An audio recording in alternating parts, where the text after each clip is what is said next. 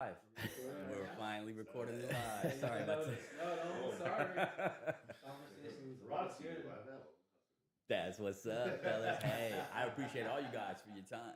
You know, Yeah, man. Thank you. yeah, nah, this was this was a long time coming. What was really a long time coming was that December 2nd show. That was a big one. That's kind of why we're here, right? Yeah, dude. Yeah, There it is. Cheers. that's Shout it. out to Jay the Sarge for Yep. the little Yeah, lines. sorry with the wine. Thank you, sir. Heck yeah. No, man, there were so many dope people involved with December 2nd.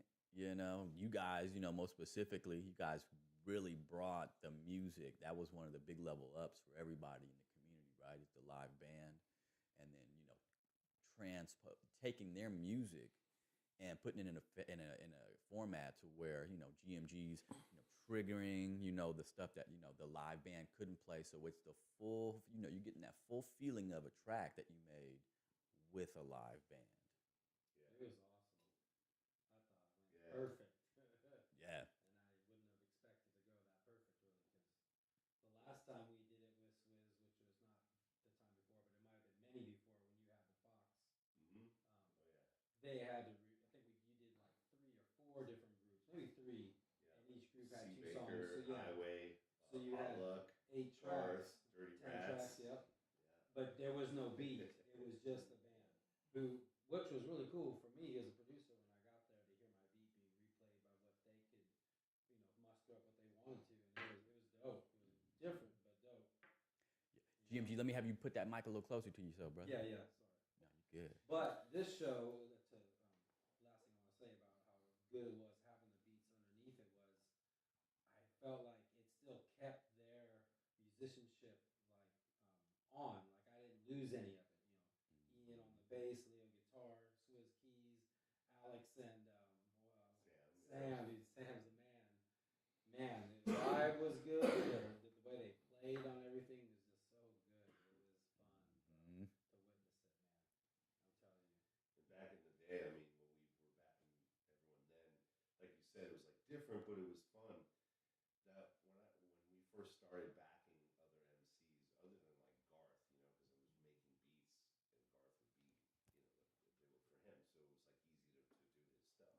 Um, but yeah, to hear like, oh man, it's just different, it's different, it's cool, and I was like, fuck, I don't want it to be different. I want it to sound like your shit. Right. So it took some time to really regroup and establish myself in that vein and like really get to, all right, how can we really, make these tones and thankfully for technology, you know what I mean? Like we can pull up sounds, you know what I mean? I got to put the prop where we can pull up certain sounds and what's even more and again to fast forward this way, this was definitely the first time where we're like, okay, we're not only going to back a bunch of MCs, but we're actually going to bring their beats to life for them and have their beats playing because their fans are going to know the songs. Like we right there is that element of an artist and their fans want to connect with the song that they listen to on wherever they stream their music, right? And with the limited time we had to practice with all the artists, you really only got one touch, and it kind of kept it where they could show up and practice with their vibe and the structure of their song.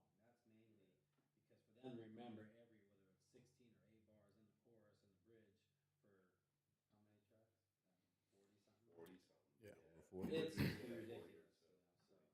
And in the short time you guys did Yeah. that work to break the music down into what, you're talking about. And that was not even, it wasn't even 2 months that you guys, it was about a month maybe. It might have been about 6 weeks between it. I mean, we Yeah. met. Yeah, we met. The band met together. We all just got together at Ian and Richard's house, and we just talked about it. And we listened to the tracks. We all just kind of took basic notes, Mm-hmm. and we're like, okay, we're all on our own to go get this stuff down because we're gonna have one rehearsal with everybody. And those rehearsals, there were 2 of those rehearsals though, right? There They were was long. one day that only 6 or 7 artists were available, and on the second day, like 15 were available. Double, yeah. So the first day was a little easier because we could spend a little more time with each artist, and we were kind of getting used to each other. But the second day was like all business. You know what I mean? It was like, and if like, hey, any of the artists that were on that show that showed up for the not usually how it goes. You know, I'm realizing after listening to the interviews, you know, and everyone's like, man, the band, wow, cool, the band. You know, it really feels good. You know what I mean? Like I'm a producer. You know, these guys are producers.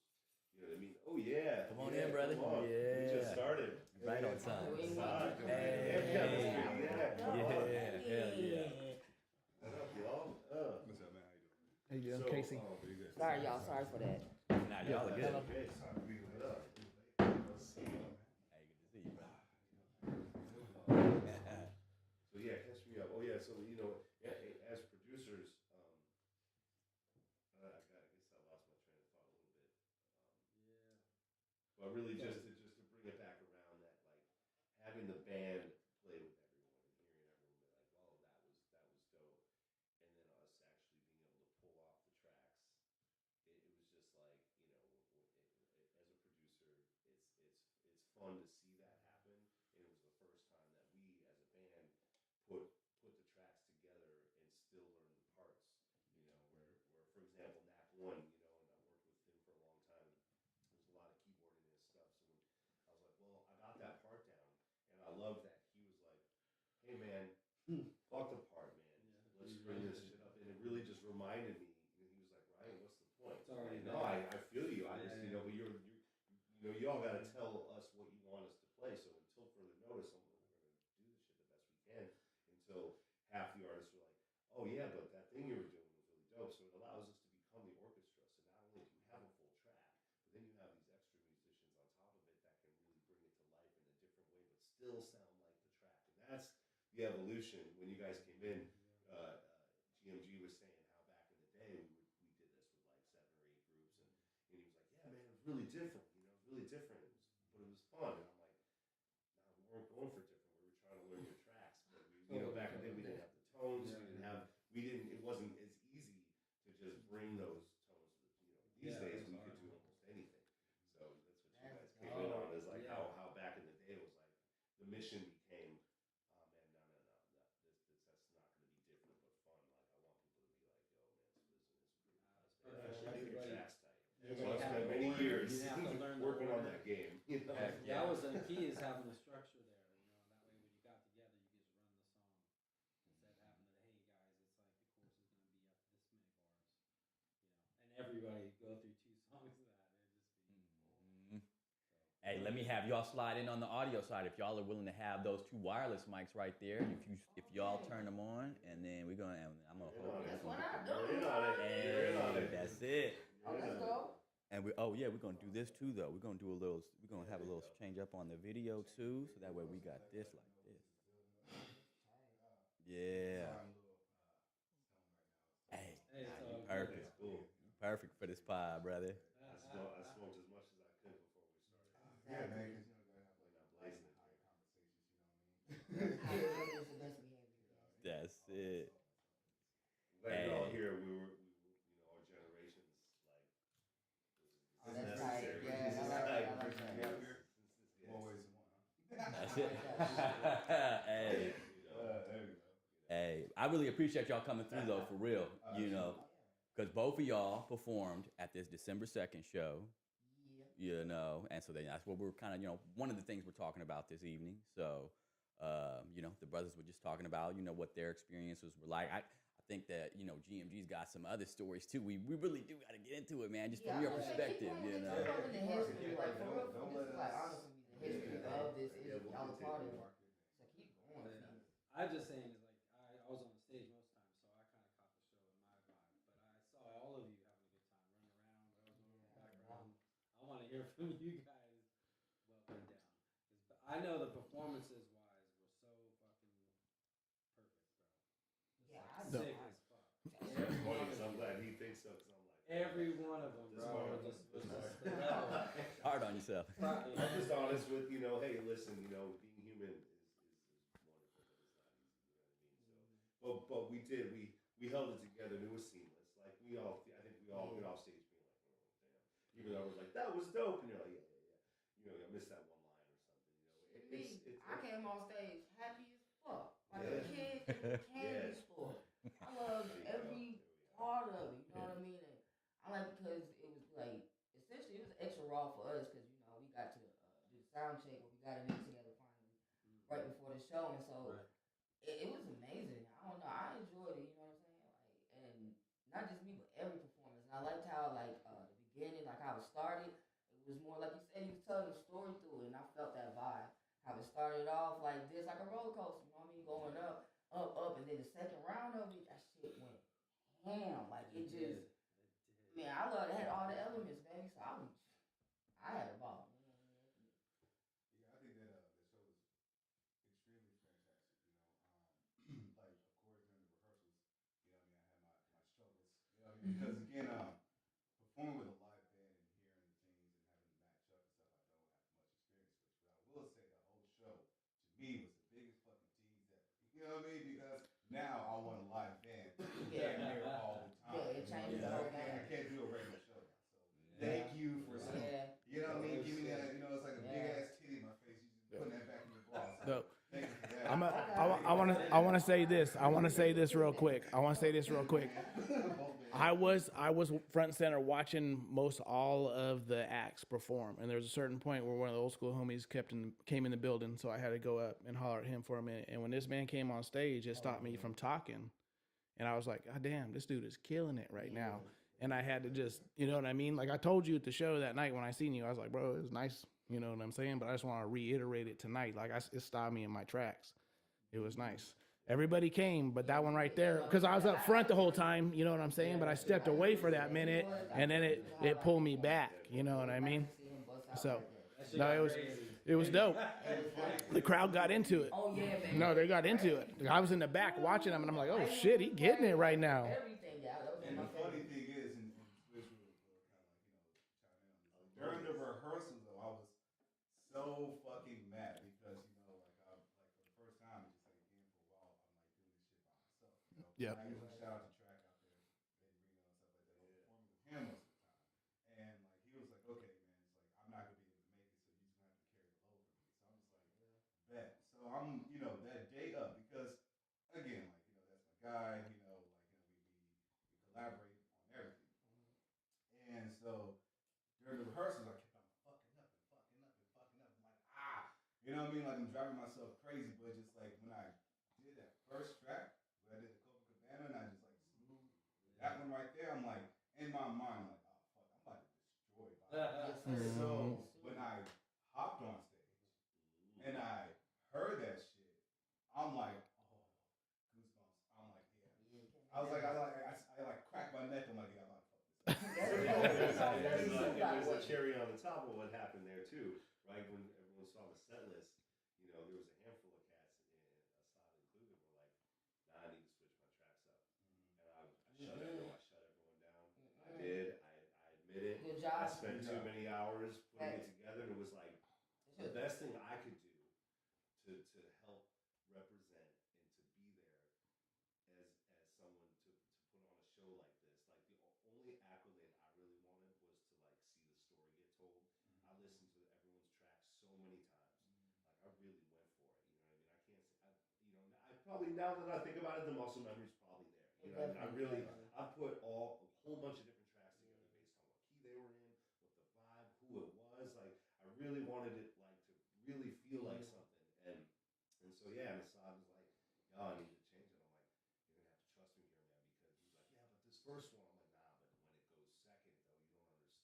Like, right? We were like, kind of had a moment, and I was like, I felt really bad because I believed in why you wanted to do it. It's your tracks. At the end of the day, I might have to concede and just say, I don't want to upset Assad, man, because I believe in you. I believe in what you're wanting to do.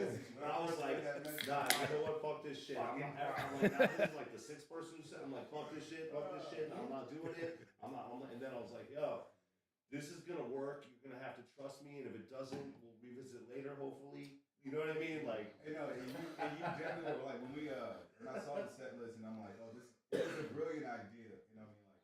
Like, I definitely love the idea that you just mixing everybody's in. And when I was hearing the first set, I'm like, okay, sonically, this is all matching. You know what I mean? So just like, all right. So when you got through the first set, that's what I'm like, again, because during our little, I'm like, you know what, this is a show. I'm just gonna do our part, be cool. But I'm like, in my mind, like, fucking switch. I'm trying to tell you this. Trust me. But then I'm like, I'm not too big to admit when I'm wrong, and then Wrong as fuck. Let me tell you when I something. when I was saying that first, and I'm like, okay, all right, cool, he got it. Oh, I dude. low key no hate and wish you would have listened to him because it's very rare. I already be nervous on my own, but I was right after this motherfucker. Right? Alright? Motherfucker. You know what I mean? Like I say that for real. I On humbly the say this. first It's set or very second rare. set? On the second set. Oh shit. It's very rare when I'm like, you know what I mean, worried about like the person before. Like, yeah, but I seen the way he did this shit and I was like, this motherfucker. Bitch. But what did it You know make what you I do? mean? What did it Oh, I make went you do? harder, You you know know what what I I mean? mean? That's Yeah, the best you part. kept the energy. You Had to kept keep the energy. Excuse me. You Like did. honestly, it wasn't You even did. go harder. It was keep the energy You flow did, because though. he set Yes. such That's a what it vibe is. with it, literally a vibe with it. All I can do is keep it going because And to the audience out there, please listen to Vibe. It's on Spotify, Apple Yeah. Music, everywhere. Cool Beats Entertainment. Go ahead. Shameless plug. I ain't mad. You know Go what's, do your thing. you know what's funny about that is if I was to take both songs and I've only been acquainted with your music for a short amount of time now, but I would say Vibe was my favorite. But let me tell you something, the Copacabana one, Right. I'm talking weeks after that shit. I'd be in my car going and the horn and the fucking Yeah. way you slide. And that's why I was always It was mad. coming You in know, my that's head twisted shit somehow. up, so yeah, So even though I would put the That other shit one's my needed to more be later favorite, in the first set, that man. one So was that grabbing you, needed just to dance grabbing you floor. whether you wanted it or not. It's Yeah. gonna get you. Yeah. I put the bar in my heart, man. Like, yo, we have to do that shit again. Man, for real. I Yeah, mean, that shit's it's a lot. I feel the same. the holiday one has got to be a year, an annual Well, yeah, holiday annual. show, right? We know that, and I definitely, I mean, what's come of it so far is that a whole bunch of heads are starting to work together. I got to watch, like, especially early on, because most of the night I was on the stage and all that, but early on, you know, it was just like I was just watching, like, man, I never even really met that dude before. Oh man, shit, man, I've been really waiting. I've been listening to this dude's like. I saw that happening, and from my perspective, you know, from the elder of the group, you know what I mean. I'm just sitting there like, yeah, man, this is what this is all about for me. You know, selfishly, it's like they're like the thing about our history, and the thing that I've always done with a group of other people, of course, but like was putting on jam nights. You know, the get down that would happen at the jam all the time. That thing goes all the way back. Pete Ciotti, long before he owned the Jam, he was a drummer. We did PC trios at the Muddy Waters Coffee Company, which was where Surge's spot is now. You know what I mean? And that was Muddy Waters, and you could do live shows there. And we had the hip hop lounge, and we were a hip hop group that had no MCs. You know, MCs were always like, "Yo, man, let me see the mic." Like, I don't really have a mic. Like we got horn players. It's like, well, I'm not telling them to give you their mic because they're trying to blow their horn. It's like, so what? I'm like, so this isn't hip hop because you're not on stage. And it was like, but I was in a hip hop group, and I do obviously, you know what I mean, super down. But I was like, nah, man, I'm building this band thing. Yeah, I'm the only one here doing that right now until area sound. Yeah, no mic for MC, but it was like. It was like it was hard to do, but it was like it was where. But our whole thing was it was our own friends. It was like MC's like, yo, what's up? I'm like, nah, man, we're doing this is where hip hop hangs out. So hang out and listen to the beats, get your recorder out, sample it, all just fuck, man. Just like we're here, we're just trying to get this thing down. And we had my Triton that I'd be running my Triton beats and have the band playing along with it. So that was in the year 2000. So when you think about what we did the other night, like that's what we did. Like, but it was like evolved in such a way that I never really. I had mics for We just did that for MCs. fun. But I mean, by the time I did that, I had already recorded with like 10. You know what I mean? So like that's why I feel okay about it. Like you know what I mean? Like we had already played reggae on the river. And that's the other thing. It's like about how scenes built, right? To get back to the point of what happened here, like the Get Down, the acid jazz experiment. There were different things that happened over the years leading up, and every time we noticed, every time we had a little jam scene of players coming out, within 6 weeks there were like 4 new bands, and we were like, there weren't a lot of us. Like again, we go way back to the book, you know what I mean, and think about like what Potluck was like. Baby J had mixtapes in the mid '90s, and this is before I moved here. You know what I mean? So underrated Potluck, those guys were like, they were starting to become something, and you know, so I was in this group of Freestyle Kings, and we were just like, there wasn't really that many people out there doing anything, but we were just recording as much as possible. We started crossing paths. We were like, oh, by 2003, 4, you know, and these guys before that actually, Case and there was a whole beginning that I jumped into that was just kind of starting, and it was like, whoa.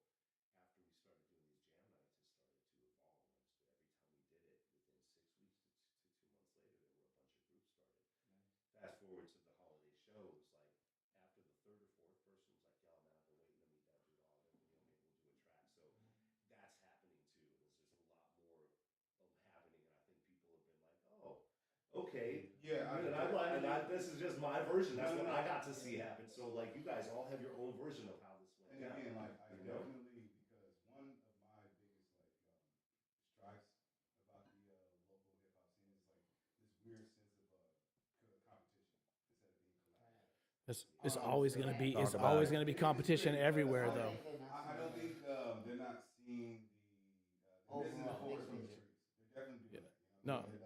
They're missing the point because like it makes more sense for hip hop artists and Humboldt County to work together, to great together, and like go out to the world and across the nation, represent Humboldt in that good fashion, that collaborative fashion, and that would bring more attention here. There's more revenue here. The domino effect after that. But when a lot of hip hop artists got their heads so far up their asses and chasing their industry dreams, let's keep it Not going. head up their Talk It's- about it. Ego, But bro. no- That's ego and pride. That's hip hop, right? I But disagree with that. what I you're saying disagree though with with that the so much. sense. It makes sense on both sides. It makes sense. Bring and it's gonna bring more money. You have to have an ego to be a rapper. You know what I'm saying? You have to but you have to believe you the best. You know what I'm saying? To be a rapper, you for real. You stand there. You're gonna judge everybody that you watch rap. Healthy camaraderie. That's like healthy competition. Like, Yeah, no, it's dope. I want to be the best point guard in the 'Cause- shooting guard, right? I get what you guys are saying, but like you Some guys, talk are shit, listening but- to what I'm saying too. No, When I no, say no. Heads up asses. Heads up asses. All right, okay. Break that down for me, sir. Let's keep it lean. Okay, because Asses. Okay, so Okay. here we are. We're in a very defensive state, like period. You know what I mean? And everyone's chasing the whole. Let's go viral. Let's get these numbers. Everybody. Let's share these numbers. It's all about my numbers and getting my portfolio up, getting my hype up, getting all this. This is like this fake ass industry ass, image, and that's what mentality too. So I'm not going to say all of these artists got their heads up their asses, but I will say a lot of them do. Let's keep it a bean. And but like since doing that show, a lot of them kind of realized, oh shit, I seen a few of them do collaborations and stuff like that. That's cute. So just like let's keep it going. It's important, but it's important too. No, let's keep it going. Let's keep it going. But it's like I feel like I love it. Here we go. Like, This hey, shit this is don't what go I'm we're on my doing here. Cat Williams shit Hey, right man, now. I'm not listening. I just listened to the game. I will say back this today.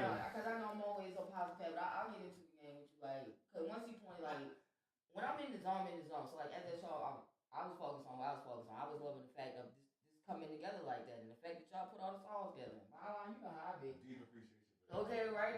But then, like, the flip side, me and him, he chopped up, and, like, I didn't even pay attention to, the fact that on the second part, I guess some people might have left before doing it again or something. I don't, you know what I mean? Like, honestly. Which I found to be mad. I don't know. I didn't find that out. I didn't even Right realize there. it, mind you, Let when him I was know. hosting, right? I'm putting it out because clearly, yeah.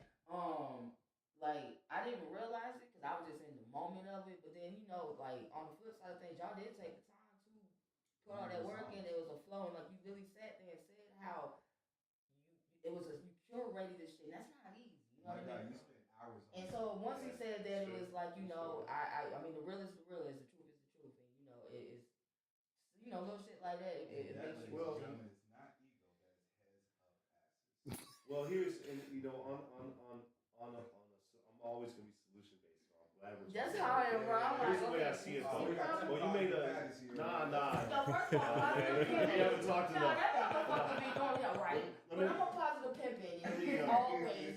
Now Shut up. this isn't really Go ahead, go ahead. positive or negative. This is more like Yeah, for real. because we all have feelings that are valid. We all have views that are valid based on our experiences and how we were raised and everything we believe in and what we see. And we all have our own version of that as individuals. So when this happens, it's like what really stuck out to me was that humble, less competition. Now the competition is good, it's healthy. You got rap groups, you got MCs, you got artists, you got DJs. Everyone's doing their shit. Absolutely, everyone deserves to have their pillar, but each pillar is part in an area that nobody fucking knows. Yeah, There's besides only a outside couple of groups outside that of have ever weed. come out of Humboldt, Yeah. and one of them is broken up. Each doing their own thing, right? Yeah, Potluck yeah, isn't together, potluck, but they're out there, potluck. they're Yeah. working. You know what I mean? Yeah. And you know there aren't that many groups out there, and you know I've been doing Humboldt hip hop for like 20 something years, and none of the Yeah. groups I've worked with have really blown the fuck Right. up. But I feel So like in my opinion, I feel it's we got like something right now. for those who want to blow up, that's cool. Now I came up in a time where blowing up, nobody gave a shit. I'm the one who I think gave a shit the most because everyone had was just like growing weed, and we were in the studio. All we spent hundreds and hundreds of hours making songs. Why did the Dirty Rats have albums and albums? Why does K-Set? Why do we have tons and thousands of songs between just the three of us and the people we roll with? And that people are like, yo, and when we do ciphers and all that, it's like, oh, I don't care who doesn't cipher. I don't care who lives in Sonata. Like, I understand why it shouldn't and whatever not, but for me, it's like we're trying to make songs and we're trying to get our name out to the world. We're trying to get Humboldt hip hop. Like when I look at Netflix series Hip Hop Evolution, and I'm like, yeah, this is definitely time for some Humboldt hip hop because we've been doing this for a minute. But the truth is, shouldn't we be on there? Yeah, man, you So there's well, Actually, I'm not talking about talent. I'm talking about. You talk about the love of craft. You talk about the motivation. You talk about the purity of the art. Correct? Is that what you're talking about? I'm talking about definitely. I mean, It's a hip-hop making a situation, song I is believe. definitely about the art. It started somewhere. I The, wanna the hear that fan tonight. has to be Rick Rubin will say, you'll hear it over and over again.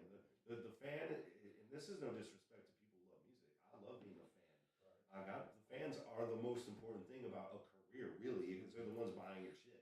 But to make a track is less about the fan and much more about the song. Like you look at a canvas, I am not worried about what this person's going to think of what I did with this track. I'm just trying to make a song that feels good with the people that I like working with, or with someone who I've never worked with before, listening to their shit and really trying to mold something and come up with something that feels just as good, but still feels like Swizzo shit.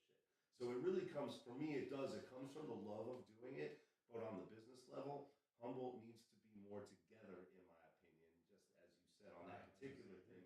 And the competition is where it's at, but the going out as a brand, like same thing could be said about the weed, man. Wine works, you know what I mean? People But actually what's not working? educated on That's what I that was about side to of say. it. I was I'm gonna definitely be about to say 100. that. I'm smart. I know a hell of shit, but like I'm an artist. You know what I mean? When it comes to this music shit, you know what I mean? And I'm learning everything along the way as I go, not trying to focus. So it's like. Are you talking about like the business side the of it? business Yeah, no, side that's the of hardest it, you know part. what That's I the mean? hardest Like, part. I know how to hustle and go out and get it my way, but then when you bring in the business, that's when shit hit. Politics come in, and you gotta stay on top. You know what I mean? It's a lot. Like I'm trying to just create. Like, the music Contracts. just. And it's the fact that like let's really keep it being here Yeah. that fans out there they really don't know what they want until we give them to them. Yeah. So just True. like and that's been like my tip because like we see a lot of local artists trying to imitate industry sounds. Yeah. Without creating their own sound. And not 'Cause only it that, works. and we can tell who is like chasing the clout because some dudes be out here, oh, we're a hip hop group and we do rap, but now they're out here doing pop songs and indie songs and switching genres, which is not a bad idea, don't get me wrong. But you are purposely disrespecting or discrediting one craft and trying to switch up because another one's like more of a market niche for you. It's more of a market for that type of music in this area, which is the business side. I understand it, but it's disrespectful to hip hop. You see, that's piggybacking off of hip hop It is to do piggybacking. that. That's what To you're do saying. something You're talking else. about piggyback. You know course. what I mean? Dilutes it for sure too. Dilutes it. And I will say this. When it comes to like the hip hop market here in Humboldt, right? It definitely needs more educated listeners and more educated fans. And I feel like we're failing as artists. Yeah, by not put teaching yourself them. in it. No, you're not teaching them. Tony, talk to yourself because I Alright. teach you all the day. Talk to Put your music yourself. out on Spotify. First of all, man, you can follow me on SoundCloud, but I perform in real Okay. life, and my Alright. music do shit. You ain't fit. Like that's the business side. See, we just talking about that. That's what I need business heads for. But And this is actually I perform. My music. It touches my heart when I get up there and I get the opportunity to do it. These people feel me. I ain't out here talking about no cliche shit. You feel me? I'm really not. So me, you always feel different on the fan side of it. My fans come because they fuck with me, and I appreciate that. I ain't thinking about it like you said. Now. I know, they say you unappreciative. I'm just saying, if people want to jump around and try to piggyback, hip hop is hip hop. You know what I mean? You know we not competing. I'm doing what I do, and if that's what they want to do, clearly it ain't.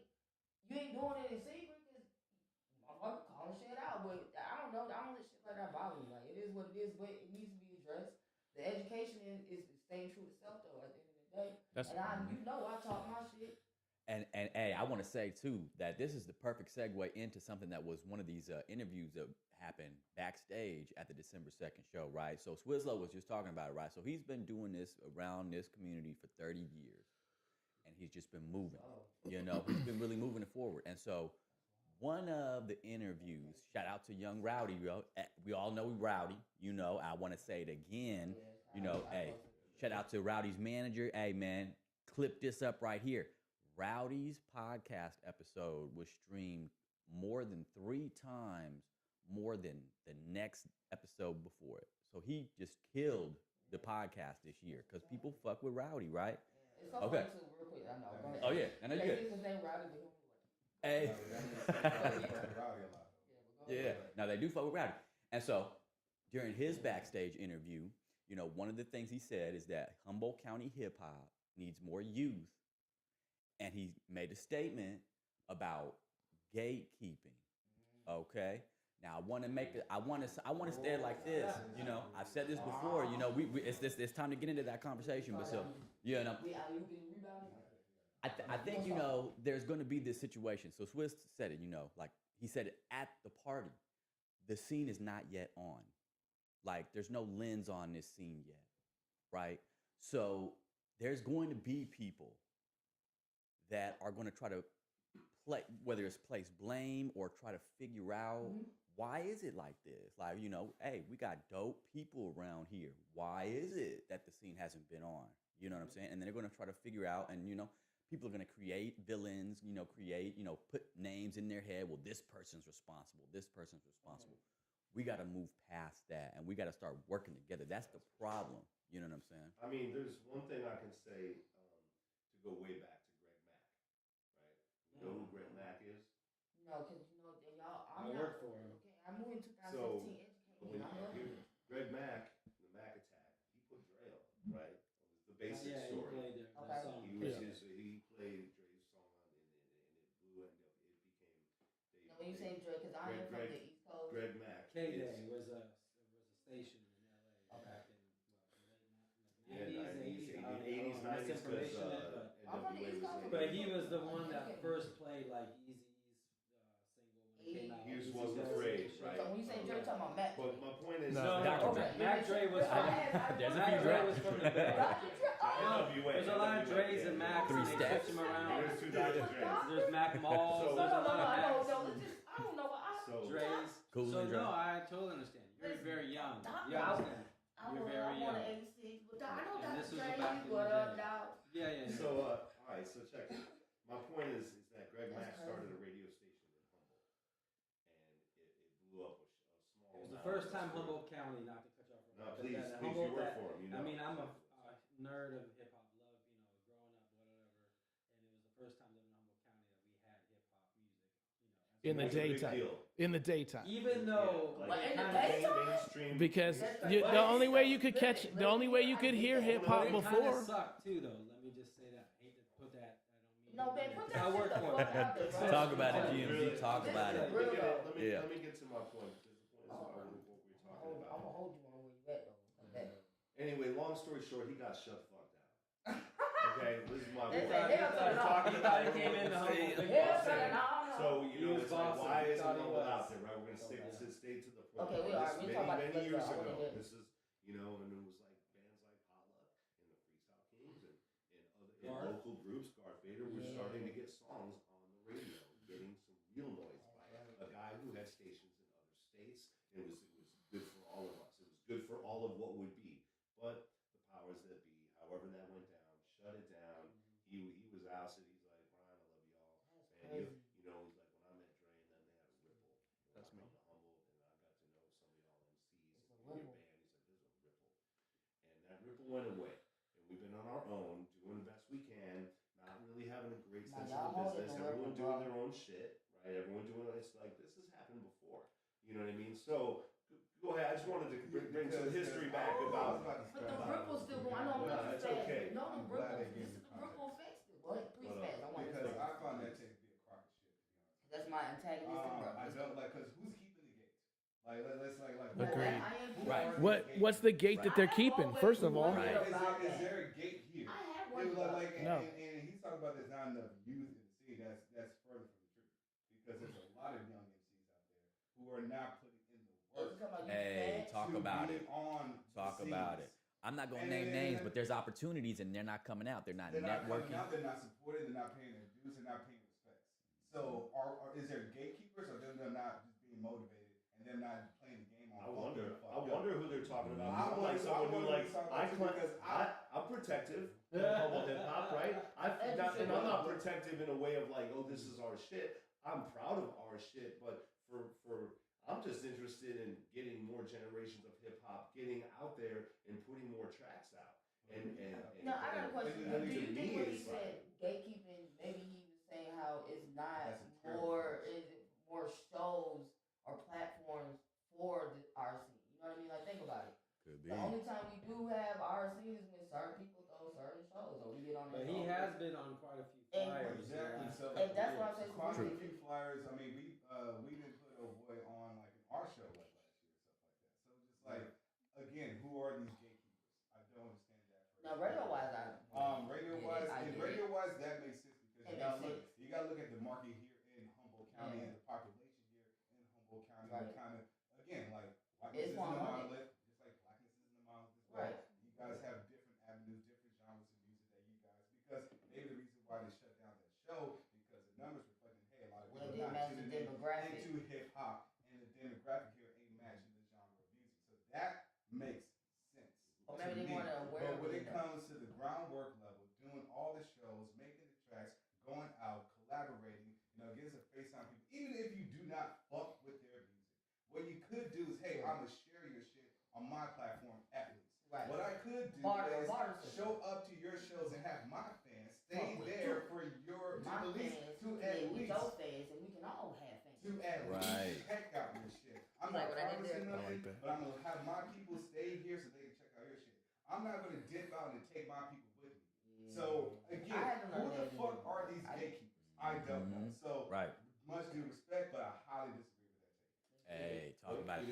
Hey, real quick too. Hype, the homie Hype got bars. He said it on his podcast too. There's nobody stopping anybody out here from doing anything. Right. So But I do think that certain shows occur in like the opening act sometimes don't. It's like some shows I see that where it should be certain open acts format they don't have. It's like who's ever the most popular, I guess, at the time gets that slot. But instead of it making sense for the artists they're opening for, for the vibe of it. Well, I've always had this thing about bands opening up. You have local promoters and they put on their homies. It's not always the best choice. For me, I owned a venue. I've done every position in a bar. This is not going to be me wearing a badge. I've done all of this shit. I've set up stages. I've been a stage manager. I've been a booking agency. I've counted the money. I've opened. I've done security. I've worked in the kitchen. I know what the fuck I'm talking about. Now, have I made millions of dollars for people? No. But I'm from Chicago. But it's like, I've always had the gripe with and I'm friends with promoters and the promoters I work with really work hard on trying to get people who fill the motherfucking room. If you want a venue to exist, then the venue needs to be packed early. And how are you going to pack a show early? You're going to have to put people on that actually bring 50 people to the room at 9 o'clock. Like, when Object Heavy has to go on at 9:30, we are not going like, oh man, this is whack, we're on in front of no one. We don't. We go out there and play like it's midnight and I don't give a fuck. And that's why people show up to our shows. And back in the day when we were doing hip hop, it was all this, we just went out, fucking get the fuck out of our way, right? We've all been like that, Dirty Rats, and we just go out and just scream it because it was less about who was in the room. So it's really important to take a gig when your support, you know what I mean? And whoever's not getting those support gigs, now I'm with it.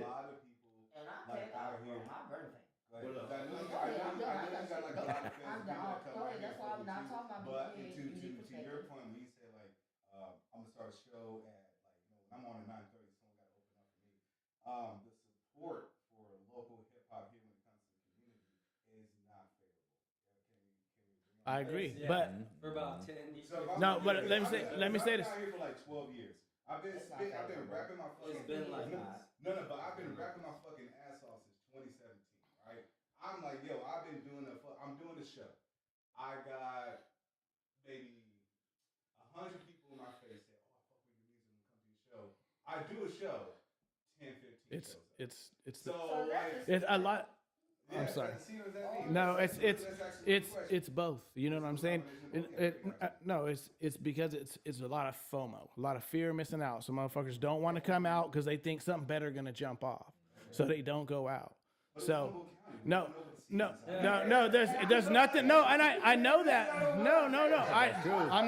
I'm not saying it's all the same bullshit. You can literally hit every fucking spot in one night. You know what I'm saying?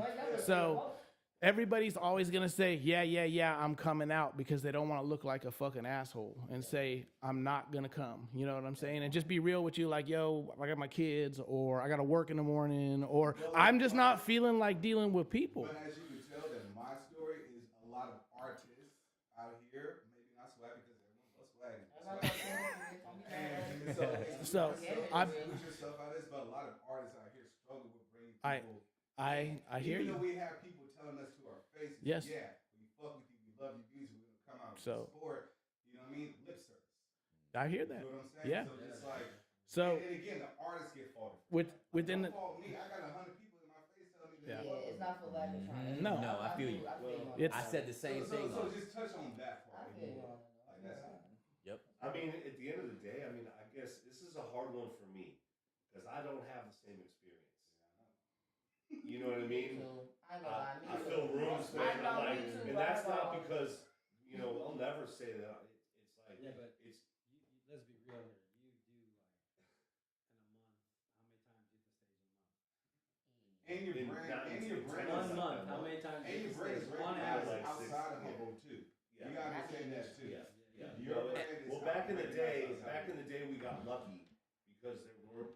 I mean, shit, there was. it wasn't as saturated. There wasn't. There was. It was. And I can admit that. That's the only reason my crew was able to do what we did is because because we were from Eureka. There wasn't a lot of hip hop in Humboldt at that time. People were literally like blown away that you were even able to do it, but we could still get 100 people to come out to the show. You know what I mean? Because it was like the homies. Now I was younger, so of course I had 5, 6, 7 people in my group. You know what I'm saying? He got 5 friends. He got 5 friends. He got 5 friends. They got 5 friends. They got 5 friends. They got 5 friends. Ain't shit else going on. Like you said earlier, it's a fucking party when we throw it. You know what I'm saying? Because we just getting down, we just getting fucked up, and we having a good time. We didn't give a fuck. I can admit that my crew was not the dopest crew out here. I can admit that.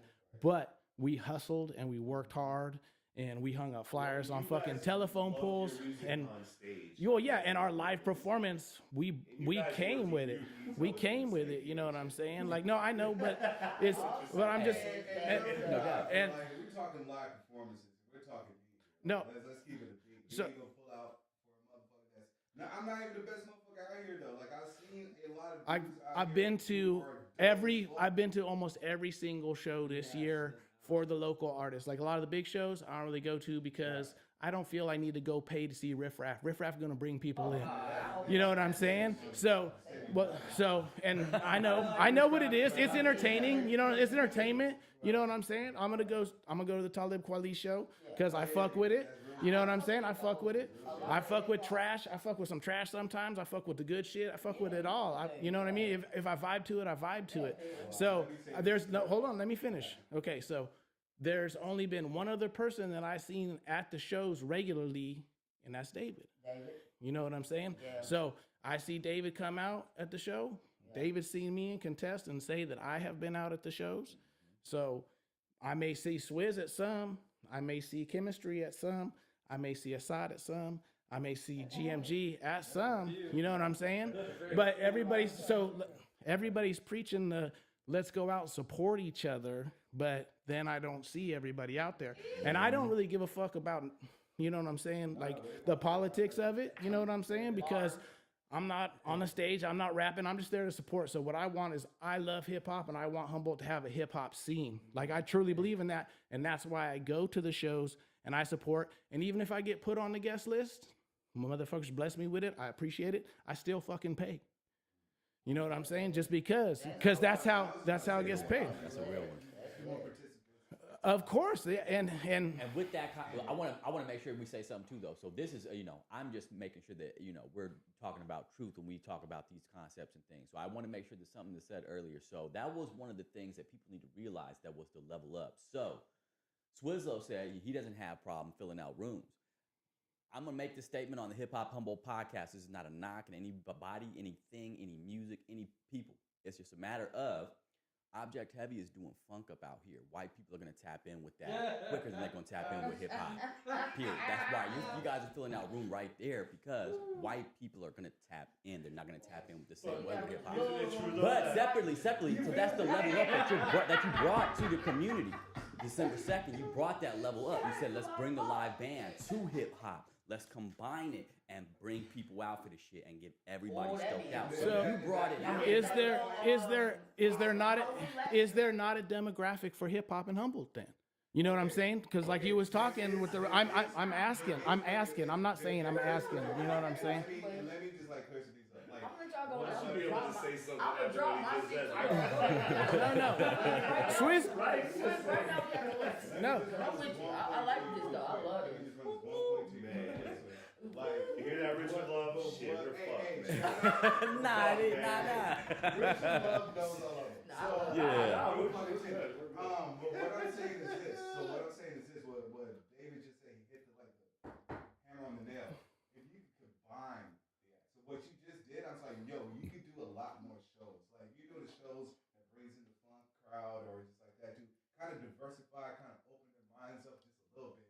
Introduce like pull swag in for a song. I need chemistry on here, okay? I'm gonna whole swag. Pull chemistry in for a song or two. Pull highway in for a song or two. Put Flo J in for a song or two. Right, you'll sound the artist. I mean, Maybe for a me song. for a song or two. But what I'm Shut saying up. is this. If you could combine the elements, right? And not only combine the elements here, combine the elements outside of here too, to really like spark the interest outside so people can like travel here and just know what the scene is like here. Because again, Humboldt County has a beautiful scenery and it's a very touristic spot, right? Yep. And we go out, we put out dope ass music, dope ass rap, dope ass funk music, and like these people are from Humboldt County. Let's go to Humboldt for the summer. Shit! Oh my God! So they're doing a show out there. We're in town. Yes, we're fans of Object Heavy. We're fans. They brought those rappers out. We're just gonna go out and check them out. That and support. combination's That's it. crazy. If I could say, so I guess I should just stand up for my history. Let's go. There were good 2-3 years that nobody came to see Object Heavy. I'm just going to put this out there. Every band has a beginning, and it is up to an artist to blow yourself up. That's why I agree. the fans are everything, but they're nothing if you ain't getting them. So you know what I mean? So it starts there. It starts with us. And I'm not saying we ain't talented. That's definitely not what the conversation is. Talent is It is a there small is part of branding. it. There is stuff that comes with it. It isn't money. Like I don't Niggas need ain't money. motherfuckers ain't Like Ain't nobody getting I'm not gonna get into that You know what's conversation. pocket watch? Now no. What I'm saying though is like Right, so on that is like the reason Object Heavy pops is because I've made myself relevant somehow in a college town for 20 something years. I don't go to the college parties.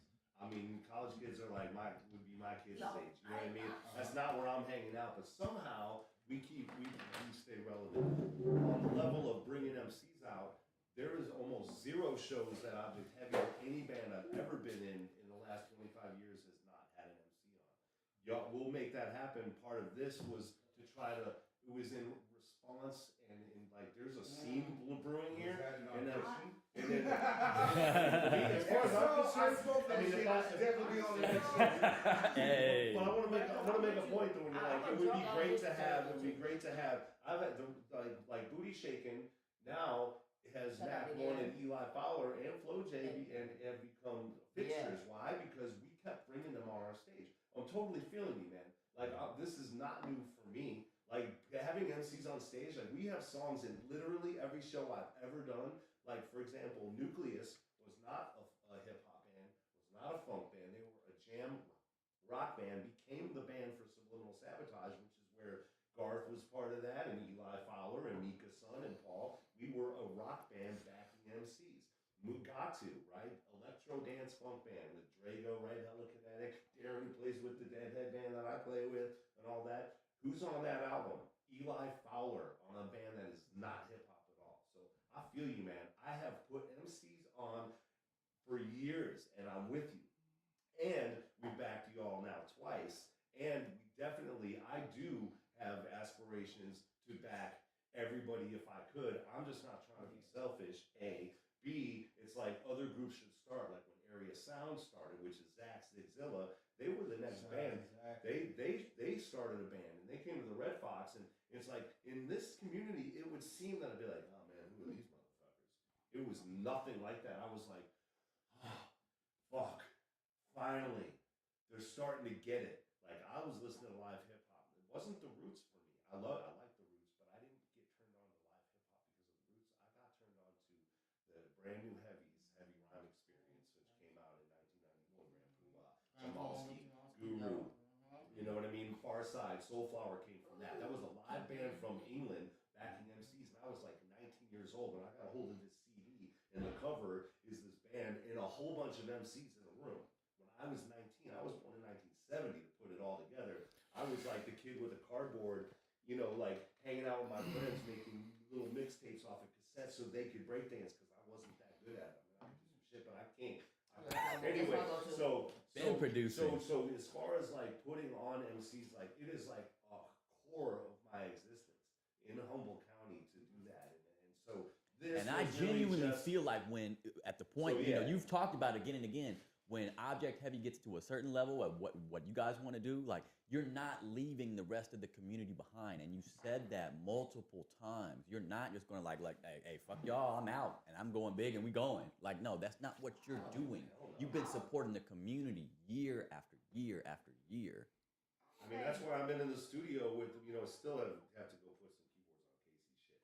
But I've been, you know, currently I've got 6 to 8 beats within Flo J's house. I got like 10 beats over at Nap One's. I got like 6 or 7 over at Lance's. I got a handful in his thing. I got Jada Sargent's. I got like 30, 40. Just One, I got hundreds of beats with Just One. I mean, I'm telling you, I've got hundreds of beats with almost everyone I've worked with. You know, Casey and I are like one of the few that haven't really worked together, but your style is a bit It's different. whack. So it's never, You know what I'm saying? It's whack as fuck. It's trash. I'll tell you myself right now. You know what I'm saying? It's garbage. But I'm still You know what I'm saying? I'll pump it up. And Garth Cultivator is, you know, I appreciate you. I appreciate you. He's a gatekeeper, man. No. We can't even do What? Now I'm a gatekeeper. Now he put me on like I'm gatekeeping. I'm not even. I'm out here supporting everybody's shit. I'm buying T-shirts at shows. I'm buying CDs at shows. Motherfuckers don't even know who I am when I show up. And they out, but I'm the gatekeeper. Motherfuckers don't even know who I am when I come through. But I'm the gatekeeper. You know what I'm saying? Fuck that. I couldn't help it. No, I'm not keeping nothing, bro. I'm doing nothing but showing love everywhere I fucking go. If I see somebody, the first time I seen Chemistry was at the fucking Redwood Retro, right? Okay, she probably don't even remember. It was, and I was like, I was there. There was other rappers there that I seen. I think that was the first time I seen Amani too. Okay, and I saw Chemistry, and it's the first time I saw her ever. I'd heard of her. I'd seen her name around. You know, I wasn't sure, and then I saw her, and I was like, God damn, she dope as fuck. You came up to me and said that. No, yeah. I went up to Dave's ear. I was like, bro, she good. She good as fuck. And then I went to her SoundCloud. I tracked her down, found her on SoundCloud, followed her, sent her a little message. Your shit's dope. You know what I'm saying? And kept it moving. You know what I mean? Because that's the way I like to operate in terms of, so if I'm gatekeeping, quote unquote, as Swizz like to hate, throw me under the bus like a motherfucker, you know what I'm saying? Like, I'm the biggest supporter out here for a lot of motherfuckers just because, and if I for real feel you, and I know, and if I for real feel you, I'll come up to you and I'll tell you, yo, that was dope. I really liked when you did this because I'm paying attention to everything. You know what I'm saying? Because I'm a fan first in this shit. You know what I'm saying? Like, I for real was at the fucking show, sitting front and center, watching everybody, taking it all in, and it was dope. And I was happy to see everybody coming together and the scene good and everybody was smiling and everybody was having a good time. You know what I'm saying? And that's the vibe. That's the humble vibe is feeling good. Hey, hit that. Where's that? Where's that? Tap, tap, tap, tap, tap. Shot fired. Can I put something to bed real quick? I would really like to put something to bed real quick. I get all that. But at the end of the day, I'm not upset at how the show went. I'm not upset at who left. I'm not upset. I know why some people left. And there's experiences that are happening, but there's also some real shit. It actually worked out pretty good. It worked out good for us because we were able to do everyone else's tracks. I didn't know if you guys were going to finish. No. They were barely walking on, and he was like, keep it going, keep it going. But I do know that there was a real reason in that case. I just do want to say that. I understand there's history. And no, to the people who do got real life shit, respect, but there is a pattern on some of those guys. Fair enough.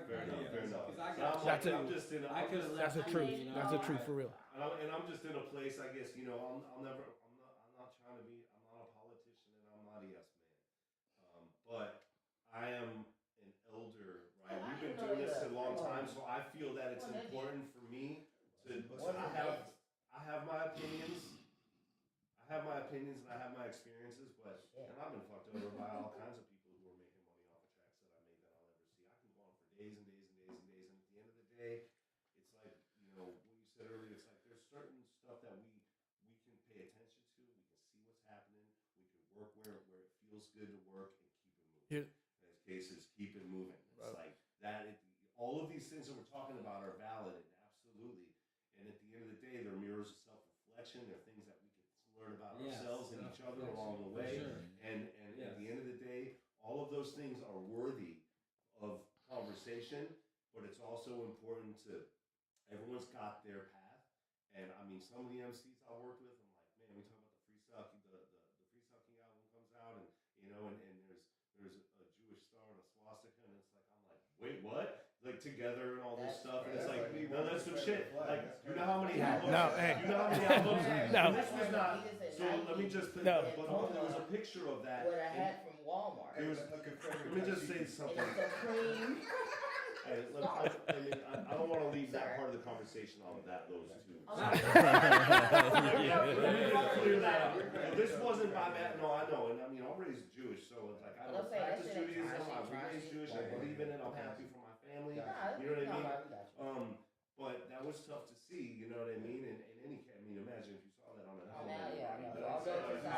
Let's just look at how many records I'm not about to sell. You know what I mean? Like, you want to talk about business. Like, I should have brought this home. I'm like, hey, Dad, this hip hop album, I'm part of a new movement. It's the first. That Was it the first hip hop album with a swastika? What my God! He opens it up and he sees the little corner. It wasn't I'm just saying. Prominent, but it was these two guys. One was an MC in our group, and another guy was a guy who got held down in prison, and he didn't have a choice. Whatever. Yeah. You know, That- none of my business. That sounds like.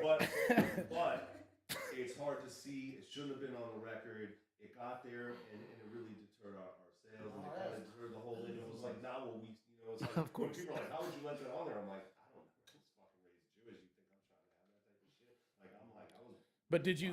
But you didn't bankroll it. You didn't fucking. You You know what I'm saying. You didn't do the final CD cover check and make sure. You know what I'm saying? It Like. didn't ruin the band, and nobody looked at us like any which way. Yeah, absolutely. But What do you think it was going to be like so shocking that people was like, I gotta see what this is? So. yeah, the Well, idea was No, like, it's- the idea was that we were trying, like I was in the band. I got you. There's a It's we. like there was a we, and that felt that it was a good look to try to heal and try to move. We're bringing forward people past together. all We're bringing those people together. right? Maybe you should show him the picture. that he No, took. bro, don't do it. Oh my God, it's terrible. It's terrible. No, it's not picture for us. It's terrible. You brought it up. That's behind the scenes footage. That was some crocker shit. Yeah. That was a whole crocker shit. What the fuck What was the that? fuck was that? Yeah, Like, just for controversy's sake, we're gonna try to appeal to people, but we're gonna mask it as healing. No, you're being a bigot blatantly. it was a rough moment. It was a teaching moment. It you know, the band didn't exist back there, but after that, but the people who did exist, you know, Garth came out of that. Okay. You know, had nothing to do with the people that were intended to do Yeah. humble hip hop stayed with it, as these guys can attest to, because Yeah. the Eli follower, I mean, Yeah, shit yeah, yeah, yeah. cases, That had to happen. you know what I mean? Like we just moved forward. That was the point. It's like That's shit's it, gonna though. happen, Shit's gonna and it's happen. just like we're all gonna be where we're gonna be, and the Yeah. best thing we can do is continue to have these conversations, Yep. continue having these shows, Yes, sir. continuing to get the band behind you if you need Yes, it. sir. Like I want to I want this facilitate. shit. I want us as producers to facilitate facilitate for artistry and humble. That's a huge thing. So that's really the deeper point where you're like, yo, if you're putting people on or can put people on, how can we put more people on and try to bring this together more? As a producer, and I'm sure GMG will agree with me, it's like the beat ain't shit without the rapper on it. The rapper brings breath to it. You know what I'm saying? Like 100%. You know what I'm saying? Like that's the truth. You know what I mean? Like, cause it's just a beat at the end of the day. Now I can jam out on a beat and feel it, and I listen to a lot of lo-fi. You know what I'm saying? And get down on it. You know what I mean? Yeah, that's where it's at. No, and a lot of sometimes it's just that's just the mind I'm in. You know what I'm saying? But at the end of the day, the beat is just a beat. Without that extra, the soul in it, the heart, you know what I'm saying? It ain't shit. No, it's just a beat. You know what I'm saying? I could have 100 beats laying around doing nothing. You know what I'm saying? I ain't shit without the beat. So no, but that's no. Well, here's the look. Check it out. No, but a good beat. Yeah, that's the truth. A good beat can make a trash rapper sound good. Okay. But a great rapper can make a trash beat sound good. You know what I'm saying? Like, yeah. I mean, that's that. I mean, Dude, look up. That was nice. Rude Music Entertainment. He makes amazing beats, bro. So I'm just like, so. You famously fucking don't. Bro, that's what you're supposed to do. You're supposed to up yourself. You're supposed to plug all the homies. You're supposed to fucking give everybody their shine. You know what I'm saying? He's gonna drop his shit as well. About to drop his shit? Well, It's coming. It's coming. Hill days. Hill days, you know what I mean? So go ahead, man. No, that's cool. I got nothing to promote. You know what I'm saying? So But- I speak when I feel I need to speak. You know what I'm saying? And you know, so looping back to what Young Rowdy said. Shout out to Young Rowdy, right? You have something. Oh, no, I want to say it after you. Oh, we got to get into it. So one of the things that I take away from it is, you know, I'm not even going to say that, like, you know, the energy was saying that Swizz was a gatekeeper, but it's just interesting for me. So I'm looking at all these cats that were just trying to make it, you know, just trying to move things forward and everything like that. He's talking about he's done hundreds of tracks with people around here. Somebody said he was a gatekeeper. Right. That was the And he hasn't even gotten his name. Oh no. Oh, hold on. I didn't say that they were saying he was. Oh, I don't know. I didn't say he I was was in. actually like, wait a minute. No. They didn't say that. They didn't say that. But I'm saying, but you haven't even gotten. Right. Like who is it? Right. But you haven't even gotten your name. You're saying you haven't even gotten credit for hundreds of tracks that you've been on. So that's hard to say that that person's a gatekeeper. Rowdy ain't got another track with Rude Music, and that's a problem right there. Hey. But I did go Hey, over. he's listening. I better be listening. To Lance's house a few times with Leo, hoping that some shit would go down. So Right. tracks on the computer. Tell me this one should have happened. It's the wrong tree with that name out here. Shout out to Not a Clue, brother. No, so I mean, just to clarify, I've gotten credit for almost everything I've been part of. It's just that some like back in the day, like for us, like when Spotify first started happening, like in all the Garth's tracks, like we never really cared about that shit. No, it's still I'm the physical. one. It's still It was physical in bands copies. that toured, so I could go and try to, you know, get out there and make some noise because I wasn't out on the hill. That was my thing. It's like, I'll be the face of this shit. I'm not out on the hill. You guys are on weed, have kids and shit. I'm just keep it going and try to make some road noise. running, literally. But yeah, you know, it's like so I've gotten credit, but we never cared. So when those tracks get finished and they get put out, you know what I mean? Garth often paid for studio time. He paid for food. He would make all the shit happen. He's like, oh, I paid Tech 9. You know, I talked to Tech. You know what I mean? So the stuff that's out there with different MCs that I came up with, I don't really feel like I got taken from. It's just more that we didn't have the business down and didn't care about it. You know what I mean? And like Eli, like once Eli, right? Eli Fowler, he was like, you know, one day he was like, you know, I just gotta keep looking at all my albums.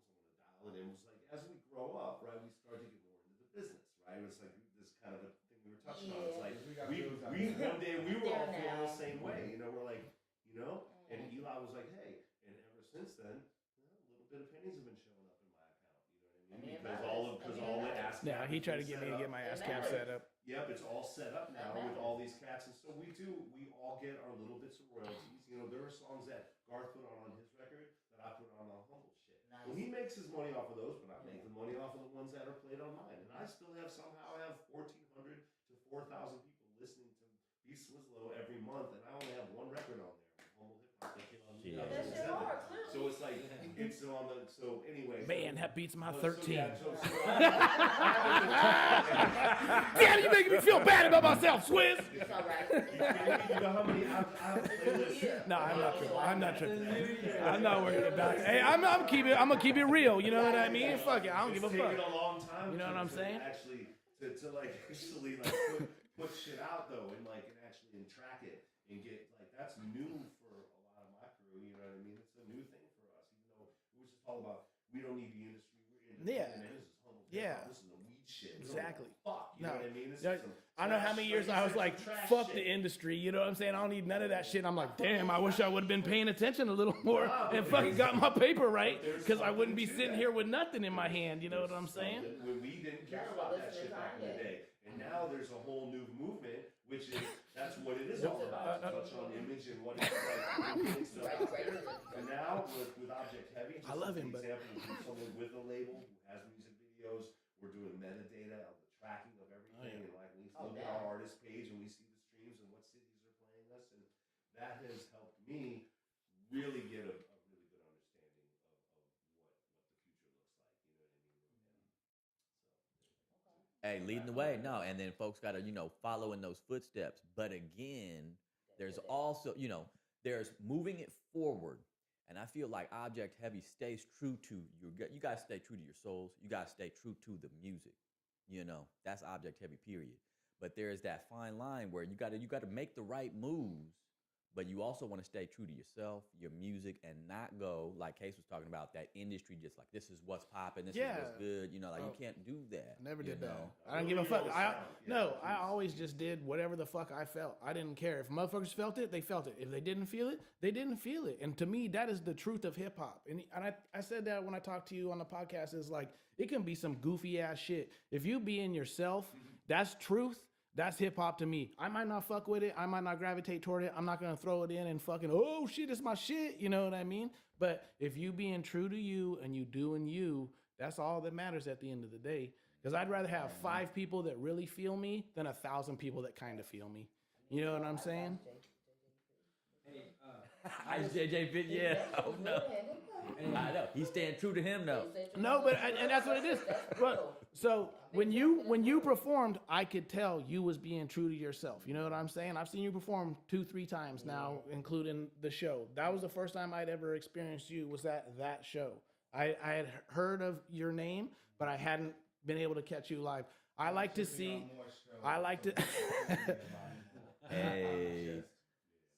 So Let 'em I know. could. So I don't want to. You know what I'm saying? There was a show that you was on, but you didn't come out and perform when somebody else did. Shots we fired. get it. You know what I'm saying? Like, I was at that show, and I know somebody else was there. I mean, if we're gonna keep it 100, you know what I'm saying? That's the truth. Is that a truth?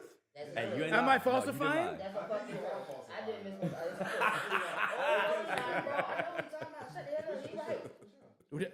It was the one y'all had a blue. You talking about Blue Lake? Yeah. In Blue Lake. The Halloween show. The Halloween show, bro. Oh yeah. Now hey, and now let that me was check it a- out. Check it out. No. shots fired. It was shots fired. Okay, now look. I don't say that. No, let me finish. Let me talk. No. That's it's cool. Hey, I ain't mad at that. You know what I'm saying? I totally understand. But I could have experienced it earlier. Now, I watched Height do his thing that night, and I went up and I told him, bro, that's the hardest shit to do, because I've done it. Get up and perform for nobody. You know what I'm saying? Just the sound man. It's way harder to do that than it is to get up and perform for 2,500 people plus. Because I've done both. You know what I'm saying? And it's way harder to stand up there and eat your pride and fucking rap for 3 people, but still bring the heart. And that's what I saw her do that night at the Retro. There was a handful of people in that motherfucker, but she brought it. And it automatically made me be like, she's real with it because she's bringing it with 5 or 500. You know what I'm saying? And I don't mean no disrespect in that, bro. I don't mean no disrespect. To clarify, don't get me twisted. No, no. There's 5 people, 3 people. Bro, I saw it. I saw it. No, I know. It would have been. I'm sure you'd have brought it. I goofed it up. No, that's. No, but that's holding me accountable to my shit. So And that's, I appreciate yeah, that. you have. You know what I'm saying? Dog pound. And I just want to go on record and say I don't mean no disrespect by it. You know what I'm saying? That's just like that's the truth. But it is the truth. But it's like, and that just goes to show the amount of support. I agree. Me and Gabe was the only one standing there to the end of the night. Besides the dude that won the fucking packets, bro. You know what I'm Hey, saying? the guy that won all the cards. All the cartridges. That's The what one. I'm talking about. It wasn't Yeah, hard, lucky. huh? That guy got so lucky. It was just you and me standing there. Oh, no. For the birthday bash. That That was was fun. dope. That was fun. That I was had a there. good time though. And what did I do? Yeah. That was fun. Got there. You Pour my shit. I was there. Rock that shit. I was there. I had to dip early. I didn't get to see you that night because I had to dip. I had to dip. No, yeah, it's cool. I had to dip early that night. I'll own it. I had to dip early. I'm not, you know what I'm saying? I was there, but I did have to dip early. You were the headliner that night, I believe, or you went on last, or Height did. Yeah, so I had to dip right around Height set because kids, bro, I ain't gonna lie. You know what I'm saying? It's all good, bro. I'm good with it. I'm okay with it. No, fuck this. I'm out. Yeah, hit me up. You done got me. That was funny. I want to hear what GMG has to say. He's been Before I holding on lose to my something. thought, Yeah. because we talk about gatekeeping, I thought about this before I even came here because we talked about this a little bit, and with who it is, whatever. And my spin on it is, I can relate to Rowdy a little bit because, let's say, Dirty Rats back in the day, when these guys were really hitting it with Freestyle Kings and Paula. We weren't, we were from Fortuna. Nobody was hearing our shit. We weren't really getting on shit. I was hearing it, GMG. And I remember feeling that way a little bit. Me and Garth, the like, gatekeeper. were like, at least that's I wasn't meaning like Yeah. Swizz. No, it was different but back then. it was promoters different then. for us. Promoters had, there was, even I can't complain who I about have the much promoter. love for that does the Humble We're the Storms band. that created. Kaz J? No, You're talking about Jay Montez? no, I'm talking about the creator. Oli. Oli, yeah, Yeah. much respect, much love to Oli. But again, he had people in his pockets and that he could get at, and he got at us. But anyways, my point is, I kind of feel where Rowdy could come from a little bit. However, now You 10 got- years later, I know where it came from though. I wasn't getting out though to a lot of the other dude shows. I wasn't going out. Yep. I saw Subsav, I saw LCA, I saw everybody. But it was when we did shows together. I wasn't necessarily going out myself to these spots and being there and shaking hands and like, dope, your shit was dope. It's different. And this is a span of 10 years, right? Now I'm starting to try to get in that realm of doing it, but It was I think it's heavily not more the competitive, gatekeeping. though. I think it's really when you turn back and look, and he's young now, right? I was young then too. So you always think somebody's on your, someone's fucking you, someone's not giving you what you need. You're trying to make your push, You might even think, no offense to Franco, who was in our group, very talented dude, but even at the time in his own group, he thought he had so much talent more than anybody. He was kind of having to push himself in that realm, like, I might leave early. I don't know. I'll explain it, but he's in himself. Franco? His level, right? His battle game was Maybe super we're a little focused, bit lower in balanced, echelon, maybe shit. not support. Killing it. But anyways, my point is that I think Roddy maybe down the road, and I hope he makes it big, but He's might talented be as fuck. me and look, it wasn't so much gatekeeping, it was just that, am I doing like what you were saying? Am I going in and being, do I see you in the crowd checking out the shows, from a longevity of time? And now maybe when I am going to get a show, I might ask you to get on a show. I spent years at the shows, man, right? Because I remember when I first moved out here, I had the same train of thought. But my thing was, it's like, oh shit, I'm a dark-skinned black man rapping out here in a white space. So that's why I thought the gatekeeper was at, in my mind. Yeah. So going like time going on, it's like I understand it's much bigger than that. It's more complicated than that. It does play a part, but it is more complicated. But what I'm saying is this: there is no gate to keep. That's the truth. That's the truth. You set that gate for yourself. You know what I'm saying? Yeah. Listen, I started out doing this rap shit when I was fucking, like for real, 19 years old in New York City. Talk about gatekeeping. Yeah. Oh, yeah. That's the The max. gatekeeping. Yeah. So as soon as I got the fuck out of that jungle, I just started moving around, and it's just like, hey, yo, man, people are just not really in tune to what's going on in their own backyard. That's the truth. They're so busy looking at what's going on in the world, they're not focused on what's going on in their backyard.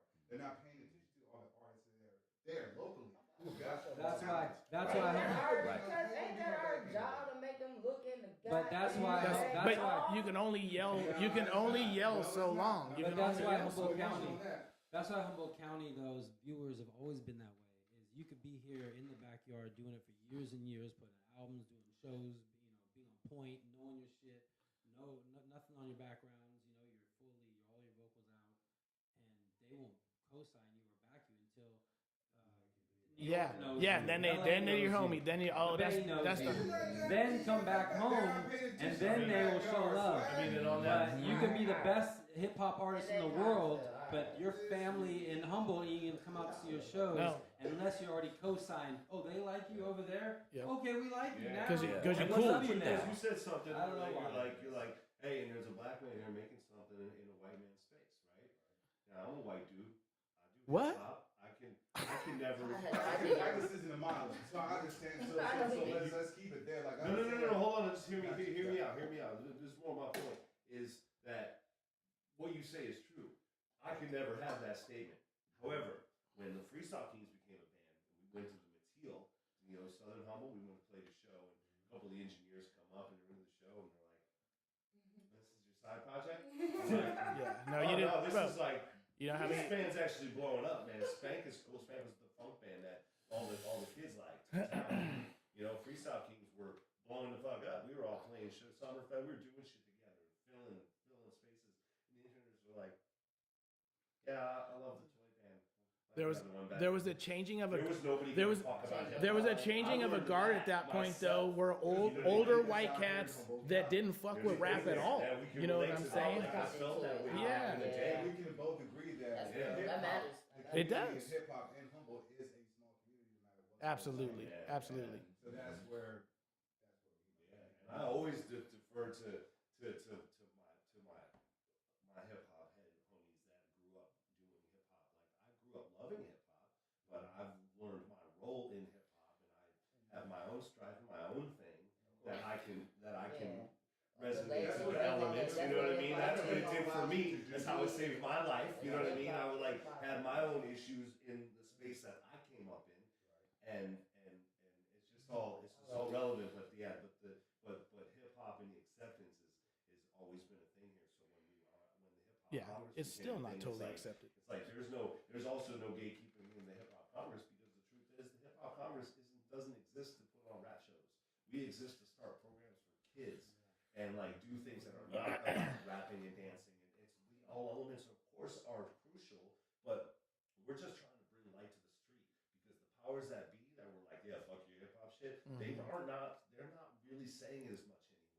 It's starting to change. We're out at Venues the are Friday tapping night in. market. No, there in the was- middle of the there- fucking street. There was no venues. There was no venues back in the day. We There was, guerrilled like- venues. like, We this is, like, created coming a venues. You know what long- I'm saying? we've Like, come because a they long way, wouldn't and it allow still you to feels play. like that. They wouldn't allow you to do Straight up. rap or hip hop at half of the fucking venues in Humboldt. You know what I'm saying? Sometimes, you know what I mean? Not all the time. Wait, what was that point you brought up? That we had to go and guerrilla shows out and fucking. We had to make a venue. You know what I'm saying? We didn't have a Because I was venue. about to, because I was about We to go to warehouses. Like, no, because like a lot of like, especially when it comes to hip hop here in Humboldt and throwing shows out and shit, right? I talked to a lot of people who throw shows in different genres of music, like couple of production companies, and they was like, oh shit, like every time we do a hip hop show, It's it's violent. violence. Yeah, you have when you say sometimes. They're trying to say that. It's They're it. trying to say That's that. it. That's. So, like, But listen, I've been at the bar. I've been at the bar and there's violence. You know what I'm saying? I've been at the casino and there's violence. You know? No. I'm not saying it is hip hop. What I'm saying is, No, what I'm saying is, it's people are going to do what the fuck they want to Yes. do regardless. To villainize a genre of music out here is irresponsible as fuck. Let's say that. It's, absolutely. It has a little hint of racism. Let's call it what it is. Yep. Because just like Be nice by calling it a hint too. I'm being super nice. I got you, am being man. super Yep. nice, We're gonna but make no, it I got you. no, I'm working on practicing grace. I'm trying to be a little Get more grace. graceful in we'll see what happens. But what I'm saying is this, you know what I mean? It's just like if we like venue owners and like people who throw these events who do have a bigger who can draw a bigger crowd to hip hop should get out of that mentality that just because I'm throwing a show here, people are gonna act out and act a fool. That shit's gonna happen regardless. Yep. But I ain't gonna hold you.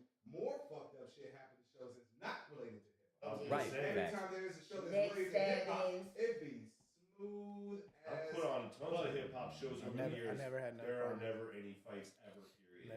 There was no. Whoever's listening, right? Yeah, We don't have that problem. That problem doesn't exist. If that problem ever existed, it was dudes who were trying to cause strife because maybe they were racist and decided to start some shit to make it. Sometimes. It didn't have the inside of it. But we don't have that issue. So whoever's saying that, whatever they did to make that happen or whatever they didn't do to protect the venue, that's on them. But Right. I do not have that experience. So when the thing is in a nothing happened at that holiday. no, nothing happened at that. So sometimes in a small area like Humboldt is, okay, Humboldt's a very small area, right? And so you can have people that are beefing, they just beefing wherever they at, you know what I'm saying? And now they all come into this one spot because it's popping or whatever. Yeah, you know what I mean, you know what I mean though. But that's it has anywhere exactly. It just happens to be at the hip hop show because of whatever reason, or like I said, or it's at the bar, or it's at the casino, or it's at fucking Winco. You know what I'm saying? Like, check the stats. This shit has not happened in a lot of hip hop shows lately. Facts. Fuck what you talking about. we never had an issue at any of our shows when we did stuff. I mean, even back But in the day, the Red Fox shows. no, like, we had all you might kinds have a of- fist fight out front. Nah, You that know was what I'm usually two saying? homies But yeah, doing but some that's fucking usually what it shit. is. It's cats that already know each other that's already So beefing. if all the people in this room can agree with that statement being a crock of shit. It's agreed. Absolutely. It's agreed. Absolutely. And I want to take it a step. SAT I want to word. take it a step further. And I'm not, hey, it is what it is. But Arcata is a college town. The Arcata Theater Lounge is, I think, probably the venue that's closest walking distance to the school. It is. You know, so there's going to be things that happen there. You know what I'm saying? Period. Arcata needs to handle that. They need to do what they need to do. But they can't continue any, like you said, like they cannot continue racist tropes that say that hip hop shows are violent around here. Because I've been doing shows around here. Albert's been doing shows around here the last year. We have had no problem. Bam. I perform a lot. No performing. No problem. Out here, Yep. you know what I'm saying? There's a lot of hip hop artists. Highway been doing shows out here. Tech Nine been doing shows out here. We even had a young fucking buck out here at Blue Lake. I opened up for Nobody him. popped off. So shut right. the fuck Open up up for him. about I'll hip figure hop it inciting violence for these venues and let us artists out here shine and do our shit and try to build our fucking fan base. You guys are putting a crush on us for no reason. So are they? And we smell what it is. Are they gatekeeping the venues? That is a gatekeeper, the venues, but we talk about. So I mean, no. Yeah, no. I'm just. It just. You know what I'm saying? I'm asking. That is the issue. But that gatekeeper, the venues, that has nothing to do with the artists. It has nothing to do. No, I with, agree. Like, the I agree. participants of, like dudes trying to spearhead the hip hop scene out here. Mhm. That comes to these old ideological fucking owners and their bullshit. That is a form of gatekeeping, and that's who the young gentleman should have directed that comment. Not the young gentleman. I feel that. Yep. And again, I'm always taking it to the next level. That's how I do, right? But so with those venues that are out there, there's going to be the venues out there that actually, I'm not saying any names. There's going to be venues out there that actually don't tap in with hip hop, but they will have a hip hop show there because it's going to bring them bar money. That's where it's at. So it's That's all they give a capitalism. fuck about That's at the all end of we the day. operate It's like And it's America, dog. Yeah. Capitalism just rules Everything. the fucking world. Yeah. Let's That's keep how it real. works. Yeah. That's Yeah. why Exactly. shit's happening across seas where it is. Pure capitalism. Yeah. So like you know what I mean? Like that's a moot point. But that's again, why you're not trying to make no money, and you're trying to shut down these events, Right. and try to disclose yourself to the whole market. You're about the bottom line, right? You're about your dollars, right? I'm a hip hop artist. I could bring more hip hop artists. We could bring heads in and make your business some money, right? Mm-hmm. What's up? Right. Hey, I could even say some things. I'm gonna pull back on it though. I'm not gonna. I could say some things about some venues.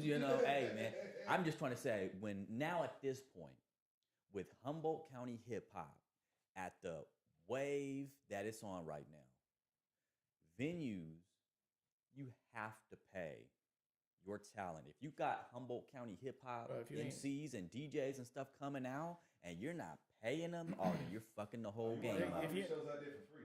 Right. Hundreds. Right. See, and that's not Hundreds. cool. Hundreds. But that's one of the reasons why I started booking my own shows. That's one of the reasons why I would fucking pay artists that came did it with us. It may not have been much, but wherever we made off the door, they got a percentage of it. You know what I'm That's it, saying? see. And That's the hip-hop Humboldt model too, and we would grind. We would go out. We would hand out flyers, and you know what I mean. This is pre-internet though, so I think a lot of people nowadays they just like they throw it out on the net and they think that. Like all the homies are gonna be like, yeah, I'll be there, and then at 10, no, you still gotta grind, you still gotta grind. I ain't gonna hold you. Last year, me and my guy Track and Highway, we collaborated to do a show at the ATL called Main Street. We busted our ass for months. We put out flyers. That's a hard constantly on venue. social media. That's a hard We was venue though. constantly being out on fucking streets, with all No, over I know. people's faces. The day of the show. Ah! Yeah, that's a tough venue to fill though, even But- for a but- bigger but- name. but- You know what I'm but- saying? but It is a tough venue, but I'm just saying what I'm saying is like sometimes the groundwork. It's not gonna do everything. Here's You what know? I can say about that. The best thing that is just one solution, right? One thing that we can do as artists to go put on shows is just go find the smallest spot. That's the Now, best. true, That's a guarantee. that's You're where we not started. Spending money. Yep. You find someone who'll give you the door. You're charging or $3 a head. You can You know charge what I'm that, saying? You can charge people what Well, they you know, can afford. whatever. Like when we're mad that people don't pay $15, man, people are not going to pay $15. Still are not. You have to be. $5. You have to be No, something. 10. Right. That's what I said. Yeah, that's what it It said. starts like And this. you do 10, you go do to the 7. Yeah, no, exactly, You go exactly. to the small You do 7, room. so they give you 10 and be like, keep the change. You go to the small room and you keep showing up to that small room and you don't play every week, right? And you Yep. do everything every 6 weeks, maybe every couple of months, you know, maybe a monthly, you know, get in on something, do a track, you know, wait till you do 3 or 4 of those shows and you sell that room out, and then do it again and sell the room out again. Because once you sell the room out again, once you go to, let's just use the 3. This is how I've always rolled. Let's just use the Jam, Homebrews, Arcade Theater, right? Let's just use 3 very different size. You got the 150, you got the 300, you got the 700, right? You got a small room. Like I played at the Jam with every band, like talking about Object Heavy, we did not fill the room.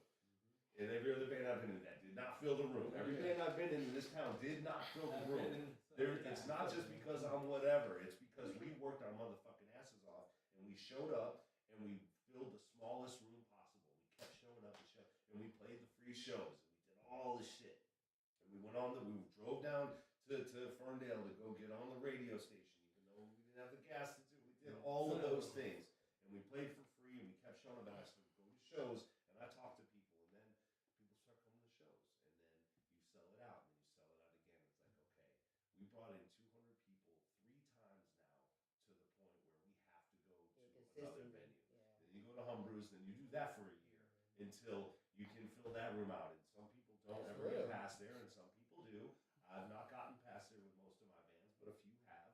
Object Heavy is an anomaly for me in my experience in Humboldt. Like I've been in a number of bands that have made some noise that have toured all over the country, mostly regionally, Idaho, Montana, Colorado, and West.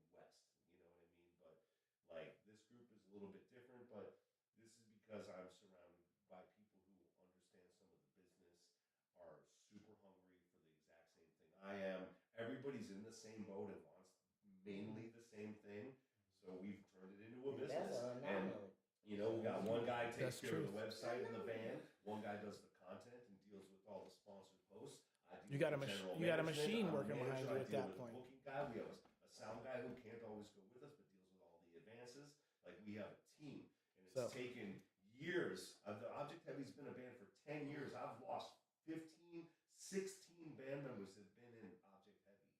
So when you think about like, you know, we didn't just blow up overnight. Like this was 10 years of work. In the old heads, that's what it the takes. old heads Today old still parts takes that shit. Understand that it's going to be a continuous grind. Like I said, I've been out here for 12 years. You work hard, man. So I'm just saying, like we understand it's going to be a grind.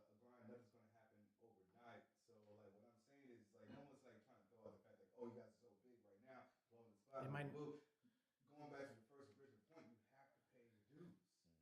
And it's like a lot of people and like, you know what I'm saying? Like I'm gonna hate to So you're gonna jump on, and it's gonna take. Right. I ain't never done a show ever. Why am I opening? You know what I'm saying? And that loops back to what Rowdy said in that interview. So I love Rowdy. This is, we're just making observations. Right. No. That's not what it is. No. But he said, I got a lot of he's respect for I Rowdy. didn't even know that there was a hip hop scene around here until I was 18. Okay, so check it out though. But there was never a platform like you're providing right now. You know what I'm saying? I'm gonna give you your kudos on this. Like, you are kind of a glue, you're kind of a hub right now, and you're the spoke. Like, I would have probably never met this man before tonight, other than at shows. I'd have dapped him up and been like, yo, it's dope. I would have never met GMG probably if he wasn't doing shows. He's been out here doing this as long as I am. He's local like me. He's been around. We've done shows together. Back in the day it was different though. Everybody was standoffish. You know what I'm saying? It's like, nah, fucking we. So no, and it's always gonna be like that though. Everybody's not always gonna fuck with everybody. That's just a truth. You know what I'm saying? But you can. And the problem today is now is that motherfuckers are less apt to tell you, I ain't fucking with you. Right. You know what I'm saying? Cats are more likely to be like, yeah, you dope, you tight, bro. I'm gonna see you at the next one, and then fucking get behind your back and be like, I hate that motherfucker. You know what I'm saying?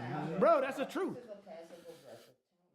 So, I mean, it can be. It can be. But I believe that's everywhere now because of like, you gotta like everything. You know what I'm saying? Everybody put out, just like you were saying before, you got 40 motherfuckers telling you, yeah, bro, we gonna show up, and then 10 cats show out. You know what I mean? They're Because living human life as if we're on Facebook, yeah, and Instagram. virtually. They're liking all Yeah. the shit to support, but they don't really Support it. Like, Yeah, if it's the someone's same like, thing "Yo, as- man, you didn't like my shit." It's like, yeah, but you know that I do like your Yeah. shit. I'm like, I've been on like 11 like, of your tracks. I've never even. I didn't share a story. Exactly. Suddenly I'm an That's asshole. weird. Like, I actually like you in real life. Like, We are actually living in a texted and Yeah. emailed 27 rappers by myself I to wish. try to work with every single one of you motherfuckers. Like, what do you mean we're not liking your shit and pretending to like your shit? Like, it's the social It's media also- has created the monster. It's also letting. It's also letting down. What are we gonna do with that? Yeah, no, so it's like I the say fake that all the likes time. show up in real life sometimes. It's like you were saying before though too, about like just being real about the whole situation. You know what I'm saying? Yeah, Like, because like again, I'm an '80s baby. Yeah, I no, grew up in the 90s, yeah, you know what I'm saying? yeah, And I'm I there. went out to New York City. You No, know I what feel I'm you. saying? I grew up with people telling me blatant truth to Yeah. my mother. No, bro. Okay, I grew up and I've grown accustomed to. I've grown in love. Tell me the harsh truth, please do. If you don't, that means you do not. That means you do not fuck with me for real. And that makes me lose all respect for you.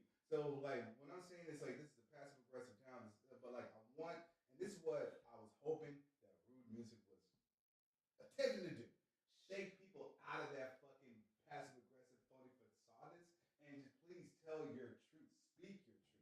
Tell people like, yeah, man, like, okay, like, yeah, I don't fuck with your shit, but hey, here's what I'm gonna do because we're in the trenches together. I'm gonna share this on my shit, just because none of our artists are artists, and even for fans, whatever. Fans gonna do whatever the fuck fans do. I'm speaking artists are artists. There's artists out there like in this community. I'm not particularly a major fan of, but they drop some shit, share it on the story, share, give it to a couple homies. I will even fucking listen to it because hey, this track might be a little bit different than the last track I heard. I'm trying to listen to energy's not the everybody's same shit that I because- can. That goes to the in retrospect, I uneducation do of what as much hip as I hop can. really is. It is us supporting to each other, even if we don't fuck with each other sonically. As artists, there's a respect. Right. I just recorded an episode with Chemistry just a few hours ago, and I said this before on the pod. I'll say it again. Hip hop is about awareness. So if you're just out there sharing your friends' stuff or sharing people in the community stuff, you're spreading hip hop. That's hip hop. What's not hip hop is trying to do what I think.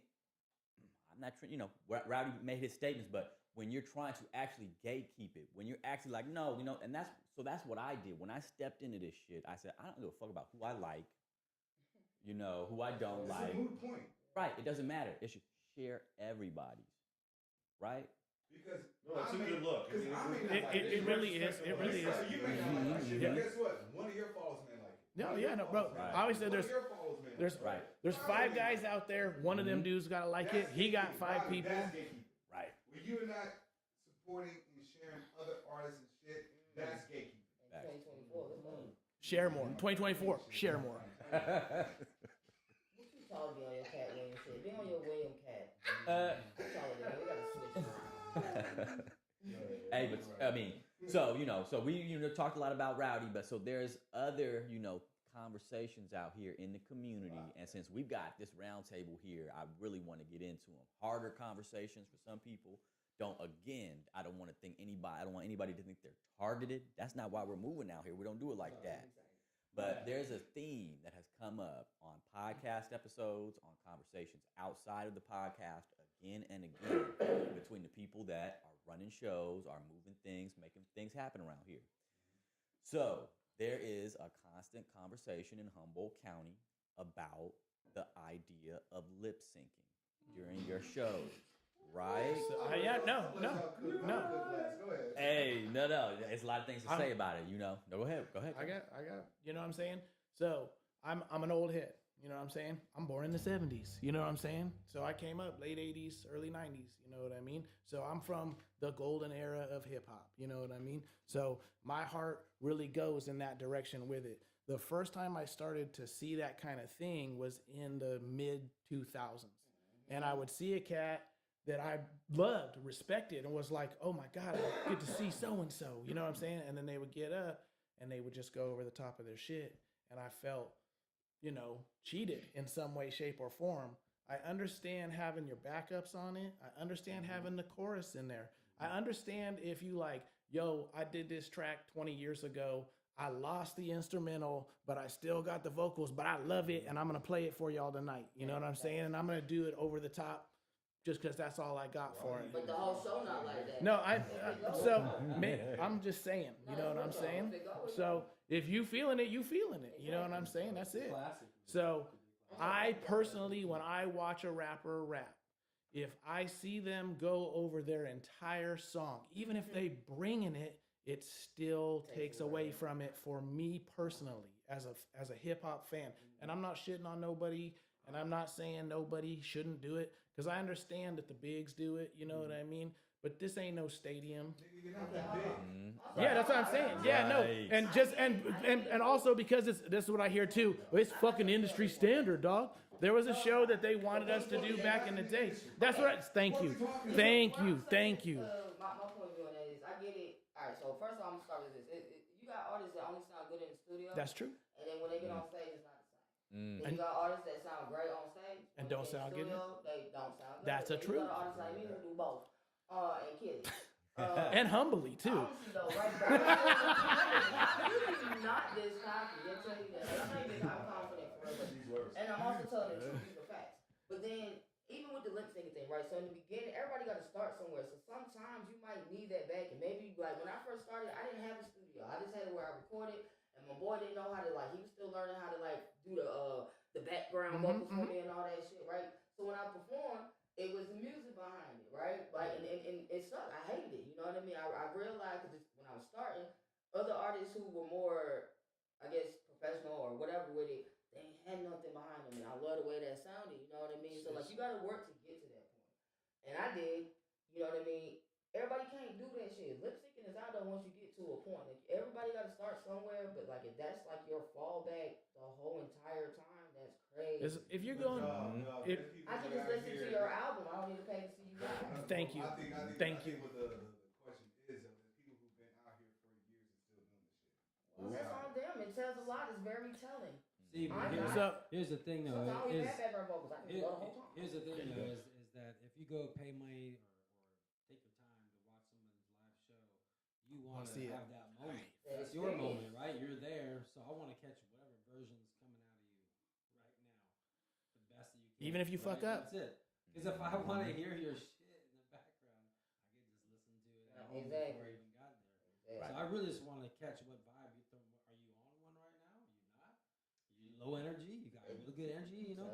I saw Too Short throw a show in Crescent City. I talked about this before, but huge crowd, no hype man, nothing, no vocals, no choruses, and it was so live. It was so good. I heard every word he said. Everybody had energy. A master. That's what I'm saying. So it's I saw. I mean, we opened up way earlier for him, so I didn't have to pay, but I stayed all night we had been there since like 7, 6. Mm. Damn. But I tell you, all the other guys, a lot of people were burned, you know. But man, by the time he got on, it was amazing. You know, to this day, I'll never forget it. I mean, Yep. for me on the subject, again, you know, today an artist chooses to do hip hop the way they choose to do hip hop. I try my best to not get involved because that's not affecting my life in one way or another. Right? Bars. I get it. You know what I mean? Bar As an bars. artist, I because of my belief in humans to have, be able to be human, I have to believe that they're coming from somewhere, right? All that being said, you know, again, I'm a '70s kid. I'm like, the only hip hop I know are watching my friends freestyle and teach themselves to get better and better and better. And then fast forward to Freestyle Kings. It's like we didn't always freestyle as the name of the band, you know, but Garth Vader can freestyle with the best of them. And then Eli Fowler is Eli's one a of the beast. top. You know what I mean, as far as I'm concerned, at least in this area, he is so clever. He'll walk around and lace everybody in the best way and say your name and rhyme it. He's just like, and he's all that, man, and he's all freestyle all the time. And Nat One, watching the Fat Bowl Ciphers for the first year and a half in my store, no one was coming out to that shit. I've watched Nat carry Nat a will whole sit for fucking 40 minutes, freestyle for 2 2 hours. minutes. You know what I'm saying? Yeah, straight up, man. And so my school is, yeah, man, like we're And not not playing repeat our himself. tracks over anything. When we go live, we've been working on this shit for so long that it's coming out off the top, and that's what's up. So you know, and then there's the mentality of industry standard, all this stuff. It's like there's just a disconnect in watching a music video, for lack of a better word, watching something happening to me. Like that's what we should be doing, as opposed to learning the craft, mastering the craft. When I hear somebody in the booth and I hear somebody's record and I hear their track, and I'm like, this cat can obviously rap or sing. Why would they need their lead vocals behind that? You already have the talent to do it. Why wouldn't you have the you know, put down, put down? That shit flag. Because it's Remember they fucking no, words. because it's Yeah, because you it's gotta not. go and learn that Yeah, shit. no. And I'll I even mean, go as far as That to shit say, ain't real. like I have a thing about, you know, when I see, you know, on stage with your phone reading your stuff. Oh yeah, You know, unless you were a but public even in figure. the booth, like at least with my crew, with all the beats that we've made, it was really rare for any of the MCs to hold their paper up and read it while That they shit were rapping. rough. We did not record that shit. MCs usually didn't get in the booth and until they knew their story so well. So that was like for me personally, when I see an MC, when I see Garth really like get in there and just boom, lay it down, I know that I can feel that coming through the speakers because you're living, when you're sitting there with your eyes closed, telling your story, and you know that story so well, there's no way to unhear what's coming through your voice. So that's just my personal, like when you look, I always say this, when you look at a dog, and you're like, I love you, that dog is gonna cringe and go back because it's like, what the fuck was that? You know what I mean? So when an MC is just like, stronger than ever, I built a union so strong that these hold together and live forever. I'm living that moment because I know that I know exactly how I felt when I wrote that, and that's the magic for me in the booth. So, I agree with you. so there's something about that to to show from the show from the lip sync. Like if you know your stuff so well, man, you just get that shit down then before you go perform it because people can feel that. And if you want 100 people coming to your show, like when people come off this, whenever I play, and this is not to brag, but this happens to me every day now, and I'm learning to say thank you and like, okay, I put in work. I put 10,000 hours times 3. You know what I mean? And when people are like, yo, man, you looking like you're having such a good time up there, man. I can't wait to see you play. And my girl and other people have been like, hey, you know, you got Swizzlo fans. And I'm like, nah, they don't want to hear Richard sing. It's like, no, I saw this dude who was at your dead band in your hip hop show come to this one. It's like, because I am seriously having the time of my motherfucking life. Like, this is going to be my last moment every time I play. And that, like the 5 to 5,000 thing, man, it all comes back to that. So lip syncing, if someone chooses to do it, I can't really say nothing about it. But if you're feeling you your can do shit, it. if you're feeling your shit and you're in there all the way in there, man, that you're not going to need any of that. You know what I mean? So that to me is my old school, like, hey, you know what I mean? And I also agree with the, you know, hey, if you have backing tracks or you have someone who sings a chorus and you don't sing, you gotta have that shit. Like, I'm on that team. I don't care if a cat does it. That's on them. You know what I'm saying? At the end of the day, but as the fan in me is always going to be like, you know what I mean? It's just, it's not for me. Yep. No, You know what I mean? And I'm not, and For me- they for me might as a be, person that- they might be dope as fuck on CD. You know what I'm saying? Like I said, I've seen dudes where I'm like, this dude is raw, and then watch him live, and he's just over the top of his shit. You're like, what And, happened? yeah, and I'm like, Right. and it literally just like takes the wind out my sails. Lets like, you down. fuck. No, 100%. Everybody's perspective. I don't even think I want to hear David's perspective too. All I was gonna say was really echoing what Case just said too, though, is that like when I bring my friends out to shows, and there's lip syncing at these shows, like I get comments from my friends, and people will not want to come back. They'll be like, "Oh, I'm not going to see those people again." So that correlates to my point. Listen, it takes away from. Okay, so clearly I just grew up differently than a lot of people. Like again, to your point, at the end of the day, I don't give a fuck. Like what you do is what you do. But as someone who been through the things that I've been through, poured like a lot of mental and spiritual energy to my pen and pad, right? Of course, the chorus and the background, the ad libs, go ahead. But when it comes to your verses, I want to hear your voice box. Because I want to hear it from here. I want to hear it from here. Words that's coming from your brain, your lungs, your diaphragm. Yep. You feel me? I want to see your breath control, bro. You know what I'm saying? Like the chorus, that's fine because the chorus is what brings everybody in, get everybody to know what the fuck the song Especially if you don't have an MC with you. You catching your breath. That is fine, catch your breath. But when it comes to your verse is something that you really put energy into. If you don't feel your energy enough, or you don't know your shit enough to say, yo, take that verse out, leave the ad-libs or whatever, but take that shit the fuck out. They gotta hear what the fuck I'm saying, word for word. It sharpens your skill mentally. It sharpens your tongue skills. You know what I mean? Also, but you know what I mean? It sharpens that. It adds into your craft of who you are. You feel what I'm saying? So like when you're lip syncing your verse, you're a fresh 5-pack of ass to me. And I don't want to hear your shit at all. I'm turned off by you because that means you're doing the whole industry thing. You're in it for the clout. You're not authentic. And you need to find a different genre. That's not hip hop. That's not hip hop. Yep. So like I'm totally on board with the chorus and the doing background pop shit. But when it comes to your verse, respectfully, anybody out there, know your shit to your core, so you can perform your shit, so you can draw people into your shit. Because I always said if you're watching the stage and you see a dude doing his verse, and you can see him getting uneasy, or maybe he's missing some shit, or you've taken me out of your presentation of what you're giving me now. Now I'm thinking like, is he on beat? Is he okay? Is he gonna be alright? Like, I feel bad for him right now. Is he got enough breath going on? What's wrong? And instead of just taking in the performance of being like, this guy's style is sick, and this is just really dope. And it's really, to me, it's disrespectful to yourself to do that because, like, that's what people are coming out for. They want to see you tap in with yourself. That shit wouldn't have happened fucking 20 years ago.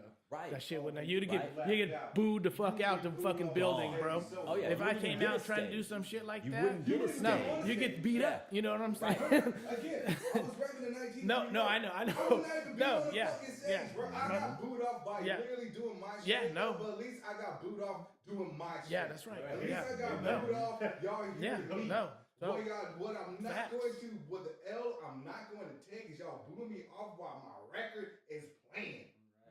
That's like a double sting right there. I mean, back in the day, it was a reggae on the river, and I think it was Mr. Vegas. I rarely called anyone out. I don't really even give a shit, But Mr. Vegas showed up, didn't have his band, whatever not. He got on the stage, like, who's got my CD? He was looking for it. And this was at a reggae on the river, and and we were like the one hip hop group there. I mean, there might have been a couple. I don't remember who was on the bill with us. It was mostly a reggae festival, but there was us, and we were like, this motherfucker just asked for his CD. Like, there's like 11 bands in here. You're like, we made it till like, now? you could have done anything, and you're like a really well-known reggae artist, you know what I mean? And it was like, yo, where's my CD?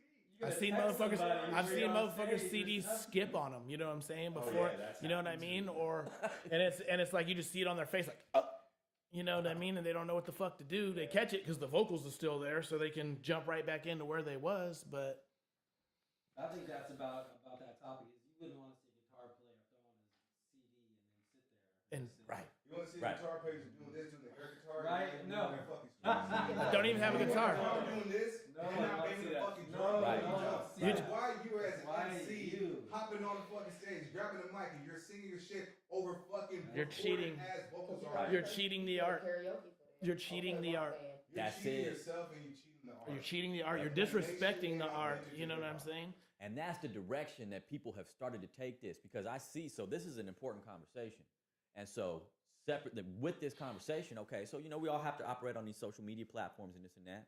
Okay, so when you're posting a reel on like just say Instagram, and it asks you for like what is the theme, what is the concept, what is this about? Like there's no options for like hip hop or anything like that, but there's an option for lip syncing. Get out of here. No cap. That's wild. So it's like why So are what these is that? right? It's karaoke age. Because and hey, Opposite this of goes that. back to something that Drew, Dr. Oop said on the podcast, right? Shout out to Dr. Oop. It used to be, yeah, he knows. And so he came on the pod and said, hey, it used to be like this. You used to have to get the cosign from the community before you get on the stage, before you have that opportunity. Yep. And it's no longer like that. No. The playing field has been leveled, so it's so easy to hop in. Leveled or lowered? Has the playing field I hear been you. leveled or lowered?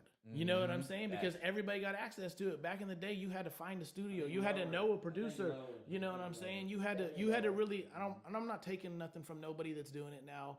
And you know what I'm saying? But you can record a whole album on your fucking phone. Yep. You know what I'm And saying? we did not have those options back then. No. It was a big deal To hit a Big studio. Daddy, I Jay still Sarge can't do that. had a CD making machine. Yeah. You guys did, Yeah. like, eventually we're like, Yeah, hey, the well, CD we burner. really, Yeah. let's just get a burner because it's the only way. And Jay Sarge was like, well, I'll just start making labels. Like, we just, And that's all you sonically- could really do. And sonically, things are different than it was. Yeah, back then. absolutely. Like, The the phones are advancement pretty of much, technology and stuff like So- that, and now we got AI into the mix. As Yeah. well. That's Oh, it, wow. T. This is going to be drastically different. But like again, I'm gonna know like Nobody watch I'm a our '90s kid, so I grew up in the boombox era. Yep. You know what I'm saying? Facts. So For it's you. just like with that, with like just hearing the mix of old songs today, I'm like, oh damn, we've come far. But with that advancement, it's a double-edged sword because we have to deal with a lot of fuck shit. There's a lot of saturation. There's just so much of it. Oversaturation. Oh yeah, I guarantee there's fucking 100 rappers in a 3 mile radius of Eureka, quote unquote. You know what I'm saying? Emphasis No, on that. no, I am. I'm because a motherfucker just think that he record one song and you a rapper. You know what I'm saying? Like, yo, put me on. I got this one song. You never been to a show. You don't know anybody else out here. You got no fucking catalog at all. So I don't give a fuck. You know what? Your song can be asked if you hustling and you grinding and you get people to fucking get behind your shit because there's a lot of trash. Doing all that shit No. and your song. No. It's an American Idol mentality. Like for me, I just didn't come up in that way at all. Like No. when you say like, you know what I mean? Like I came up, it's like you went out and had to go get fans. We did You had to go everything do we shows. could You to had make fucking you had to hip-hop. go put up the flyers. You had to go to the radio station. You had to go find someone to help you. You had to we did it all ourselves. Yes. And we kept showing up. We had to go to parties Yes. and do house parties because that's the only way you could get fans. For us, back in the day, we could only go and fuck with those kids from Southern Humboldt because they could afford to put on parties, and we get put on these parties, and we get taken out to these hills, and we go and play some shit, and then, all right, and then suddenly we're like, well, hey, I think we're gonna have a club day. Anyone want to come to the Jambalaya and watch our hip hop group? Boom! Next thing you know, you got 100 people who were at that party, like, yo, we're going up north, we're gonna go catch these cats. So it really takes, Yeah, like put the even work today, in. like the American, and I But say it the was- American You gotta Idol thing. put the It's work like in. you can't just be like, okay, hey, mental case, I'm gonna rap for you. What do you think? Can you put me on? It's like, well, I don't know. I mean, I'd like to put you on, but if nobody try to put knows it- you and you haven't done any work and you have no tour history and you don't know, it's like it's really difficult. You could be the dopest MC on the planet, but you gotta bring something I put in the on- form of work. I put on as many cats as I could. You know what I'm saying? That I had the possibility. You know what I mean? Yeah, man. Yeah, no. Hey, no, and that's there's something has to be said too. So I'm that guy. I'm gonna bring this part of the conversation in. We got to recognize Humboldt County for what it is. Hey, I'm gonna make this statement because I see these karaoke shows that go on in Humboldt County, and I'm gonna say this: like if you go to like the karaoke show that happens at like the Goat or the Jam, hey, I'm gonna say it like this, bro. people out Yeah, a here lot will of tap people in with are. karaoke before they will tap in with hip hop. Absolutely. Well, because okay, And it fucks it up. but you know why? Do you There know you go. why they fuck with karaoke? Because they having fun. That's true. 100%. That's it. That's it. They go 100%. to have fun. So if the That's all hip hop I'm show saying. isn't fun, you know what I'm saying? Then why the fuck I'm gonna go? Right. You know what I No, mean? hear So, that. and I'm not putting those shows down. I'm just saying that's a real thing. Like, you know what I mean? Like, you can't just expect motherfuckers like, yo, this is hip hop, support us. Right. You know what I'm saying? I'm local, support me. You gotta fucking garner some respect out of it first. Yep. And then, like, with that being said, like with these karaoke shows and stuff like And what's the age bracket in the karaoke show? it's Is it true. fucking And early it's 20s? the young bucks that we're talking about earlier. It's like a mixture of crowd. It's like a really mixed crowd. Older Only been to a I've couple. never been to one. I've been to a couple. You What should I'm- go. It It is shows a you good the thing. But what market. I'm saying is like I take these You wanna see the karaoke market? shows as a learning experience because it's like this.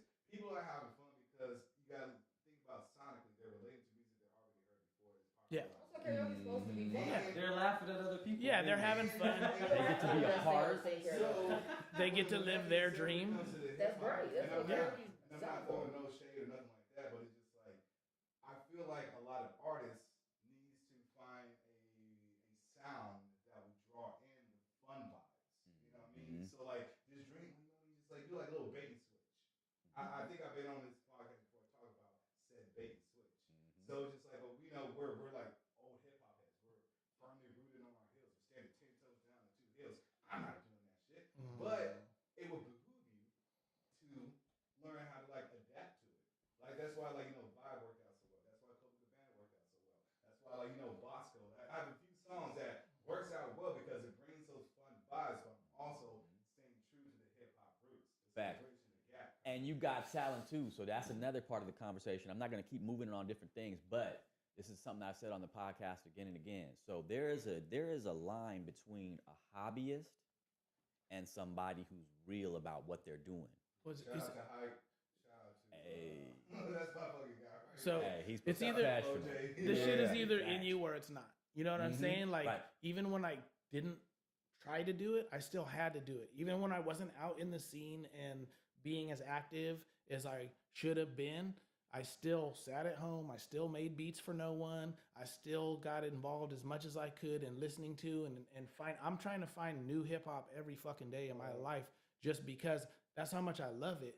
You know what I mean? Every day I'm trying to find new shit because I want to be up on it. I want to know about it. I just ingest it all. I've always been like that. I get the fucking thing and I read everything about it. Who produced it? Where did the sample come from? Yep.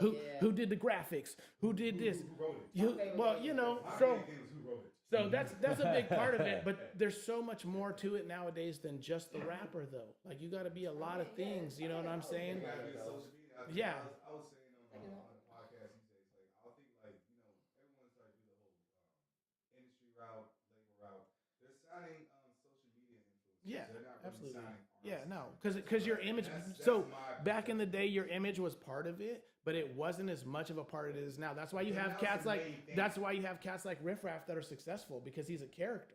You know what I'm saying? And I'm not taking nothing from Riff Raff. You know what I mean? Because I respect. I'm taking a lot of it. No, oh, that's fine. No, I mean I respect. So okay, I'll use ICP as an example too. You got to respect the fucking business of it. You got to respect the hustle of it. You got to respect the grind of it because there's a lot. The entertainment of it. That's exactly what it is. This whole shit is entertainment. Now you can be hip hop all the fuck you want, but if you ain't entertaining to somebody, You will be hip hop all the fuck you want. That's right. And you know what? And I respect the fuck out of that because I love hip hop. So a lot of times I'm gravitating towards the shit that not all the people are listening to because I'm like, God damn, he's coming real with it. He's coming from the heart. He's coming from fucking the nuts. You know what I'm saying? Or they, what the fuck ever. You know what I'm saying? I just don't like that hip hop is now more pop than hip hop. I mean, and on that note, No, it is. No, it is.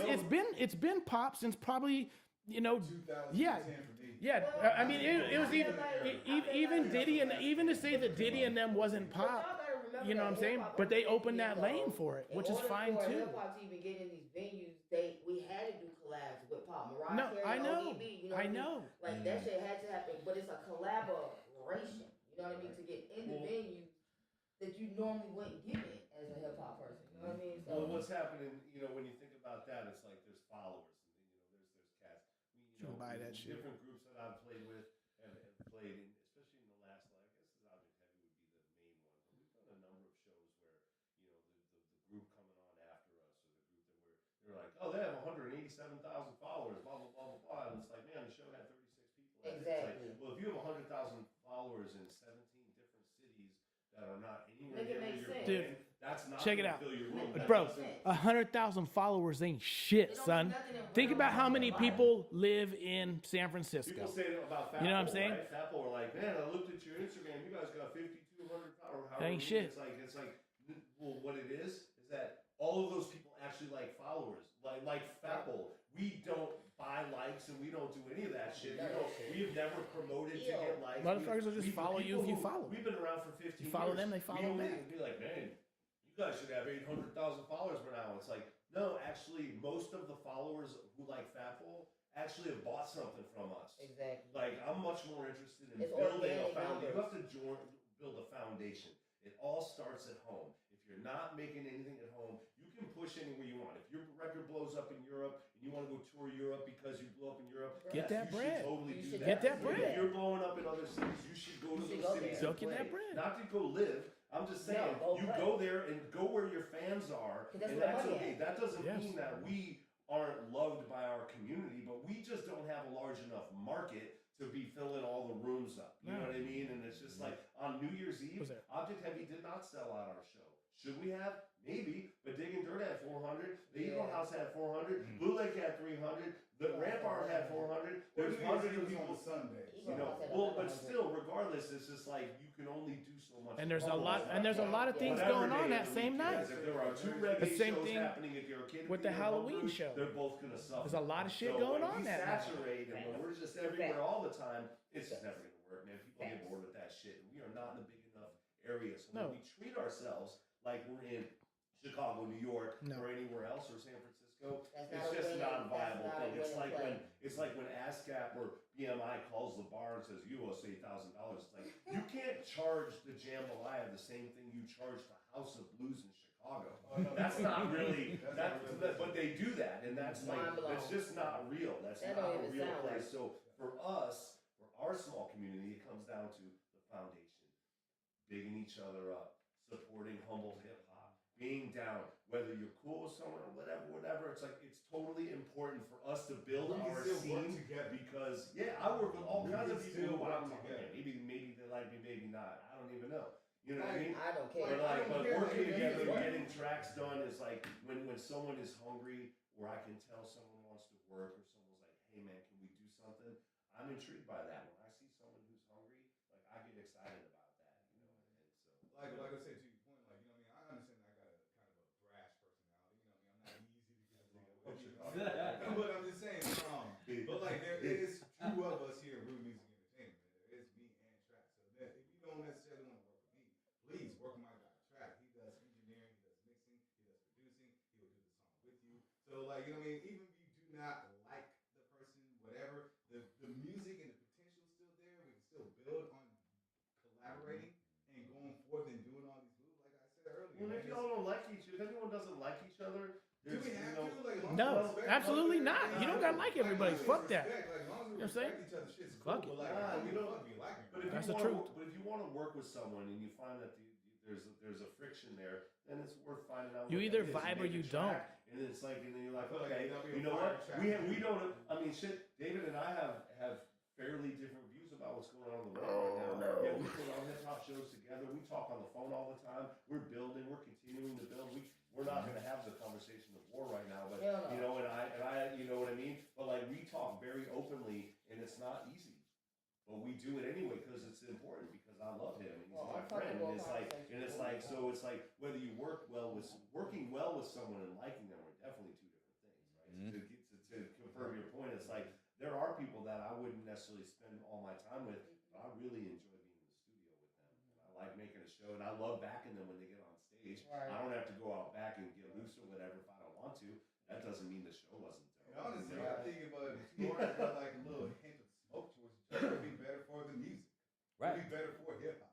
If I'm on the track with you and I know you don't like me, yeah, I'm coming for your head. Respectfully, in a respectful manner. I am going to try to to smoke it without being so. without blatantly being obvious, like, yo, fuck this nigga. Like, I'm not doing that. You know what I'm saying? But, like, and I feel like it's vice versa. Like, you know what I'm saying? You should want to, like, come at me. That's why I be, like, kind of poking bears, pause.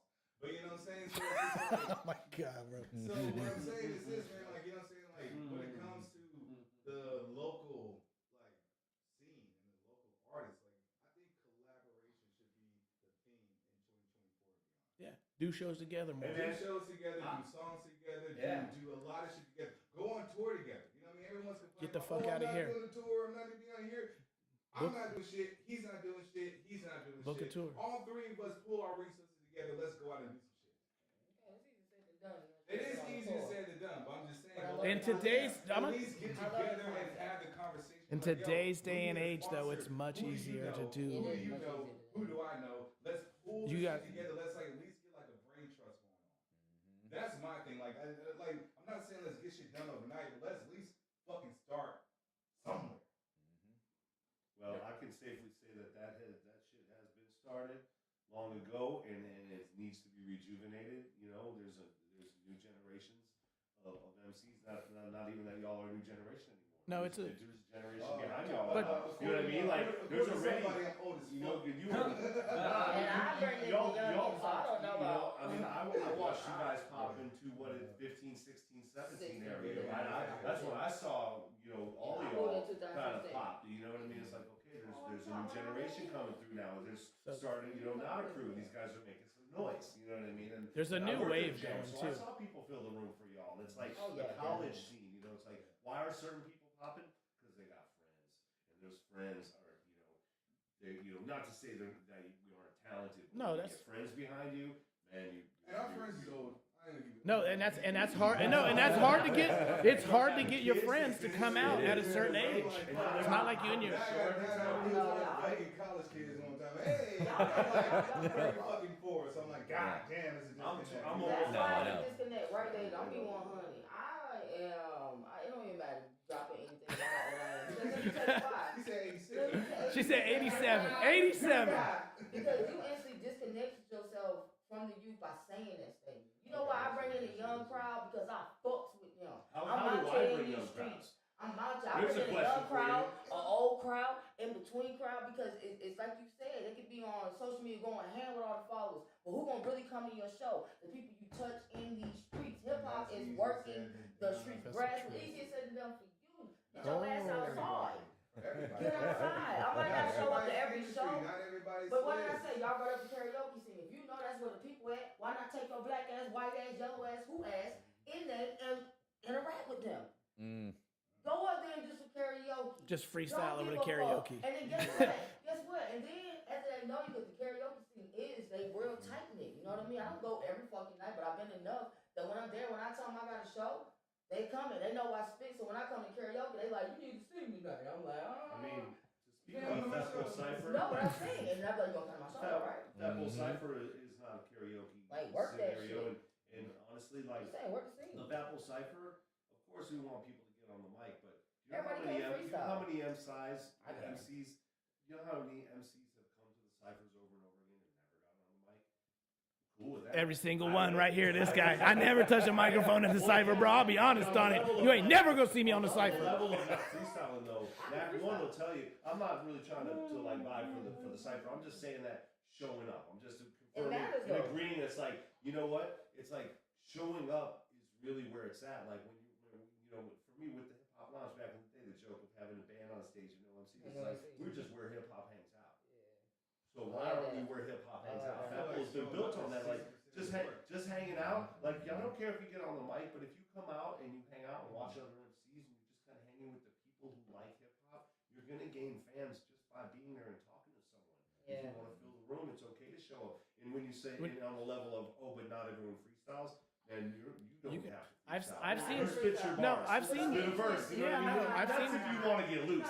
But there's no stress on that. I can't let you It's rock just with more that. I love about- you to death, but I can't let you rock with that. The art of freestyle is just that it's a gift. Everybody can't go off the dome. Okay, That's the like truth. you talking about Oh, how I I know. go around the I'm with room. I literally can do a popcorn effect around the room. That shit is a gift.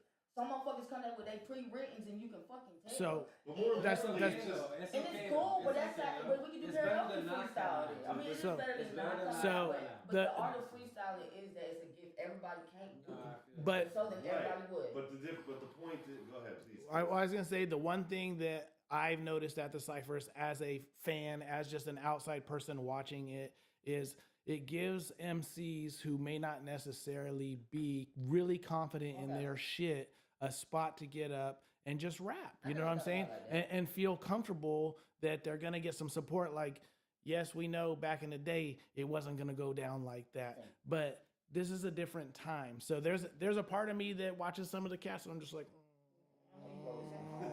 you know what I'm saying? And there's other times I catch it and it's fucking magic. You know what I mean? And if you're not there to see it in that moment, then you miss the magic. And honestly, those are some of my favorite shows, is the ones that have been the Fat Bowl Cyphers, is because they're impromptu. I might catch some young cat because it's an all ages show that I ain't never heard of before. I ain't never known before. And he come out and he do his Shout out to thing. Young Jonah. Yeah. By the way. I can't remember the kid's name that was fucking dope as fuck. He's like a Christian rapper or some shit, but he Yeah. killed it. I know, but he's He's dope too. He's No, dope too. No, no, but he's Cameron. dope too. That's his name. Cameron Lightning. Cameron yeah. Lightner. That's why. So, and he took me by fucking surprise. I was like, oh shit. And then I started listening to his shit and I was like, oh, okay. You really, have some heart in it. You know what I'm saying? You're not just a generic fucking cut and paste motherfucker. Right. You know? Right. So you can hear it. It comes through. yeah, you know? yeah, it's not generic, you know? And it goes back to something that Asai said earlier too. So you got the opportunity to connect with people That's what during I the said. show, I like connect with more Chemistry people. does. You go out to a show with Chemistry, she's gonna connect with you, Yep. Or you can put yourself in a big pile of people that are out there doing more robotic shit in a day of A&I. This is the age of Yeah. A&I. You want to be looped in with that shit, or do you want to go up on a stage and show people you can connect with them? What do you want to do? There was a podcast that you did with the West Coast tour when they came through, and Bub was sitting here and he said something about basically like, I don't know when it became so cool to be too cool to holler at motherfuckers. You know what I'm saying? And just say like, what's up? And I've been this year trying to be more outside my box. Like, if I don't know a cat, I introduce myself.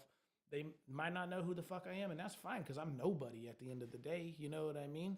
That's But just Southern but- hospitality, though. Speak better about you are something. no, but I'm me. You know what I'm saying? But I don't give a fuck about any of this other shit. You know what I'm saying? Like, I'm like, if you fuck with me, you fuck with me. If you don't, you don't. It's cool, bro. I'm gonna keep moving and do what I do. You know what I mean? Like, I'm gonna reach out and I'm gonna be like, hey, you wanna get together? You wanna do this? And if you wanna come through, cool. And if you don't, cool. It's not gonna hurt my feelings. You know what I'm saying? Like, Right. I'm a grown up nowadays. 20 years ago, I'd get him. What, bitch? You don't wanna fuck with me? You know what I mean? Like, you think you better than me? You know what I mean? Yeah.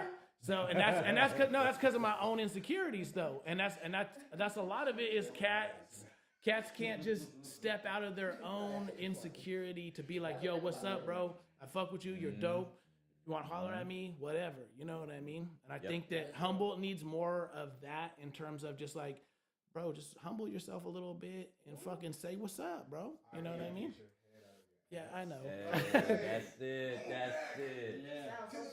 And we definitely have to have people coming out to these shows. That's the thing, right? So, if you look at the hip hop scene around here, if you just do a count of like how many people are around here that are doing hip hop, and with that gray line of like hobbyist versus professional level people that are serious about it, right?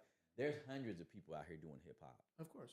So it's like, if we all started tapping in, it wouldn't be a question for these shows. They would be filled out every single time, right? But so like not everybody's doing that, and that's one of the biggest problems. You gotta make them. With that You got. statement right there, you said there's 100 people doing hip hop. That is news to me. There. That is news to me because That's- I could count maybe No, was 30, and most of them is on that flyer right there. That's a hard trouble. those, so that's what he's saying between the hobbyists. Because there's cats that I see at the ciphers. There's cats that I see at the ciphers that are there regularly that may not be considered MCs. Like was Dre Meza. Dre Meza always gets up and raps. What's the other Dre dude? He always gets up and raps. Yep. I've never really seen them do shows. You know what I'm saying? Now I've seen fucking not Dre Meza, but other Dre. I don't know what he goes by. But Dre's out there. no, I know he's always at the freestyle. If you've been to the fucking things, you know who I'm talking about. You know what I'm saying? So, and I'm not taking nothing from him for getting up and doing that because he's a hobbyist. He's a hobbyist. Yeah, and there's nothing getting wrong. better and Yeah, better and he every is time. getting better. The last time I reached seen out him, to him, bro. actually, Last time I recently. seen him, I was He like, said bro, he was you doing got it for the love. nice. I saw him With that perform. being said, I feel like a lot of people need to step out and make themselves more known, like come out and support. That's not what Uh, they yes, do. it's Right. of course. Get some FaceTime with us so we know Right. who the fuck you are, and then we'll, you know what I mean, there's more people. Then that 100 people be like more noticeable. But they say they don't want to do Right. it. But they don't want to do that Like because Tony they're took what? At least they got a place to do it. Hey, I I know. That's really it at this point. I've Double had a finish. lot of people over the last however long it's been hit me up. Okay, so how do I get on these shows? And they've never come to a show. Well, So why it's like- would they? They not on it, bro. Right.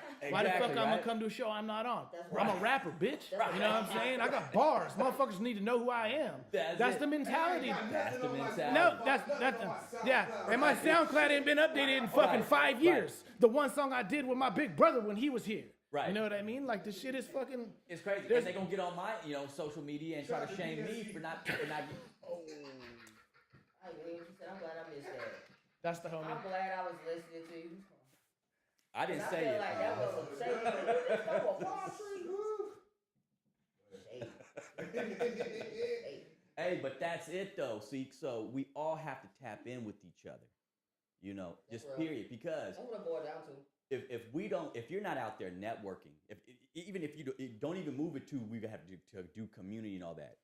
If you have your own brand as a hip hop artist, You got to know your brand first of all. you have to. If you don't have a brand and you don't know what the fuck your brand is, you don't know who you are. How are you gonna have somebody else know who you are? Right. And how are you going to know who you are unless you're out there looking at what's out there and looking at the scene and saying, who am I in this scene? Right? I'm not saying that you need to look at somebody else and say, okay, like I have to pace it towards them or nothing like that. Like you have to say, okay, I'm going to be out here, but are you out here if you're not even cognizant of who else is out here? That's something. That's the kind of thing that surprises me across the board when someone's like, and again, the one thing that Rowdy said, he says good stuff, and I really like his music, and I like his listen to what he talks about. He's dope. He's dope.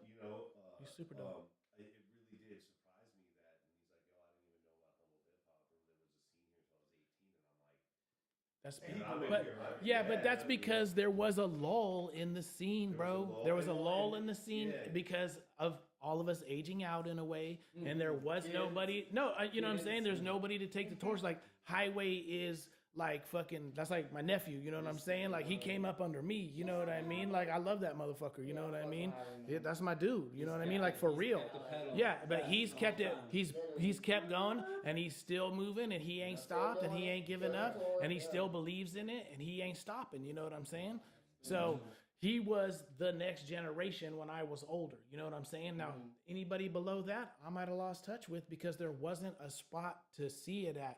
And what you're providing with Hip Hop Humble is providing that for everybody to link, for everybody to be seen, for everybody to be known.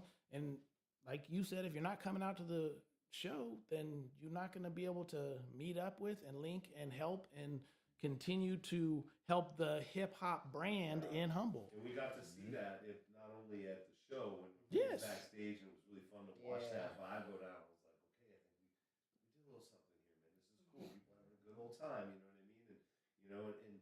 And what was even more fun was really at the rehearsal when there was That was the best part. and when there was like but it was like the thing that we're talking about. We got to see an example of when on the second day of the rehearsal when there were like 13 groups, 13 MCs, and everyone who did their minutes stayed and they hung out. Right? And people brought some snacks and some joint and blunts and a bottle, and it was like, and then the band, we were just all business the whole time. 20 minutes, get the fuck on stage. 20 minutes, get the fuck on stage. 20 minutes, bam, bam, bam, and we just got through the whole thing. And most of y'all stayed, and it was a vibe. It was a real. That's vibe. where it's at. It was like, yeah, see, this is the type That's of the shit I vibe. remember. That's This is what was missing, And it really felt good to see everyone just like, there was no real ego, like everyone was working their shit out on stage in front of everyone. But it other up. And it was like, yeah, all right, cool. You know, and it was like, that to me was like a real, like, there was like a little moment where I'm like, okay, this is dope. That people aren't sitting there vibing in the corner and, you know, being weird about nothing. It was none of that, you know, from my perspective. It was just a bunch of heads hanging out, watching each other get on the mic, sit over in the corner, you know what I mean? Like, you know, what was it, Sequoia, ATG and Ruffian? I think were there the entire time. Yeah. They were like the first ones to show up and the last ones to leave, and they were just like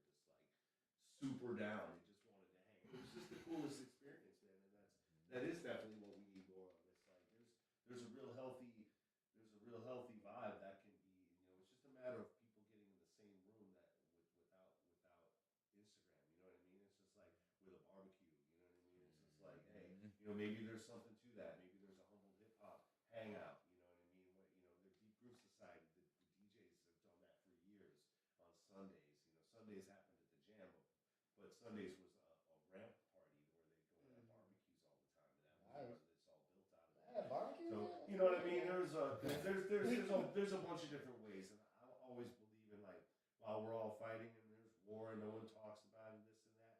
Man, I'm having human conversations with people, and it's always the best way. So it's like, you know, maybe there's something about that. Maybe it's like, you know, Definitely. you know, I have to hear what you say about, like, hey, how can my bandmates, or how can I always make sure there's a band that's available? Like, how can I figure that out? Right. Because I am starting to realize that. Like, I was like, man, wouldn't it be cool, David, if all of a sudden, you know, 10 of these MCs were like, yo, man, we wish we had a band, or hey, man, do you think we can be a band? Like, I'd be real busy real quickly, you know what I mean? Right. So, you know, whether it's getting beats made with, you know, I know that a lot of MCs are making their beats with YouTube and all that. And that's all cool, but there's a whole bunch of producers here in Humboldt that you would be way better off with, because especially when it comes down to creating your own sound. You know what I mean? Like you mentioned that before, creating your sound. And like, to me, it's all about the Humboldt sound. What is the Humboldt Hip hop's sound? kind of become saturated in that, though, where everybody wants to sound like each other. You know what I'm saying? Like back in the day, you could tell when a cat was from Memphis. You could tell when a cat was from New York. You could tell when a cat was from Houston. You could tell when a cat was from LA. You could tell when a cat was from the Bay. And sometimes even the different parts of the Bay, you could tell where a cat was from. You could tell when a cat was from Sacramento. You know what I'm saying? Just on the beat a lot of the time. You know what I mean? And everybody wants that same.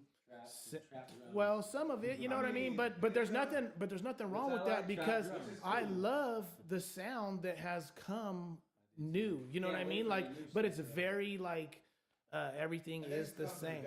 Yeah, of course. Yeah. So like, if you're a true like hip hop purist, you have to be adaptable. If you're like a good human being, you have to be adaptable to the times. Yeah. And especially if you're a musician, if you're just like a hip hop head, if you're a lyricist, but because I hear the state of hip hop is these days, I hear the simplicity of the lyrics, Yep. and it breaks my motherfucker. Same. Hurts my hip hop heart, bro. It hurts me so much. But I've learned, okay, these are the fucking times. I can still do me, but Absolutely. again, that whole bait and switch. I'm gonna say some shit that you think I'm not really saying, but if you listen close, you're like, oh fuck. Woo! That was a bar. You know what I mean? I said these cops would kill me anyways. How many bags is taken away? How many? Hey. So I'm just like, you know what I mean? Is you introduce some certain level of activism, because that's where hip hop kind of came from in the beginning. You know what I mean? It was a form of activism. It was a form of getting our message out across the nation to know about what's going on in our culture and our struggles in everyday life of what we're dealing with. And you know what I mean? And for the most part, the poor whites was going through the same shit that we're going through. And that's why it picked up so much, because it's so fucking relatable. And while I'm hearing hip hop these days, and industry-wise, and so further from the fucking point, it's breaking my heart. Yep, I feel you. And these local artists here are being heavily influenced by said industry. Not everybody, but they're out there, and I see people moving like that, and I don't like that kind of, you know, because the thing is you know, it's kind of like the horse before the cart or whatever, you know, whatever the saying is. It's like, okay, so like you're thinking about, like, you know, trying to get industry level clout, industry level status, and everything like that in a scene that doesn't have a lens on it. So it's like, you know, there's that interesting thing, and it's like, what is humble hip? you know, like I really, I'm gonna take it back, and you know, hey, you know, like I said, me and Swizz, we had a lot of conversations about different things. I'm holding everything to account, you know. And so one of the things that Swizz says earlier is that, okay, so then you have to like work, you know, it's hard to bring numbers out. That's one of the things we've had, like this whole conversation. It's hard to bring numbers out. That's one of the main things, right? Okay. So then if that's the case, then the thought is let's go to a smaller room and let's pack that smaller room out. Okay, so I agree with that plan, and then the goal is to move it forward. But at what point are you not growing to move yourself out of that smaller room? And then at what point are you just moving that forward and it's capped? Like when you're only focused on the optics, how wrong am I to say that that's capped? That it's just bullshit? That's what I'm saying, because like to piggyback off that point, like what you say, like I started out with not a crew, right? We packed out the jam, went to the Humbles, went to the fucking the heart of Humble and then Eureka, stuff like that. Smallish venues and stuff like that, we packed it out. Me and Tyler do our own thing, right? We do it in Tyler. That shit was happening during the pandemic. Nothing was going on, but we still kept it active. We still kept it pushing. Still kept it in like the music and circulation. People were still saying, "Yeah, I fuck with it. I fuck with it. I fuck with it. I fuck with it. I fuck with it. I fuck with it." Right? Then we dropped our second project, and that's when we're like, "Okay, we're packing. We packed out the jam before. We packed out Humble before numerous times. We packed out these small venues numerous times. And then we was like, we're gonna take that, roll the dice, and we're gonna do the ATL." And then we saw how much cap it was. So that's how I just, for my own experience. That's true. When you came out of the pandemic, and I know the three of us have seen numbers of generations go by. To me, I just compare everything to the 4 years of college. What happens is that you have a generation. You have some kids who come to school, a couple older kids, and then a few bands, a few MCs come, and it's just blowing Catch up. that wave. All these kids are coming to those shows, and then some people graduate, and this guy moves away, and then this band breaks up, and then these cats over there. Offshoots happen right there, except half of that movement went away. And if you don't catch them right at the beginning of the year to get those younger kids and those seniors, the seniors be like, "Oh man, not a crew." Like everyone falls off here at some point. All of us, like we all have a drop. They've all gone away, and it's all based on the kids who move away and the people who graduate who decide I'm going to be here forever, and then they can't get a job, and they last for 2 or 3 years, and then they leave. I've seen it 6, 7 times now. Yeah. 4 years over a 25-year period. Every 4 to 5 years, it's like boom, they all disappear. Then you have to build it back up. Like some of us are like, "Yo, man, how come nobody came out to this one thing?" You know what I mean? It's like because you guys have been around a long time and no one's really seen you in the last few years. So maybe in your case, right? I watched Not a Crew be really dope because I was usually behind the bar during those years and working at the jam. And then it popped. People graduate school, a couple people move away, some shit goes down, whatever happens. Just like boom, a pandemic happens. We come out, we're gonna keep it going. But 2/3 of your fans either moved away, had kids, or just out of the fucking loop. So that has nothing to do with your talent or your push or your brand.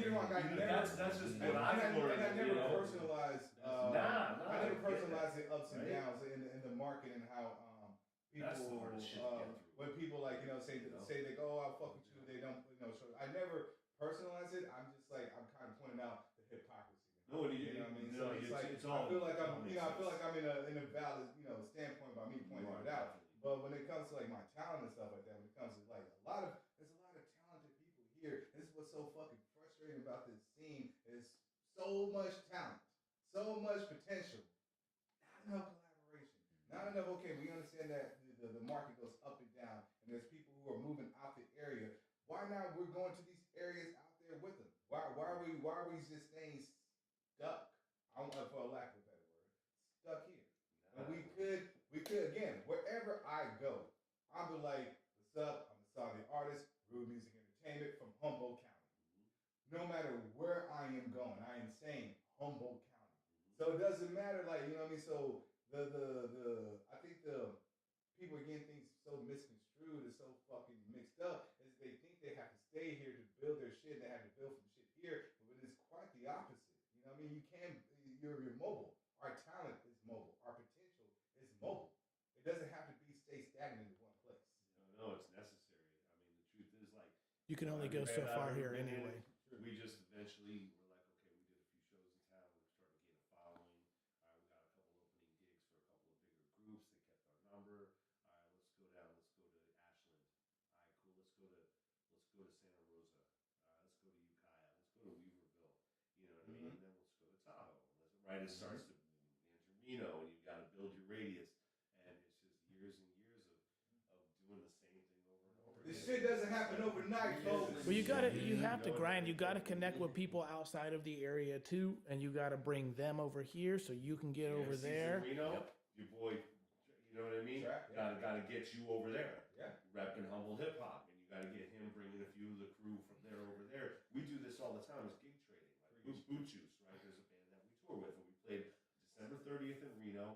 We opened for them. December 31st, we played at Humbrew's for New Year's Eve. They opened for us. We played in their market. They are headlining. We played on our market. We're going to Thursday. We're going to play the Independent in San Francisco, and they're going to open for us. Then we're going to go to the Starlet Room at Harlow's in Sacramento, and we're going to open for them. And then on that Saturday, they're going to go to Morro Bay, and we're going to go to Talent, Oregon. Right? So we're doing shows with people out of town, gig sharing, doing shows with people from other areas, getting known in their areas. They're getting known in our areas. We're hooking them up. They're hooking us up. We share the back line. Like, hey, you guys don't have to bring a bunch of shit. You're already bringing a bus and a bunch of shit. We got the bass and the drums. You guys just show up and we'll work it out. Like, that's the best thing you can do. You know what I mean? Like, get a few groups together. Highway, he linked up with a few different people along the way. The gas station came out of that, right? He met a few MCs, and now he's going over to Reading. Oli did that. He was bringing crews over to Reading. Yeah. Big Daddy was like, Yeah. okay, we're going to bring dudes to Reading. All the bands I've been in, Mugatu, like, we're going to Idaho. We're going to play with these two bands from Montana. And it's like, and that is the magic of the whole thing, especially if you're willing to put in the 5-year plan. It's got to be a 5-year plan like any business, a restaurant, anything you own in the hell. But you're gonna hit the road and you're gonna play for nobody. For nobody. You know what I'm saying? That's the we truth. Still, like, when we go on tour, And you're gonna hit the road and We you're gonna have play one for or a two packed gigs. room and it's gonna be dope as fuck. You know what I'm saying? Exactly. If we're going on, let's just say we're doing 4 days. Let's just like take it from the very beginning. We got a Wednesday, Thursday, Friday, Saturday. Wednesday, we're gonna make like $400 and not have anywhere to stay. On Thursday, we're gonna open for this band and get $700 because we have some fans in this area. Friday night, we're getting $2,500 because we played at this place and we have a ton of fans. Saturday night, we're making $800 because we're gonna open up for this other band. Well, Wednesday and Thursday and Saturday were a little weird, but that $2,500 show helped us break even on the hit. So if you can go out for a few days, get one gig that pays well, the rest of it'll be paid for, and don't be afraid to sleep on the motherfucking floor. That's or what I'm ask saying, people yep. for a place to stay. Yep. They even have apps that are like couch surfer apps that you can go into cities. You can go and you get street team. I don't know if I would. No. It's not, but it's like, Yeah. Those That's, Airbnb you take your life in your hands costly like a Craigslist killing. Those are all things that we got to have to say, hey, stranger, come to my house. Airbnb, they did it. Airbnb did it. You know what I mean? So there's a whole number of things that we should and could be doing. You know, when it means getting out there, it's like It's work. It's just work, bro. going That's out it. there. At the end of the day, it's a fucking job, and you gotta get up and you gotta do the job every day. You gotta get up, make yourself make music. You gotta get up. You gotta promote yourself. You gotta book your shows. Unless you got somebody doing all that magical shit for you, you gotta do all that shit yourself. And most importantly, man, build a persona. You know what I mean? Because I feel like a lot of like, again, they're clout chasing and they're doing the thing that just shown to them and they're mimicking it and not doing nothing original by themselves. You talk about building your brand. Part of your brand is your persona and how you appeal to people. You know what I'm saying? So If you appeal to people. If you appeal to people. Right. You know what I mean? Like I said, I got a brass personality. I'm not, the easiest to get along with. People like feel the type of way, one way or another, but the fact they feel the type of way. That's the brand. You know what I'm saying? Fuck it. That is a real brand. See, I as an artist can explain my brand. A lot of these artists No, out here that's cannot explain. I'll their ask a brand. cat. I'll ask a cat. What's your brand? And if Who they, are what's your brand? And if they, Big what question. do you Who mean? are you? What do you mean? You know what I'm saying? What are you That about? shit's easy for me. Shit at this point. It's easy. For Yeah, you, you a grown ass man though. You know what I'm saying? It's easy for you. I'm just like saying like these places are attainable because I don't make a ton of money and Fapple's a thing, but we're not rich. Yeah, You know what I mean? Like we're Yeah, not not lucrative. lucrative. It's Not we're yet. just Not doing yet. it. Hey, not No, yet. of course. Not yet. Trust And me, you might I'm never the be. biggest, You know what I'm saying? long You game might is where it's motherfuckers at. gotta accept that too. You might never succeed at this shit. You might fail and fall flat on your fucking That face. has been a Are you business gonna for pick 18 yourself up years. and keep doing it? Or are you gonna tuck your tail between your legs and go the fuck home? You know what I'm saying? A lot of like 'Cause that's why- hobbyists, and I feel like a lot of hobbyists and a lot of people who are like trying to do this hip are really not accepting that reality. No, that, oh bro. shit, like, You're gonna fail. Oh man, I'm gonna make it. I'm gonna make it by doing this. I'm gonna make it No, by like you're gonna trying to fail, do bro. shady, doing shady practices and stuff like that. Oh, you know what I mean? I'm like people in the industry do this, the whole lip syncing shit. Oh, I'm gonna do everything the industry does, and I'm gonna make it. But like, bro, you probably not. Like, I understand my talent. I understand my gift. I understand the fact that my shit may never be heard by nobody. Period. I understood that shit the first time I wrote my first rhyme. I was 7 years old because I grew up in a single wide trailer with no fucking doors in the smack dab middle of winter. I'm fucking 7 years old and I wrote my first fucking rhymes, dog. And I realized I made my mind at that moment. I don't give a fuck if I make it or not. This is my salvation. This is my heart, and I'm gonna pour everything that I can into it. That's why I am where I am in this life. You feel what I'm saying? But a lot of these fucking hobbies and all these inauthentic hip hop artists are trying to use this musical shit for a get rich quick scheme, and that pisses me the fuck off. Because bro, you're not showing no homage to. I understand it's a business. I'm a grown ass man. I got bills to pay. I got mouths to feed. I understand that, but however, I adhere the love of the craft above all. What is inauthentic hip hop? What is inauthentic hip hop? I just want to ask the question. You know what I'm saying? Your industry plants. You feel what I'm saying? Yeah, Your yeah. Sexy Reg, your Ice Yeah, Spice, yeah. You know what I'm saying? So yeah. The fucking The look. The inauthentic hip hop is people who are using this shit for the clout chase because they want to see. Oh, you can spit a rhyme or two. You're hella good at rap. Their little fucking friends group are just hyping their asses up and thinking there's somebody or some shit, and they really like are buying into it, but they have no idea where the core of hip hop is. So then they're not really hip hop at all. They just pop at the end of the day, right? So why even give them the lane of saying they're inauthentic hip hop? Just say they're just pop, bro. Like there's but hip hop. Like they are hip hop. But hip hop, so I think that there's a difference between what's going on nowadays. There's a difference between rap, hip hop, and pop, and they can all be in the same lane too. You know what I'm saying? They all come from the same place, but they're all doing different things. So I'm just saying that to just box everything to it's unauthentic hip hop. Well, fuck it then. You know what I'm saying? Like who the fuck cares if it's inauthentic hip hop? They doing pop. You know what I'm saying? I don't do pop. I'm anti-pop. You know what I mean? Like, and just be true about it. Yeah. If you are doing that, be straight up about it. Don't pull punches. And say that. I don't. Let's keep in mind here. Let's say you are a professional football player or professional athlete in any sport, right? You dedicated your entire fucking life to this sport, perfecting every single aspect of said sport, right? And then in your journey, you're coming across a motherfucker who got some skill, who got some talent, you know what I mean? But they did not run the miles you did. They did not lift the weights you did. They did not study the film you did. And they over here in your face saying, yo, I'm an athlete too. Just because they can shoot a bucket or they can throw a pass. I get that. But you could blow your knee out and never play fucking the game again. You know what I'm saying? You do all that shit. Right.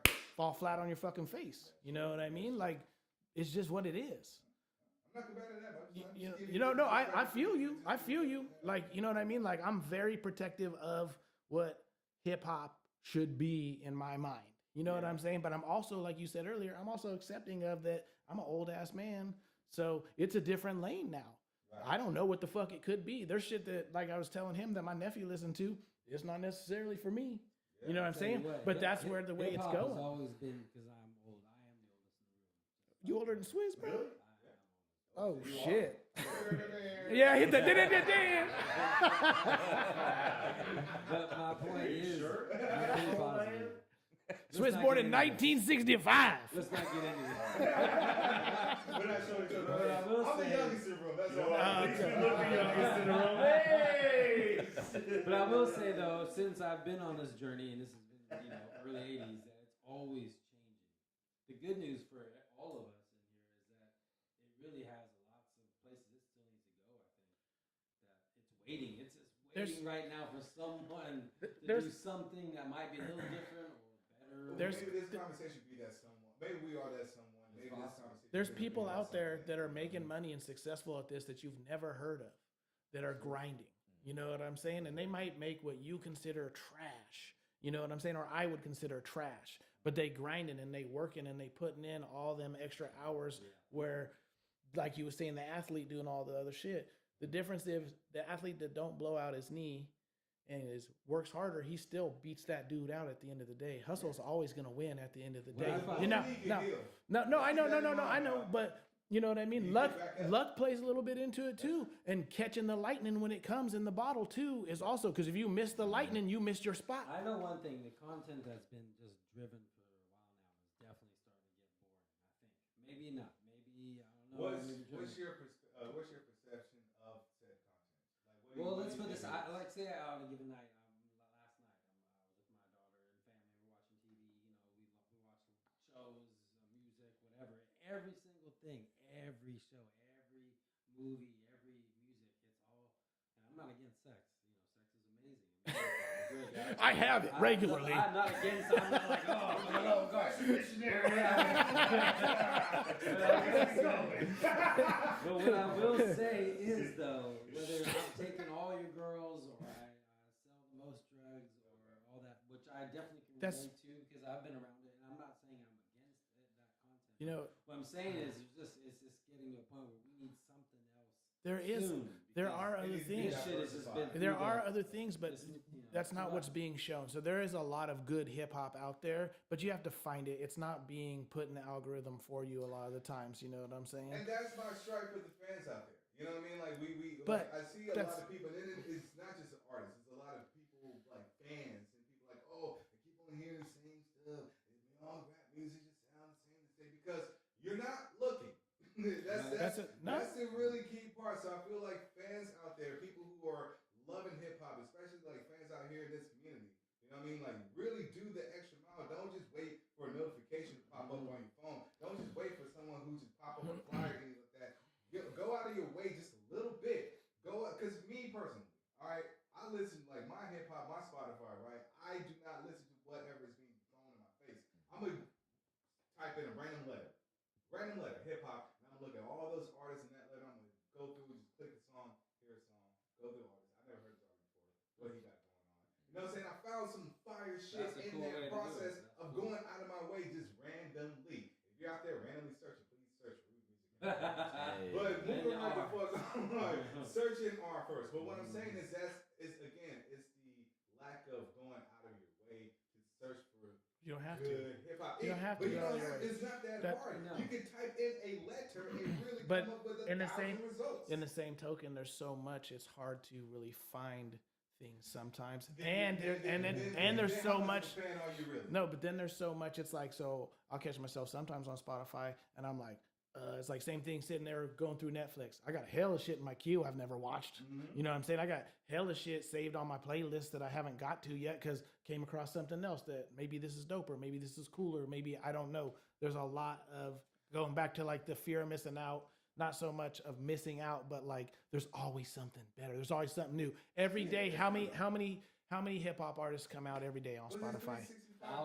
How many hip hop? No, I'm not against it, bro. I play. But I see what you're saying. Like people get like distracted. People like, you know what I mean? Yeah. They find something the next, like they got ADHD. Yeah, of course, because it's so oversaturated. Yeah. Right? We're But down what I'm to 3 saying seconds. huh? Yeah, right. 3 seconds. Exactly. But what I'm saying is this, man. If you got an hour in your day, you're taking you're in the shower, you're at the house doing chores, you're in the gym, or you got like an extra hour or so yourself. It's not that hard to really like pick a song and just listen to some shit for an hour randomly. So a lot of times I'm going off of other people's playlists. I just grab other people's playlists. I also told David, like when I came on the podcast before, I play SoundCloud Roulette, where it's like basically I take the bar on the side. It says you might like this artist. I click on that artist. I listen to them. Maybe I like their shit. Maybe I don't. You might like this artist. If you like so and so, boom, I click on that and I fall down a rabbit hole. And I ain't gonna Most of it's trash. But of course. But it's just like, again, it's taking that effort because I'm a fan. Before I was an artist, Same. As a child, I was a hardcore fan. Same. Me and my older cousin used to go to record stores. I would go record diving. I would grab CDs. Same. And all, Every Tuesday. Yes. Because I didn't know what it was. I'm looking at I'm buying books by the cover. Sam Goody. Oh, when's that coming out? Yeah. MTV shit. Yeah. When that shit drop Friday, there. Totally. But what I'm saying is this, though. It's like I went the extra mile for something I love. So just like that's why I need to like hold the fans out there accountable, who are fans of hip hop, accountable following the fucking algorithm. It's too much. Go outside. It's hard because they can keep clicking and clicking. Here's what sells. And they don't have to pay for it. And here's who drives it is the youth. The youth drives it, and teenage angst never dies. So whatever the angst in the teenagers is what's gonna sell. Okay, that's the truth. I know that's true. I'm just laughing at the teenager because I was thinking about what y'all said here. I mean, I know, right? it's the teenage son, right? Yeah. Yeah, what is it? Yeah, It's- he ain't but got it that bad. it's- you know. come but on. that's the Yeah, truth yeah, though. bro. But that's the truth though. That's the truth, though. The teenage angst never dies. That's that. It's hard. You know what I'm saying? And then you get older and you're like, the fuck I was talking about. You know what I mean? It really shows though.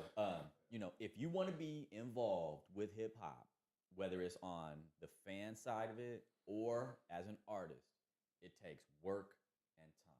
Yeah. So don't think you're gonna hop in. Ice Cube just said that. We talk about 10,000 hours a lot. You know what I mean? Like, you can't expect to put in less than 10,000 hours and even have like your brand, yourself, your talent, your brand built. The chip in the game. You- What he can be in. You might get lucky and get the opportunity to have somebody who is somebody that knows somebody that come across your shit and be like, oh, you kind of nice. Why don't you come over this way and we'll set you up and we'll take care of you. Now, if you're smart enough on your business and not get fucked out your money, then it's a good grind. But if not, then you're just going to be another cog in the machine that comes and goes. That's right. That's almost like the goal for a lot of these cats. That's something that Asai was talking about, right? It's folks just want to you just want to blow up. You want to go viral. Well, that, So, right. And hey, they literally got TikTok heating the shit up. Motherfuckers deciding what goes viral and shit like that, right? So it's at this point now where you might not even expect to put any time in, but you just want to, like, you have a dope little crew and they're gonna push it and they're gonna help you go viral, and you want to just go viral and like escape the entire work and time and process. and it could happen. And it could happen. You could hit the just said lottery, Ice bro. Spice, right? You go get you have something that drops viral, goes viral. You get a 360 deal, and then hey man, like But where's one 360 deal is gonna give somebody more than they probably ever had in their life separately outside of that. But So where- they gonna do And that. Well- to do like a quick callback, that who the algorithm of the TikToks and the Instagram and social media, Hey. Mm-hmm. You are your own gatekeeper. You get fed your algorithm because you like it. If you on the gram and you into fucking big booty bitches, you're gonna get lots of big booty bitches. shout If out to the big booty bitches. holler. But if now, because I just know how mine is. So mine comes with a lot of fucking record samples, and it comes with a lot of live drummers, and it comes with a lot of fucking producers working on MPCs, Your and then it comes, algorithm? Yeah. And then my other algorithm is motherfuckers getting slapped and motherfuckers getting in fights and fucking because that's what I stay on when oh shit, you know what I mean? Oh, what's he doing? What's this? What's this? Yep. You know. So you are your own gatekeeper at the end of the day. You don't want that in your algorithm? Fucking scroll past it faster. Quit watching motherfuckers get slapped in the face. Or You know what I mean? high shit, you know what I mean? They got like a little, but I would never hide big booty bitches. No, I mean Hey, that's I'm that's pretty a sure trap. everybody That'd got be a some big trap. booty bitches. Right there. I don't know why you said that, bro. I Like, bro, piece of that, bro. I'm just saying that's in the algorithm. You know what I'm saying? I know what I see in mine. You know what I mean? I love big booty bitches and good bars. All right, that's my yeah. Hey, So, that's hey, an algorithm. that's- That's an algorithm. So, but that's the truth, though. You are your own gatekeeper on that shit, and the best way to gatekeep it is to shut it the fuck off. I think right now, Right. whoever's gonna shine through in this like convoluted space that we're talking about here is just somehow your music's gotta be in this time fun.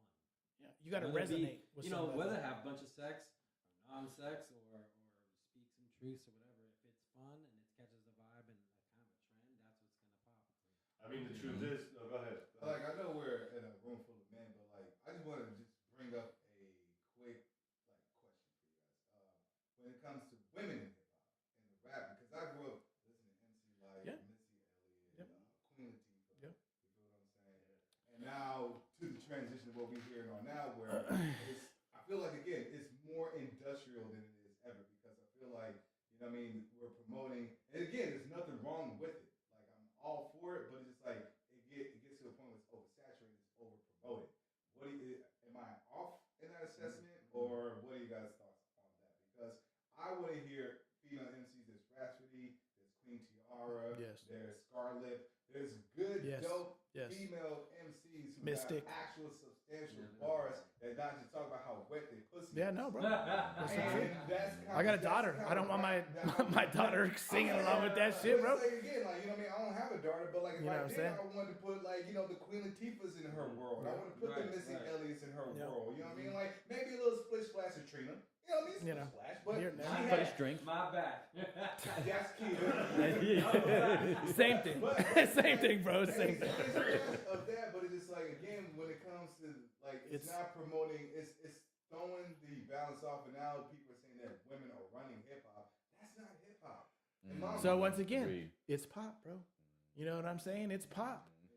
I mean, on the subject. No, because that's the way I feel about it. Because I really feel there's a difference between what hip hop is and what pop is. You know what I mean? And if like fucking, I don't think Nicki Minaj is hip hop. She's pop. You know what I'm saying? Like a mixture of both. I'm not. But That's she can just spit, though. that's She can spit. she, but fucking ass I'm off. not taking nothing from her. Okay, so I'm just saying In that terms of fucking- the way it comes off, the way it comes off more pop. And if you on the radio, you fucking pop. I don't give a fuck. You know what I'm saying? That's me. Drake is pop. You know what I mean? He's on the radio regularly. J. Cole is even starting to be more pop. Now his bars are a lot better than a lot of the pop that I hear. You know what I'm saying? I love J. Cole. You know what I mean? And before I just got one more quick question. What do you feel about? I mean, you write your shit, right? No. You write. Everyone writes. Nah, their I own- got a ghostwriter. Okay. But me personally, I feel like, you know what I mean, like as a writer, you know what I mean, like Yeah, I write it's my shit. You know what I'm cheating. saying? I write, you know what I mean? I understand helping out a homie with a couple bars or whatever the fuck, but The hook. I don't need 8 motherfuckers on one song. Mm-mm. What are your thoughts on that? Having a multitude of people on one song. I do like the idea of collaboration, and again, like fresh ideas, but just like too much. And you hear the song and you hear the product, and it's so simplistic. You know, What I are can these speak 8 from, minds doing? I can speak Right. for that because I'm in a group with 6, 7 dudes, and sometimes you're trying to get a crew track and you want to get ready on it, and the beat might be okay, and so now we're like 5, 6 minutes in, and if you know everybody in my crew, you might listen to the whole track because you know everybody. Totally. You don't know probably anybody in my crew, so you might get the third verse and be like, okay. Yeah, that's so why it's it just because depends, it's a you know? length. Like the only I can 8-minute see where rap you're song I coming want to from, hear you is know? from Too Short or Scarface. But bro. I don't You know give what a I fuck. We mean? spend all Like the time to make it, and fuck, there's so much music out there anyways.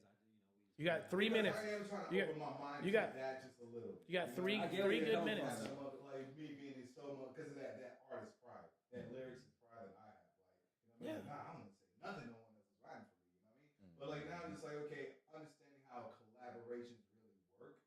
You know what I mean? Now I'm just like, all right, I'm gonna be open. You know what I mean? Yep. Open minded just a little. Now, you really can't trust anything nowadays, and it's No. been that way for a while. Just for instance, so I'll take one of my favorite artists, B.O.B., right? He just did a concert a year and a half ago up here, whatever it was, at Mateel and everything like that. So I really fucked with him. I've tapped in with all of his albums over the years, right? And so at some point, he just went to everything is written and executive produced by B.O.B. And now I'm thinking in my head, I know what level of talent he's on, but I also believe that he's probably got, some heads in his crew that are helping him write, some of those. Maybe I'm wrong. I could be completely wrong. But I feel like that's this common thing nowadays. But you just have your crew and you just sitting there and, hey, you got a dope bar, like something that sounds dope. It's really dope in this moment right now. Oh, we're going to put it on. And that is not your voice. That's like a crew. So whatever that is, that's a crew verse. Yeah. That's a crew track. There's certain parts of hip hop that have become like how country music became, where the artist was no longer writing the song and somebody else is writing the songs, but this person can deliver the song and sell the song better than the person who rented it. Yeah.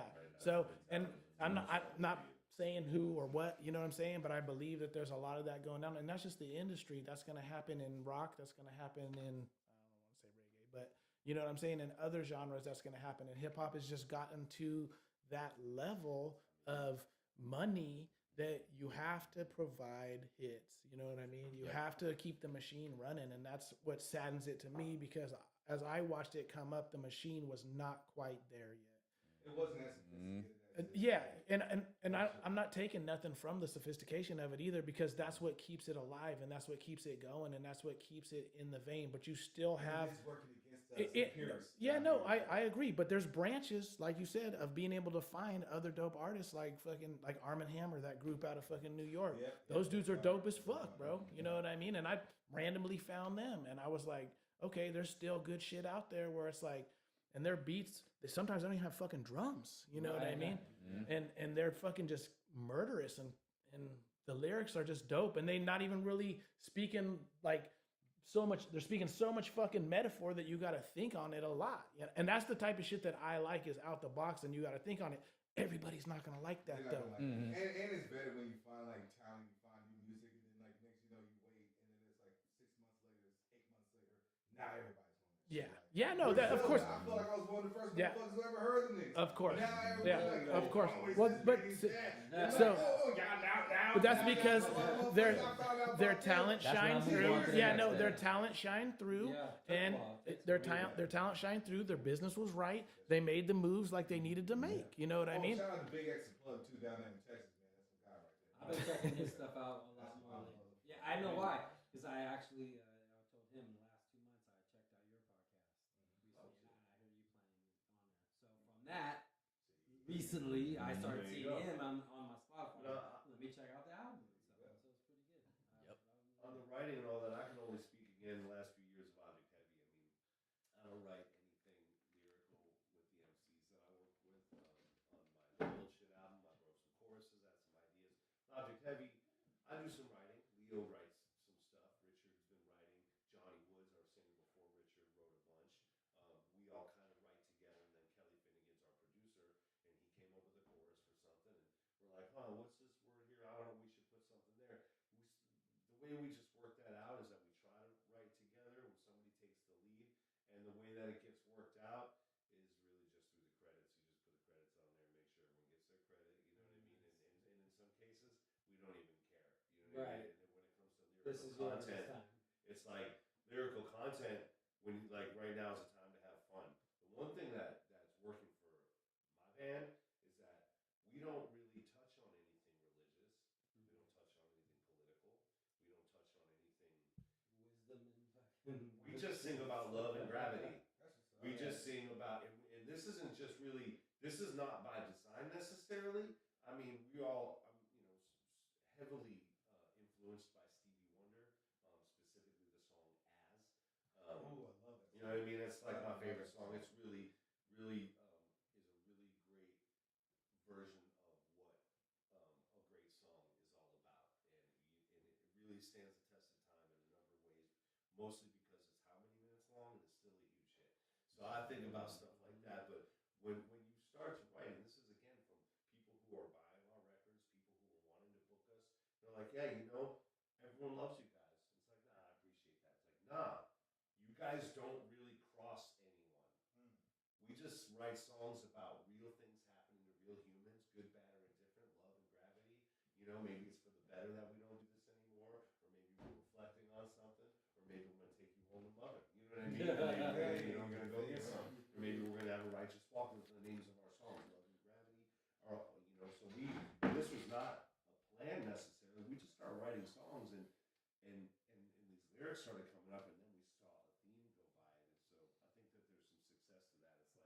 It's like, we write up our own stuff, but we help each other finish tracks. Gotcha. We help each other words. It doesn't necessarily mean I'm going to get a writing credit, although we sometimes we're like, oh man, didn't Swiss write the first part of that line? It's like, give him 2%. Let me just do it just because there's a business, and we want to make sure our friendship stays intact. So it's like that on the side of the business. We're like, all right, let's just make sure all these bases are covered, so that way if this shit goes down, at least our friendship won't end because this shit got fucked up with our business, right? That's the best way to keep a friendship, is to just make sure. You know what I mean? It's like, cause I mean, shit. You can attest. I mean, Eli and I didn't talk for like 4 or 5 years. I'm not attesting to shit, Swizz. It was just a time. We all have our times in life, and No, I know. And in that time, he ended up coming up with a ton of amazing music with Casey. And then we all came back around.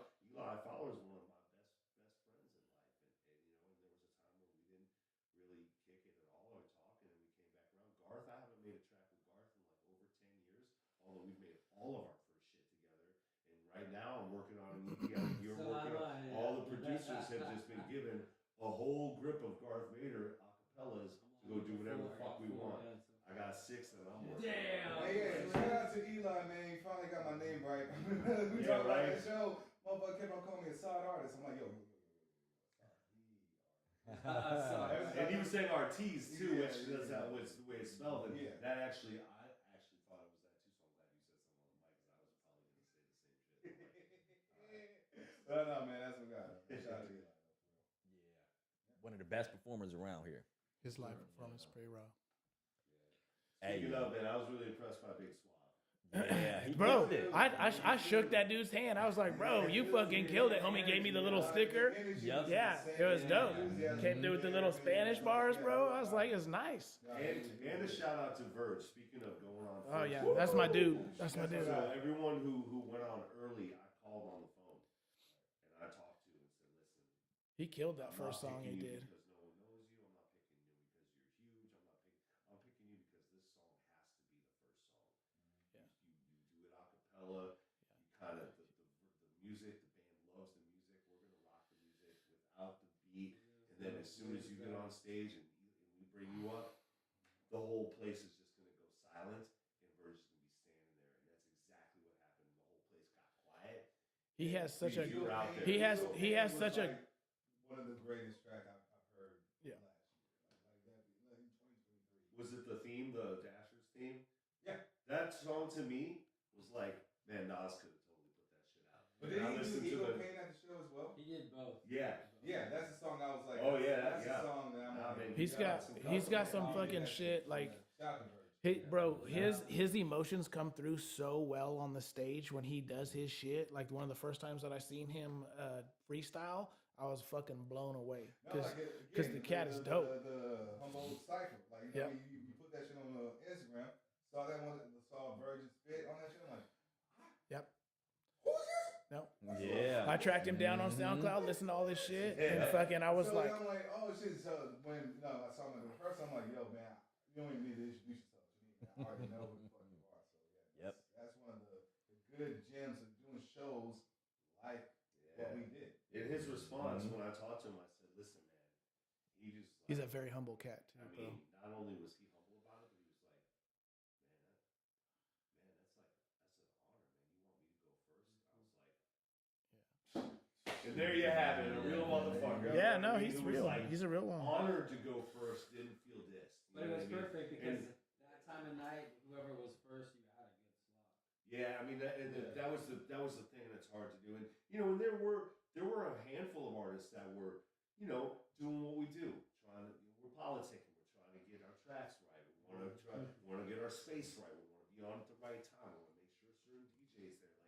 Like I'm into that, I'm all about it. It's not easy doing that with 21 MCs and all that at the same time after printing all the shit out right. Once it gets to a point, and I still wanted to work it out, and I still did work a couple things out, which at the end of the day, when a couple of those artists were like, I really feel this way because of that, it was more about like location and timing, and I was like, yeah, you know what, you're right. So I'm always glad to talk about this shit, you know what I mean? In your particular case, that song was so dope and it had to go second in my head, so I had to, but it's like, it's hard, man, and everyone deserves to be on. Like it's like I had to, you know. So while you're, you know, what I mean, you're curating this playlist, and like you know, you're getting the feedback from the artist. Like he walked out. How many ego outside of mine because was that a recurring theme? Like you had to deal with a lot of artists. All fucking rappers got to be better to do it this way, and this is my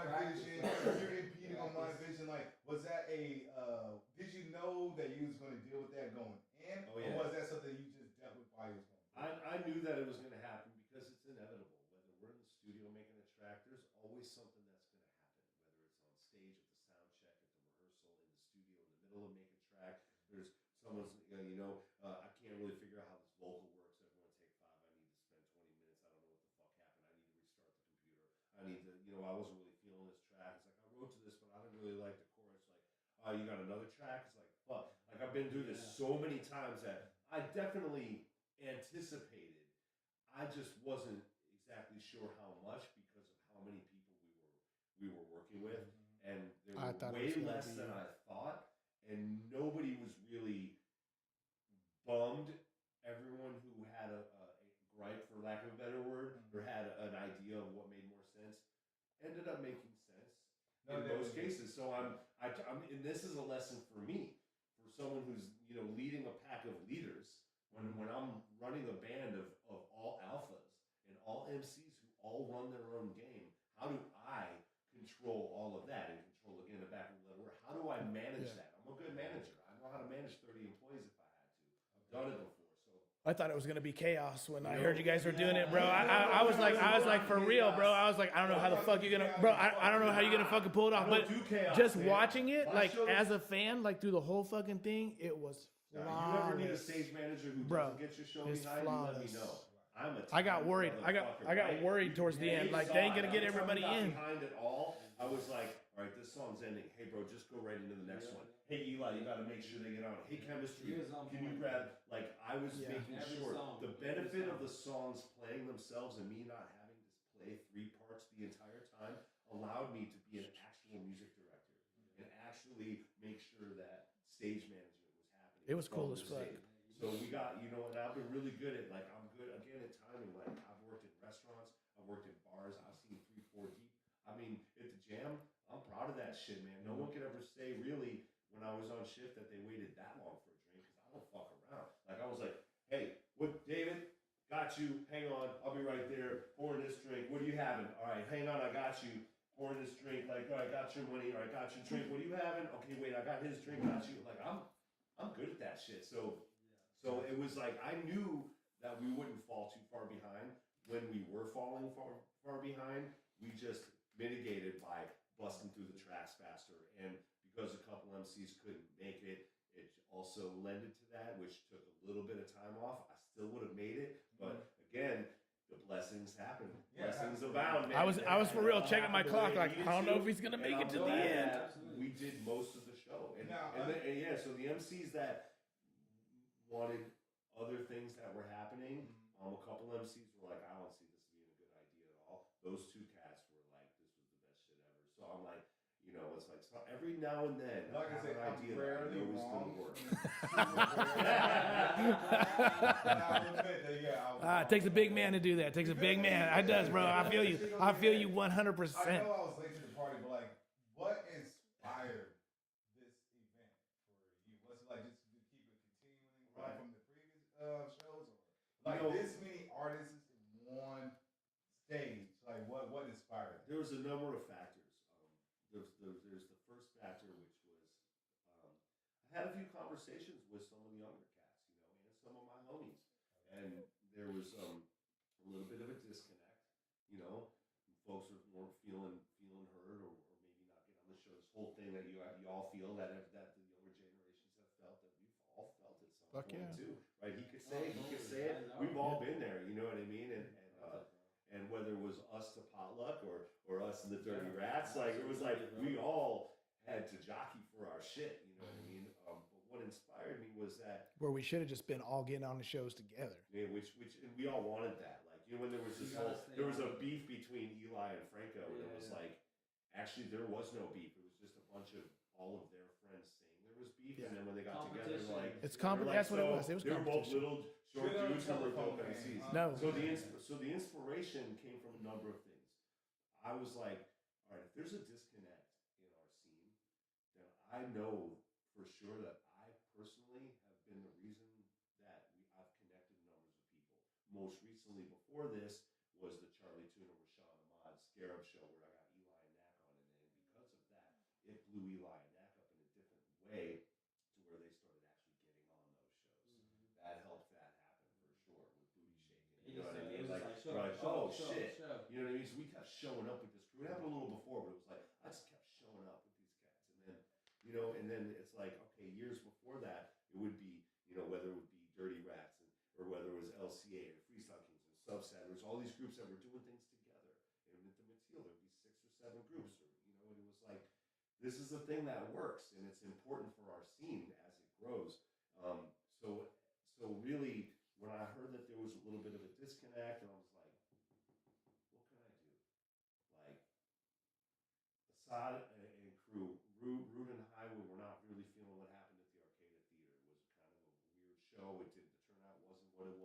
I was there, you know what I mean? I saw that it wasn't a full room, and Highway's like, man, I'm actually like a really big name now. I'm like, I'm actually blowing up outside the area, and it's really still hard to fill the room. You know what I mean? It's You would hard to think get that he would the bring locals 200 to people, support you. because he should, and you would think that he would, but timing doesn't allow that in Humboldt County, man. It's hard to fill a room. So That really, between all that, and then, which that's also that's a hard venue to fill. so I was like, man, I feel like, and there were some things with the Hip Hop Congress. There was a disconnect on some personalities, and where it was like, I need to fix this, man. I'm like, we've worked really too hard to build a scene out of nothing, and we're still here, all working really hard. In case you were in the Bay, you didn't really show up until more recently-ish, and I was like, bro, I was done. Case Because I was like, showed up, fuck all this, bro. I was tired of being shit on. You know what I mean? Like, I put a lot of work in over the years, you know what I'm saying? And I walked the fuck away, bro. I'm like, when I threw the gatekeeper joke at you, which I was hitting, it's more like when you show up in the room and I'm playing, like, I'm for sure gonna do my best to be super dope, because I know, like he said it, like, he's paying attention, he's watching this, he's like, and it's like, and I've always, like, these guys are cats that I look up to in totally different ways that I look up to you guys, basically, on just like, I'm knowing them for so long, and how many beats these guys have made, and how many people that are my friends that they work with. It's like, oh, fuck, Casey's here. don't ever feel like that. I ain't shit. Nah, we're good. but that's some real shit. Like, so, no, but I appreciate that. Thank Thank you. was, how can I'm coming to terms with the fact that I've built a name for myself. Beast was low has become a name, and I try to not beat my ego's right here. So, you know, like, I've reached that point. Like, my ego comes out on stage, it comes out when we're flexing, but I don't have an ego to sit and talk about that. Like, yes, I know that I bring people, and I bring people together well. I have a band of musicians, and if my bandmates can't make it, I got like 18 other musicians who will join me if I need to. I'm not afraid to do this shit.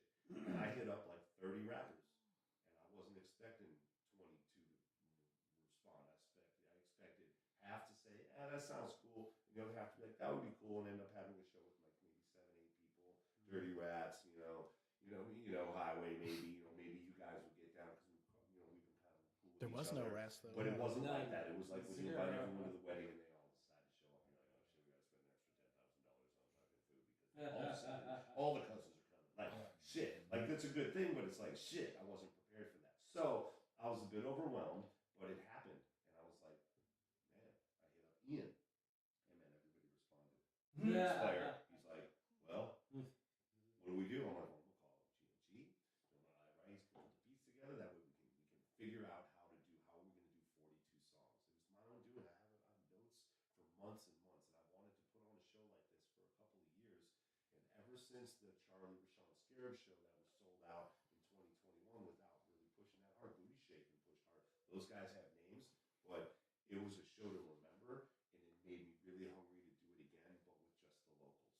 And I felt like putting on the show, not in the order of how many fans you have. I didn't want to just have Highway and Dr. Oop, or, Reef, who's got a lot of plays and got a lot of juice right now, and no pun intended. Like, those guys are popping in their way.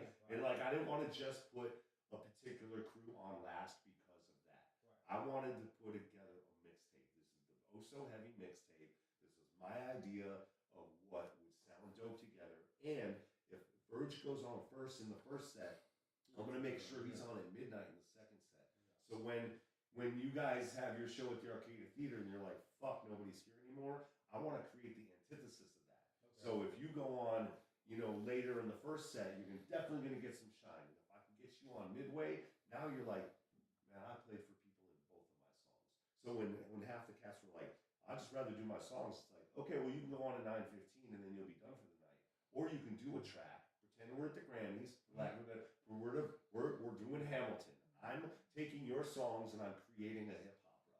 And I'm going to tell you when you're going on, and it's going to be great. So just trust me, and you're going to go on when you go on, and you're going to be seen by all of the Object Heavy fans. Anyone who knows who these cats are going to get to know each other. You're going to get to know who these other artists are. Fans who, like me, are going to see in the first set, the people who go home early are all going to see everybody. And everyone who comes late is going to see everybody. So everybody on this bill got seen by as many people as possible under this model. So that's the inspiration came from, how do we turn Humboldt hip hop out on a bigger level? It has to happen at some point. Like I'm feeling more of a mentor, more of again, I'm in my 50s. Like, am I really like how relevant am I, to a college town hip hop scene? Yet my band Object Heavy has won best band for the fifth time in 7 years. Sometimes you go and vote for your shit because that's what marketing is. There's a whole point. Let me tell you, you want to make some noise for humble hip hop and wonder. Go fucking put the ballots in. Do they even have like a hip hop artist? It's a whole business. There's a business behind it, and it's all about advertising. And that doesn't mean we're like jacking votes and stuff in the box. But you have to be if you want to. Like the first couple of years, like going on Capitol Hill on us, folks. Please don't do it. But I learned that from the Freestyle Kings. Humboldt County Freestyle Kings won best band after being a band for like 4 months. Talk about Kevin Harpy and talking about planting. Or whatever, whether that's true or not. The Freestyle Kings blew the fuck up overnight because of a few small things that happened, including us winning Best Band of 2000. And I lived here for a year and a half. That was like a lot of that was the perfect storm though at the same time because you know what I mean, because there was not a lot of hip hop. You guys had the live band thing going. You guys live were entertaining as all get out. You know what I'm saying? Yeah. Like. So and I'm not saying it wasn't good. You know what I'm saying? Yeah, you were talented. Yeah, it wasn't some lip syncing shit. It was like musicianship. Yeah, Spitting, freestyling. and a live band is always gonna win over getting up and rapping over a beat. Like I don't give a fuck. No, I mean, bro, no. Once you do it, it's hard to go back, bro. I would not be remiss. Like, yo, if you ever need me to come through and do those songs again, just say the word and I am. But in the same token, you need to reach out and find motherfuckers to just be a band for you. If that's the way you feel on it, you know what I'm saying? Like it's hard though, because once you start having more entities, like I assume. Well, yeah, that's the top tier of the top tier. You know what I'm saying? Yeah. That was like some Avengers shit. Well, we're not afraid to get down. But it adds a whole nother element of bullshit once you have more people involved. Because I assume that you probably just 1, 2, maybe 3 people in your clique. You know what I'm saying? Yeah. And so there's already. At one point it was 5, and even that was too much. That's too much. I've been there. You know what I'm saying? That's 7. You know what I'm saying? He's got a bunch of fucking people in his shit. So the more personalities that you add to it, the more babysitting you got to do, the more scheduling you got to do. And either you're that dude and you're wrangling everybody in and making sure they staying on point, or you have a dude that's in there that's doing that and you fall in line. You know what I'm saying? We had drums, Yeah. percussion, bass, guitar, Subset was keyboards, dope. horn, 8 cello, Mike Lee forever. We have 9 musicians, And then 4 MCs, 13 people. Damn. Think about that shit. So when It's people chaos. are like, "Oh, hey, Can the band, you guys just like." It's a lot Oh, of no. Like, I got like a whole bunch of alphas in the room. Like, Yeah. It's like, and we all have to work together. And I don't always lead shit either. Like, you notice, Leo, at any given moment, our guitar player is taking over the whole, like, all right, this is what we're doing. At any given moment, Ian's like, wait a minute, hey, GMG, or Alex for that matter, or Sam. Everyone so that's the professionalism in it, though. At a certain point, once you what get to has to guys, happen. you have to have guys. They all just jive you. Nobody's getting their feelings hurt. Nobody's like, bro, why are you telling me to stop? Like, I don't right really now? like that part. It's like, okay, cool. We'll what should work we on do? it. Yeah. You know what I mean? It becomes the egos just Yeah. go away, and it's just like, okay. And then when it comes to the band, it's like, as a You can't- producer, you guys can attest to this. Like, for me as a producer, me as a band leader, like, I definitely don't want to give you my version of what you should be. I want to find out what it is you're trying to do and embellish the best of what your thing is, so that way, as a producer, we can make the best songs possible. Because Make it's the really best for like the performances betterment of possible. the song. It's all about the song. That's the thing. It's not about the fans. It's not about the charts. It's about the song. What's best for the song? Hey man, we don't really need keyboards on this song. Am I gonna fucking just get pissed? No, I'm gonna go smoke a little fucking joint out there real quick and be cool. And be like really happy to watch my fucking boys or my girls just fucking lay it down. You know what I mean? Like when Richard leaves the stage at the end of the night, he's not mad that we didn't be like, give it up for Richard Love. It's like he's just like, yeah man, that was dope. We got our accolades. It's like when not every pitcher needs to finish the game. You still get the win if you pitch 7 innings. Like I look at it that way too. So the inspiration came from years and years of me and us and the whole collective Freestyle Kings, all the subsets, everything in between, Opti Pop, Jay the Sarge, Republican Duck Hunters, you name it. Any of these groups that came through are inspiring to know that they existed and that humble hip hop does have a movement here, but a little bit more unity and a little bit more, hey, we're not really well known as a unit yet, so it's okay if we're not all the same, but humble hip hop together could be amazing. And so we have multi-angle video of the whole thing. I mean, it's part, I'm not going to just talk about the documentary, but this is filming. we got multiple angle filming for multiple people. So we're getting a full thing. We'll go and interview everyone. Like that's part of it. Is like I really want to show the highlights of that show and put that out in a cohesive documentary, a mini doc that talks about humble hip hop. You know what I mean? And it's like, and that's one thing. That's one thing that can come from this. It's like, what can come from this? I'm like, David, can you make sure we're filming? Can you call Humble Hot Air or whoever can do some interviews with people? Justin, are you down to get some things going? Lance is like, hey, I'll set up an extra camera. Leo's like, I'll bring an extra camera. We're like, all right, we got all this footy everywhere. We got a ton of artists. We got a few interviews. We've got a doc in the makings of a building of what this movement has grown to. And once we can interview the OGs, you know what I mean, of the movement, and which some of those have been all through the Hip Hop Humble podcast. It's all by design, my man. This has been in the works for a long time, right? This is not a new concept. It's just, and you're bringing it to the table and being here now talking about it earlier. Like, how are we going to get on? It's like we're working on it, man. Like, and we're all down for this. Is the whole reason why we're spending real hours doing this. Reasons why Casey's going to every show. Because I want a scene, because I fucking love it. You know what I'm saying? In our community. I love a scene. I might not like every single fucking show that I've been to Cemetery Boys shows. Right? Anybody else been to a Cemetery Boys show? No, but I listen to their podcast. Yeah. You know what I'm saying? I've been to 2 Cemetery Boys shows. Okay? You know? Yeah, I went yeah, I went twice. So, and I would have gone to the Louis show when he had the people that he's networking with from out of town, but I was out of town that weekend. If I can go, I'm physically going to the show. That was my rule for 2023. You know what I'm saying? Is my rule for 2024, man. so, bro, I'm telling you, if I see you out there, need to be doing that same thing. It has Go to be to every goddamn show all year.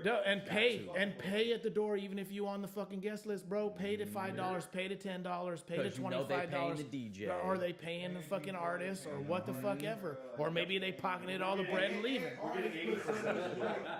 artists put so much money into putting on these shows. Yeah, Like, the flyers ain't cheap. $100 on every show. Shit, bro. I'm trying to Just tell you, on Mean Street Target Marketing was a loss. We took an L on I'm that. sure, But bro. you know what I'm saying? That's part of the I can show you more L's than wins. On, you know what I'm saying, but I still come and do the thing. You know, fuck it. Yeah, but I'll be honest, if it wasn't for him having me on the podcast, I wouldn't have known about all the other groups because I started following him on Instagram, and then basically it showed me all the shows that was going on. Then I started following other artists, and I'm like, oh, they got a show too. I'll go check that out. Try and be the cipher because I want a scene. And so if I'm gonna preach about we all need to come together and we all need to do this, then I need to do everything in my ability to do that, to have a scene. Because if there's nobody there, there's no scene. Motherfuckers can rap all they want. Motherfuckers can put out music all they want. Motherfuckers can blow the fuck up somewhere else. That's cool too. You know what I mean? Momentum, if we can keep the momentum the way it's been and keep on it, Yeah. it's really hard for any area. And I like, LA, San Francisco, to stay always on. Yeah. So if we can keep going on. we had a lull. Solid. We did, and I think that's, we're part of that lull a little bit. Yeah, too. absolutely. But yeah, I think if we just keep doing it, this place is so fucking weird, right? It's its own little. It's its own, it's very unique, and if people do get behind each other more, including me going to more shows, and just I think something will happen here for sure. Oh, it's bound to because of all Absolutely. this energy and all this like truth for speaking to power, man. It's inevitable. You know what I mean? Like, even though despite like my gripes and my little complaints and all that bullshit, I know I'm just saying it in the moment of that frustration. But like, I know like there is the end game in sight. There's gonna be a bigger picture. There's gonna be more fruition, more opportunities that's gonna come through because of my passion and my not my passion. I was gonna say your passion is, but my passion for others. For others. I want you to succeed. I want my God to see. I want you to see. I want Swag to see. I want David to succeed. I want the people around me to succeed. My passion is not only for me; it's for everyone that's around me. And I think that's unique right now, honestly, because I got people in Arizona and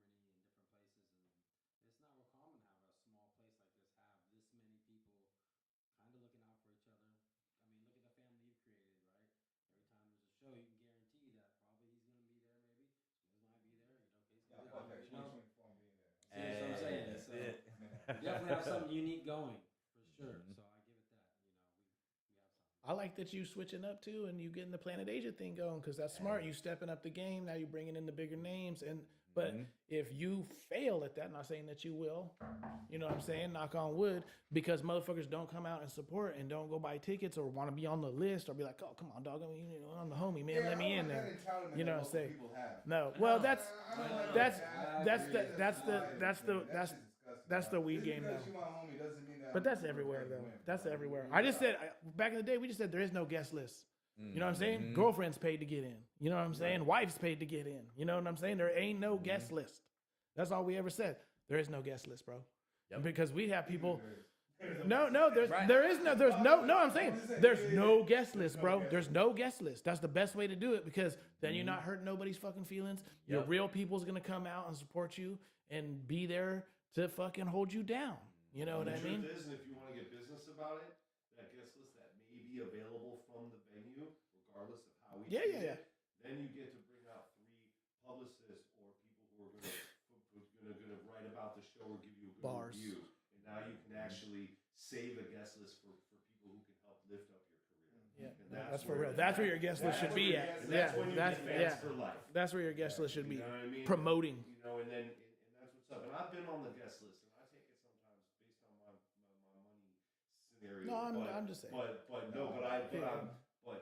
going to the show and supporting is the only way we can keep doing it. There's times that Dave did shows and he's like, we're not charging a night, go in. You know what I'm saying? I'm like, okay, bro, if you ain't charging the night, you know what I'm saying? Like, No, but that's some real shit. It's like, I remember back in the day, I think at the Red Fox, I have vivid memories of being like, yo, you got any guests? Like, ain't no guest list. well, ain't no guest list, bro. We don't do guest lists. Yeah. Richard, you know what I mean? Shit with Object Heavy, It's really rare for us to have guests at our show. You got too many motherfuckers get their feelings hurt, bro. They start, oh, bro, you put so-and-so on the list, you ain't put me on the list, and then it's like, okay. The whole and then, crowd can't be in the yeah, bro. I was like, how much? Especially the ones that pull out their wad of money. Yeah, bro. I'm like, bro, you rolling right now, and you fucking. I just got back from Camp Comedy to Salt, man. Why didn't you get me on the list, man? You go to Camp Ground and Salt, man. What the fuck we I talking made about? dinner at home and coffee at home real quick. So Give me $10, motherfucker.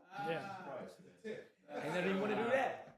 People, you know, no disrespect to any of these cats that can afford it and want, they want to be with the crew. Well, it makes you feel down. You know what I'm saying? It makes you feel down too. That's my boy. He got me in. That's the homie.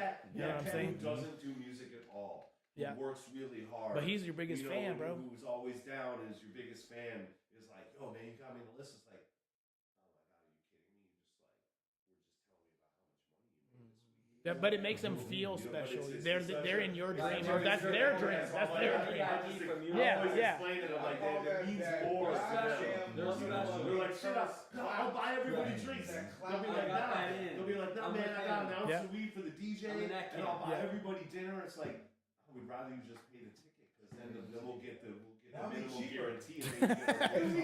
He's like, it's not doing that extra shit. No. People don't get it. And I wanted to, on the subject of not getting, I think I didn't get to touch on this. Some of the artists that have a certain way about what they're doing, I sometimes don't.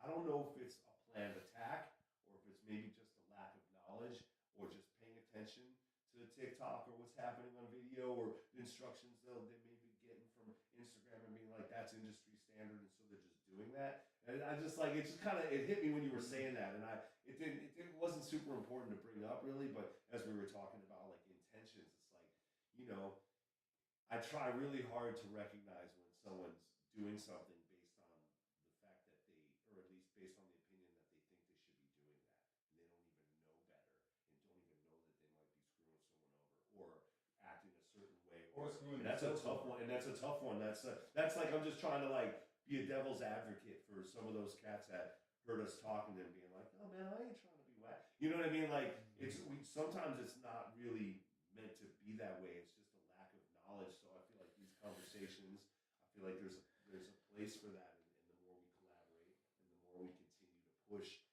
the movement of what's happening. Like I've asked a couple of MCs, and I should ask you too. I go over to Flojay's house, man.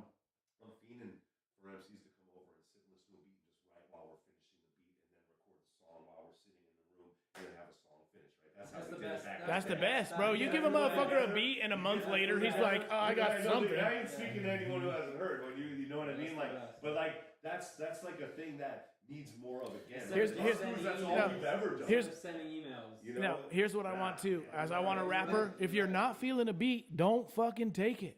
You know what I'm saying? Don't. You're not hurting my feelings if you're like, this ain't for me, or I don't like anything. Other ones. You know what I'm saying? If you don't like anything, cool. I'm okay with it, bro. You know what I'm saying? Don't take a beat if you don't like it. You know what I'm saying? Like if you're a rapper, only take beats that you really for real gonna feel, and especially if I'm giving you a beat for fucking free. You know what I'm saying? And then you're just gonna tie it up. Yeah, and I'm like, okay, well that beat's dead to the world now. Thanks, bro. You know what I'm saying? I've got my heart and soul in it, and so you gotta implement your own rules So now. yeah, and then I think sometimes maybe I'm cheating myself because I didn't make a motherfucker pay for a beat, and so now he feels like he don't have to write to it because he don't got no skin in it. You know what I'm saying? He's like, oh well, I mean, dude just kind of gave me the beat, so I mean, I didn't even have to put nothing down on it, so it's not really that problem. Back burner that, I'll get to it, and then he'll go pay some cat that's not even from here to lease a beat. He don't even have, Or just grab one from YouTube. or just steal one from YouTube and rap over it. You know what I'm saying? It's like, And those MCs, they're not gonna like that if, let's just say, they had a written verse out there, and they're putting verses out Yeah, there, and and then they gave it to somebody. you and shelf they it. let You know how many verses I got that's in the tuck I'll never see the fucking Yeah, light bro. of day? Yeah, but That's hey, not cool. but it's- in the fucking world. So but at the same time, I it's part of it. You know what I'm saying? It's part of it. But it's like, it's part of it. It's like, if you're gonna work with somebody, fucking work with them. If you're not, then don't, bro. You know That's what I'm a saying? producer too, because you gotta have a little bit of follow through. Sometimes you have to go to the artist every now and again and text them or Yeah. email. Yo, what's up? Kind of takes some What's work good? Sometimes. Yep. It's kind of like a relationship. Yep. You You still working on that? Sometimes. Just making sure you didn't forget. You know what I'm saying? What's You good get with too it? many signals where it ain't going nowhere. Then Yeah. that's when you're like, oh, this beats up to the public. Yeah, again. out to the crowd. Fuck it. Yep. Same with verses. Whatever. Yeah. Yeah. Can't just let it sit unless it's whack. I mean, everything I make's wax, so it's gonna sit. Yeah. Yeah. Bow. Hey, all I know is I'm at the point now where we're doing these shows. I'm doing shows. Albert's doing shows. And we got people tapping in, and it's just like I honestly don't even.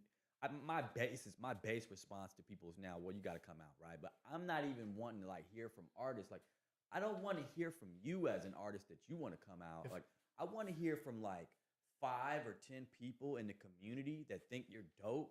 That are like, no, you need to get him on the show. Right. You know? That's where it's true. at. That's undeniable. Like I always, at least when we first started 15 years ago, I always thought, unless you lock down your area undeniably, Yeah. you don't even really need to go other places. However, we talked about tonight, you gotta kind of find what other places might like you and go to them. I get that. You have to. too, so- You have to get outside Yeah, because you it's get both. stale. But still, though, I mean, if you really want to be undeniable, then your local people should be just like you said. They don't even make music, but they're like, dude, this guy. And your people will support you. Your real people are gonna support you regardless, even if it's just the homies. You know what I'm saying? No, I mean that's for real. And those are the people that you need to coddle and focus on. Like, you know what I'm saying? Yeah, fuck it. That's all you can do. You know what I mean? Works, bro, 80% I had- up to 20% that love you back. Yeah. I had a homie back in the day. He passed away. Jason Jardine, R.I.P. Love him. He used to come to every fucking show. He would know my bars. He was like one of the only homies that would spit my bars back to me. Case, I love when you say this right here, like this. You know what I'm saying? And he do the merch booth for us for nothing. You know what I'm saying? Bro, you need me to run the merch booth? I'll run the merch booth. No, I can trust him with the money. All that shit. And fucking to this day, I love that more than anything. That the homie fucking supported me like that. But I was focusing on this cat out here that don't fucking know me. Like, how come he don't like me? You know what I'm saying? Because Well, yeah. that's a business sense to tap into because So- again, we have to appeal to people that we don't know.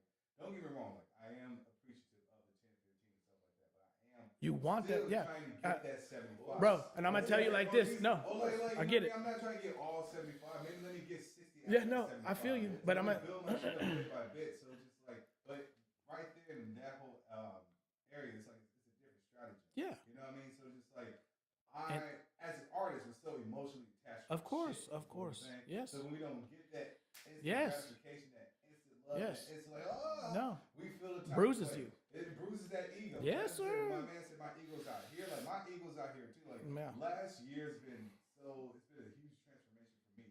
The failure failure of our project appropriately named Ego.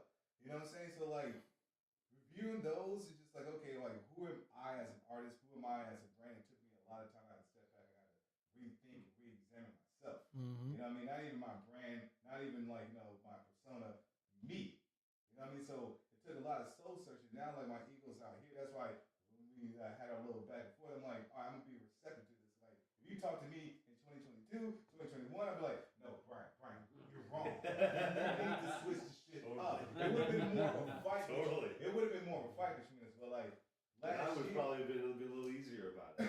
right? But like last year, it's just like again, like it took me like, okay, well, let me step back and let me like review myself as a person. Then I can review myself as an artist. Then I can review myself as a businessman. So we're going through these like cycles, right? So I feel like going forward, that 75 out there that not fucking with me, it's totally okay because in due time you will. And that's not even me on some braggadocious shit. No, That's you just wanna me. be- No, you have to have that confidence. You know what I'm saying? But that's already You're feeling it. That's, Yeah. that's such already part of my nature. Yeah, But it's just like exactly. it comes from a sense of security of self. And I feel like if you're an artist, if you're a hip hop artist, you have to have that sense of Bro, security of yourself. Then all this shit, all the energy that you put out is going to gravitate towards you regardless. That's why some of the young people think they just call themselves rapper, just get mixed up, make it something. It's just gonna come to you. It's coming. And if you can't, I'll tell you now, yeah. I'm old, and it should Not come. It does No. not come. And if you can't take no fucking criticism, if you can't take no criticism, you're in the wrong shit, bro. You can't take no criticism. You can't have somebody tell you fucking you trash, and then you don't like it. Fresh 5-pack ass, Bro, you know what I mean? garbage. You know what I'm saying? But I have not heard that lately. So no, I mean I'll take it. I'm like fuck it, fuck it. I don't care. You know what I'm saying? When you're recording someone, you got, an MC's got to be able to hear, oh man, I really feel like you could have done that better. Yeah. That's not an insult because you wouldn't even be in my booth if I felt any No, way. absolutely. You have to be able to, it's like we're in the gym. Come on, give me 2 more reps. Like, And if you're gonna get mad about that shit, well then you should for sure get the fuck out There's- of my studio. there's- and then there's- like if you can't deal with that, there's like, tears to it too, though. You know what I'm saying? Like some cats is fucking I've had gems. one You know guy what I'm say- saying? Like they're gonna be one take Jakes, and it's gonna be fucking lovely all day long. You know what I'm saying? And then there's other cats where you might do. You know what I'm saying? They gotta get it just right, and there might come a certain point where you're like, bars at a time. well, sometimes, I've recorded cats like that. You know what I mean?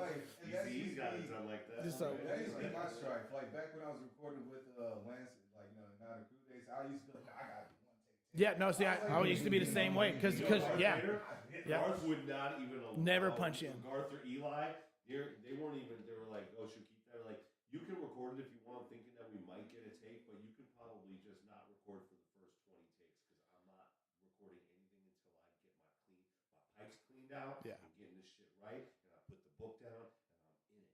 Like that's like No. the MCs that I No. came up with.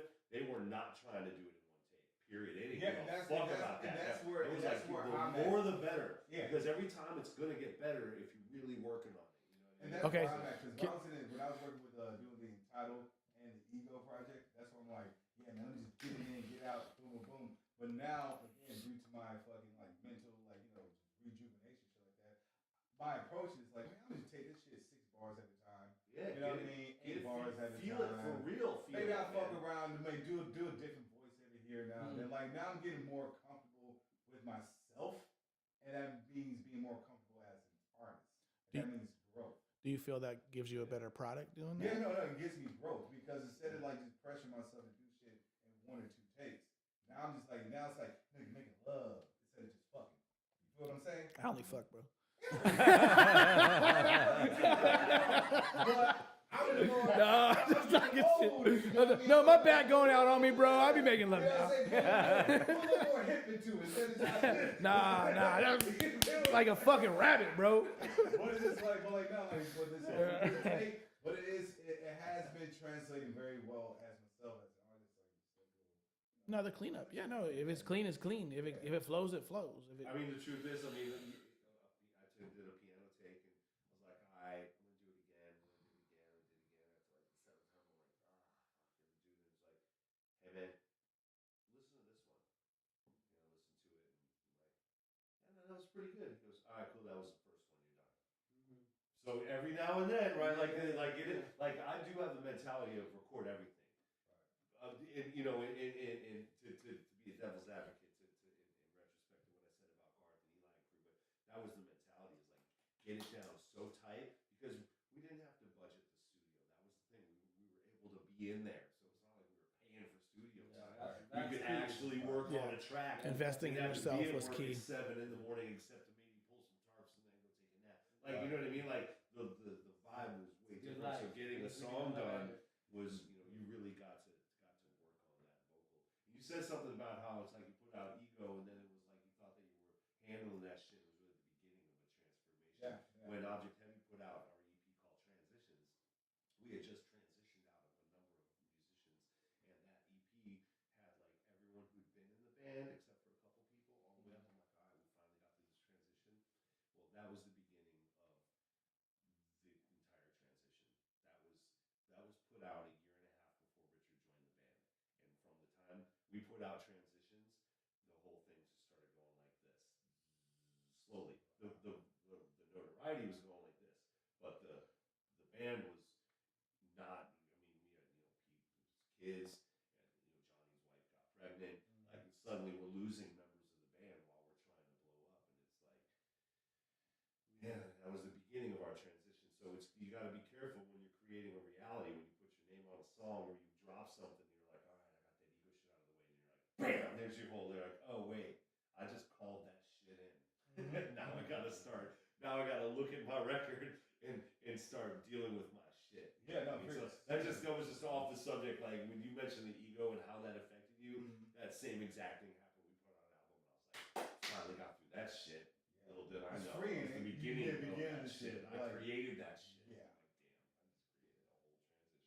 I'm like, damn, I just created a whole transition. Hell yeah. And the transition for us came from, you know, when the cow is halfway between sitting and standing. You ever driving on the road, you catch a transition. You know what that is? That's what we thought we were going to call it, because on our way to Idaho, one day it was our first trip with this group, and it was like we saw a transition. We saw a cow kind of do a half sit, and we're like, that's a good omen.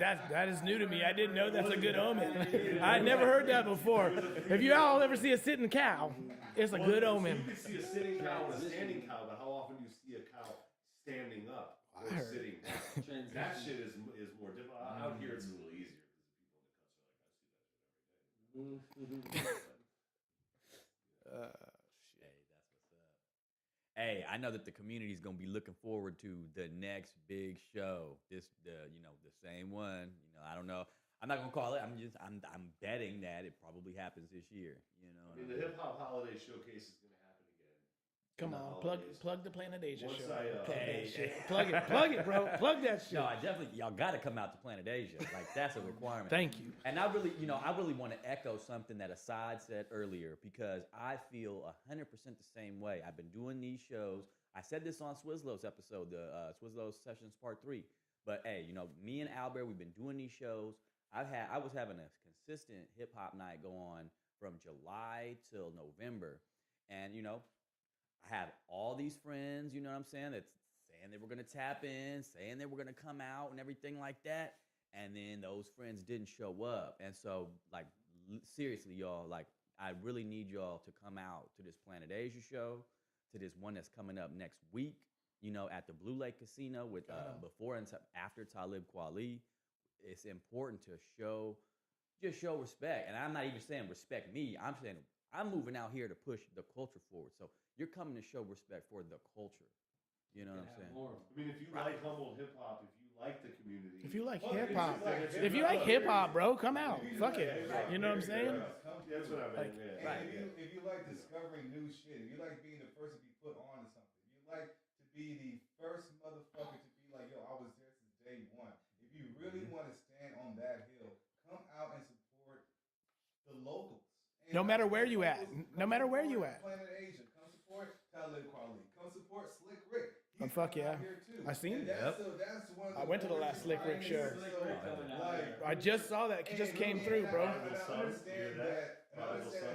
It's like it's an ATL like next weekend, I think. Whatever. Next week. I swear, the weekend after that. Can make big impacts. You know what I'm saying? Don't sleep on what you can contribute to the scene just by is showing up. Showing up is 60% of the fucking work. Yep. More than half of it's already done. So you know what I mean. You show up, you show your face, you hear the talent. Whether you're impressed by it or not, you're out of the fucking house. Let's throw that out there as the main thing. And just the fact that you get the chance to experience something live and something organic and something authentic, I don't know how you can sleep on that opportunity. Mm-hmm. I don't know how. Yep. And if you got youngins that can go to the all ages show, bring them with you. Bring I brought my nephew to the Exactly. Arctic show that Knack put on with the freestyle. Yeah. That the young kid, the young kid got up there and rapped. What's his name? King Richard. Yep. Fuck killed it. Son.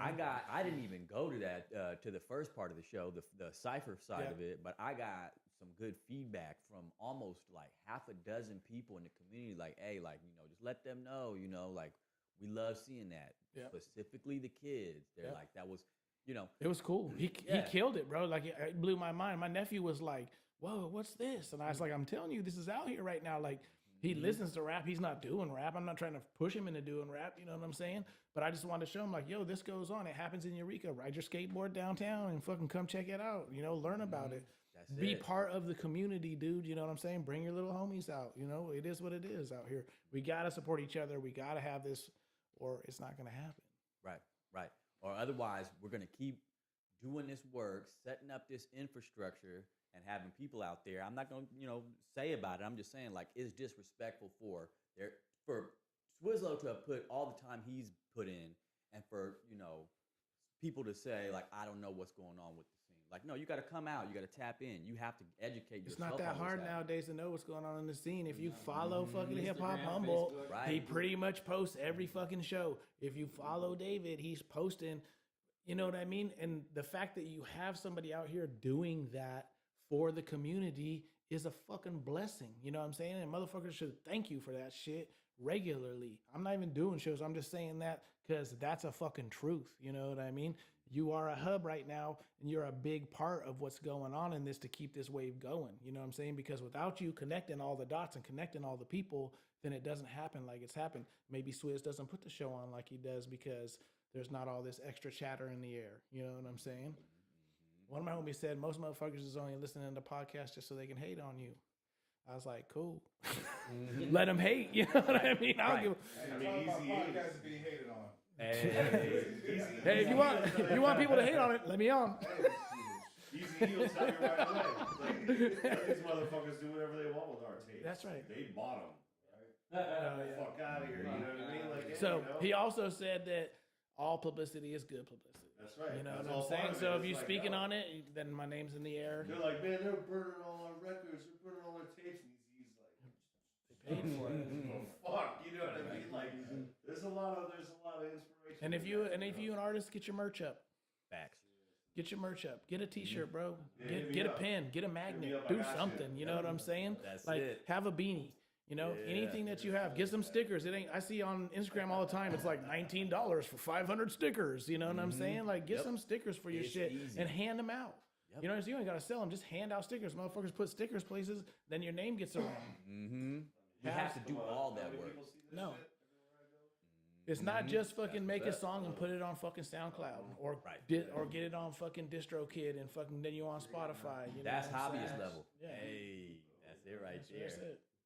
No, you really have to. You really have to do those things. Like you said earlier in the episode, marketing is almost, if not more important than the actual music nowadays. It is. Because you're just a hobbyist if you're just making music and it doesn't really go out there and hit anybody. You know what I'm saying? I'm not gonna say like you might be the You're just a dopest. hobbyist if you fucking not performing live. Right. You're just a hobbyist. You're just a hobbyist You're if you. just happy you're not doing the groundwork. Like, Yeah. Yep. trust me, like, and that's one area that I am struggling with, to be honest with you. The whole What I'm talking marketing about. and stuff like that, because I'm not a really big I need those. social media guy. Like, I use that shit. Yeah. to clown on shit. Like, that's me. Mhm, But mhm. like in the business acumen, you know what I mean? Like, marketing is super duper important. Like, yes, you're right. Get the merch out. Diversify yourself. You know what I mean? Like, go out and do things that you wouldn't normally do. Like, things are not going to come to you gradually. Just like, No. like, it's not going to be given to you. No. You really got to get out and go and get it. So. That's what we didn't. That whole clothing, we're not like, we're nationally known. We're internationally known. We're not a like gigantic Fortune 500 company or anything like that. But what we are is a group of dudes who gave away tons of shit. And then about a year or two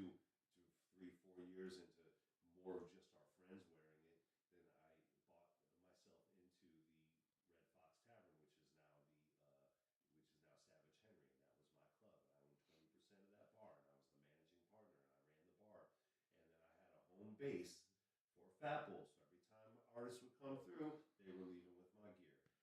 Every time, and I was a musician, and they'd be like, man, how come I know you? I'm like, no, I don't know. And they're like, aren't you with Fat Bull? I've seen someone as a musician. They'd be like, don't you own Fat Bull? I see someone with Fat Bull. They're like, aren't you in the band? And then I see someone over here. They're like, don't you own the club? It's like, so finding a way from a marketing, finding a way to integrate all the things you do in life. For someone like me who's just kind of like hustling my way to figure it out with no budgets and not a lot of money, like how can I make these things happen?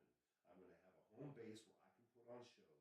I'm going to have my clothing line based there, and my friends who play music, I'm going to be able to get gigs for, and to get people to do live art and all these things. And now I'll be able to actually celebrate all these things. And every time anyone would leave, they'd have some Fat Bull gear. And I didn't know what it was going to do, but here we are all these years later, and it's become something. And to the point where we're opened up a cannabis processing I got facility 5 or 6 shirts. put the brand aside, but now I had we're evolving to a different level to try to build the brand on a different level. So it's like building the brand is like a big, big part of it, man. It's like being a dope artist is great, It's cool. but it is not going to There's get you. there's a where lot you of need to dope be. artists that ain't Being shit. good at what you do, like now, the older I get, the more I do this thing. Being good at what you do, being talented at what you do, that's 40%. That's how It might even be less, Yeah. bro. It might even be less. Might be 30%. Nah, it's good to catch. That you want. It's You good want to to have set. to- Oh yeah, no, it helps. It definitely helps. It helps But that's bring the not all. people Everyone likes originally. their first But hits. if You want their first motherfuckers hit like to your be shit, good. so here's the thing. That's my thing. Is in my journey, that's people that I dealt with. That's all they've been reliant on is talent.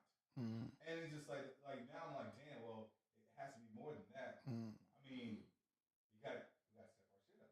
Like that's the thing is with Rude. Like I've noticed that.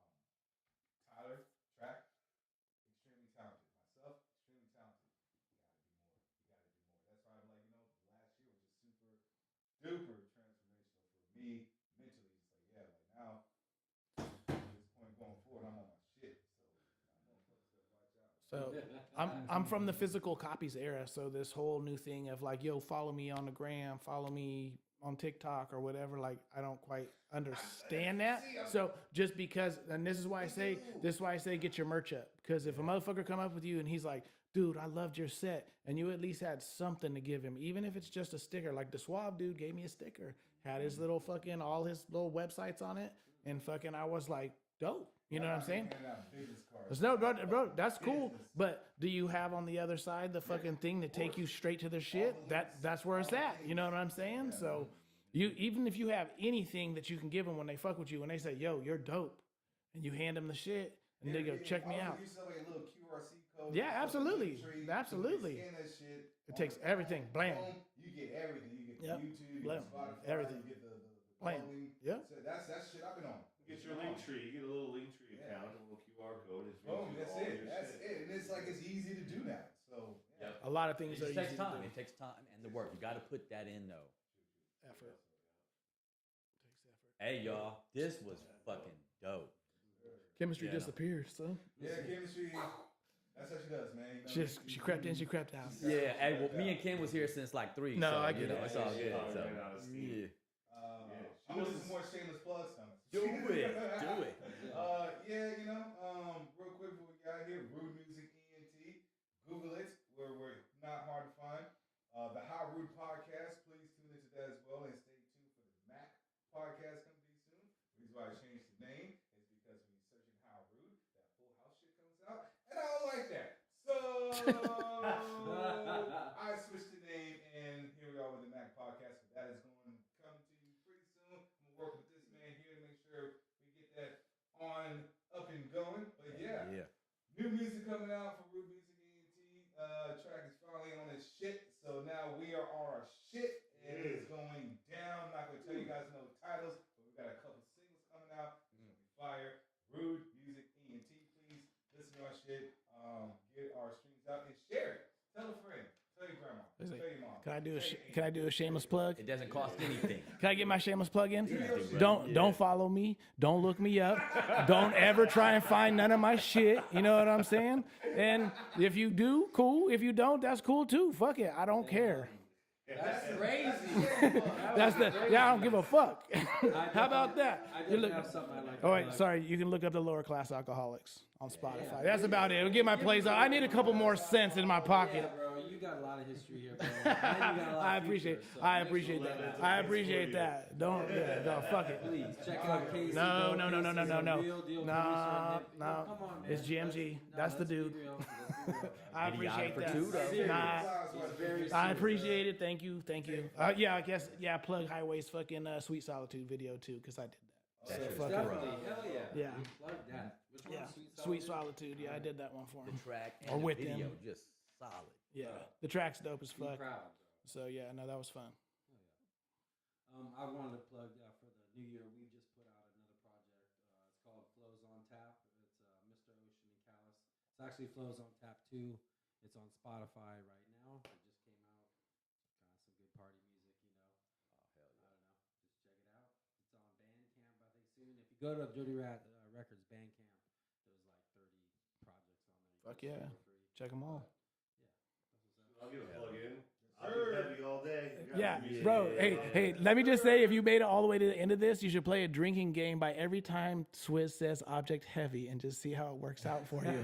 If you didn't get your lesson in branding yet, let me show You know what I'm saying? Get it in there. Hey, he plugs it, bro. I love it. Hey, Swizz Isaac Heavy, me with Groove. Like, Yeah, whatever, yeah, either yeah, one of it's a- them, yeah. Y'all would be fucked up for sure. No, Guaranteed, but here, guaranteed. I won't plug that other band that I'm in, but let's just say musicians that I play with, man, I got hundreds of beats. I got beats that are not on YouTube that you can get from me and from a number of musicians and producers I work with.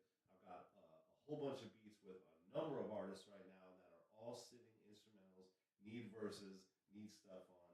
I got all kinds of shit. Humble hip hop is popping for me right now. So, and I know Everybody. it's popping for Case. I've seen him in the studio recently. Yeah, the I know project with GMG Eli's is coming always out. working. Eli Paulu's got music coming out.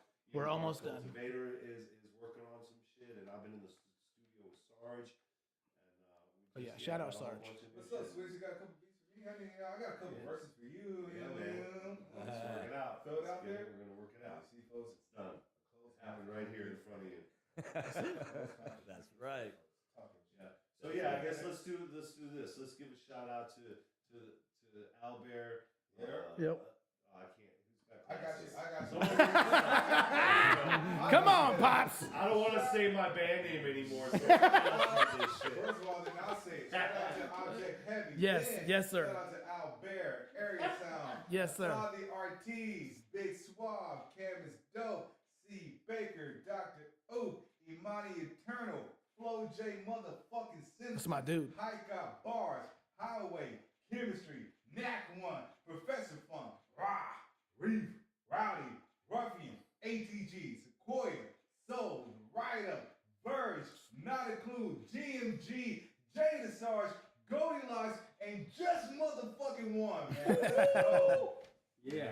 And shout out to Florida Luna who put this wine bottle together. They auctioned them off, and shout out to Canifest and Fresh Strain, the Gondry who donated some herbs and are always watching our back.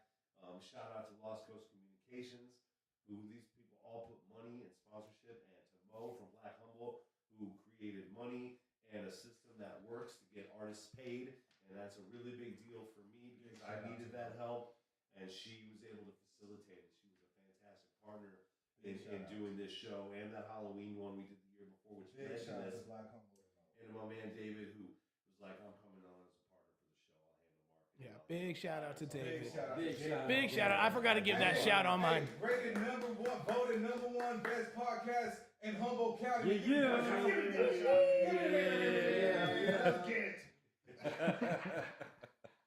There you go. Now, hey, we all got to do our part. I just want to say one thing, and I'm not out here trying to be like, oh, like, look at what I did and nothing like that. That's not ever really my energy, right? But I'm just saying like this. I had to do the work to move this brand forward, Hip Hop Humble, right? What if there was like another like dozen to 2 dozen to 3 dozen to all of us putting in that same energy for the culture? This shit would be unstoppable. Sacramento will be up here in a month. Like, what the fuck is going on up here? Hey man, your words of power, man. Speak it. So Hey. just like the messages out there. I think this conversation, if people were listening to it from start to finish, they will really something will resonate with somebody, and something will resonate to that somebody's going to talk to somebody else, and that somebody else will be like, oh, I heard that podcast too. They was cooking, and then that's going to get that thing going. So people really, like I said on our episode, the power of words, man. Do not sleep on the power of words. So speak it, but words without actions are meaningless. So let's put in that work. You can talk all you want. You can talk Well, all you want, man. I'll put some Put your energy feet into to the ground. whether we call it the Hip Hop Humble Showcase or whatever. It might be every other month, monthly. I got to get my musical schedule together, but I'm super down to be doing showcases regularly with whether it's 3-4 groups at a time. Maybe it's so small, but it's it's everyone here that we just mentioned and others who didn't make it or couldn't be there. We could be doing this all the time. So maybe that's a shift when you're like thinking about shows that are being poorly attended and and dealing with who's really out there and guys like Case who don't want anyone to listen to his shit. That's right. Don't listen to gotta my get our shit. Fuck out my there. shit. So Listen to Assad's shit. He's dope. You know what I'm saying? I'm trash. We can do that is by putting all these showcases. I can do my best to bring the band out. It seems to be a theme that really, like when I heard Big Swag, and then Imani, and then Imani's I know Out There said the same thing. I know you've had it with us a couple times now, but a number of artists were all like, "Man, I can't believe I just did that with the band.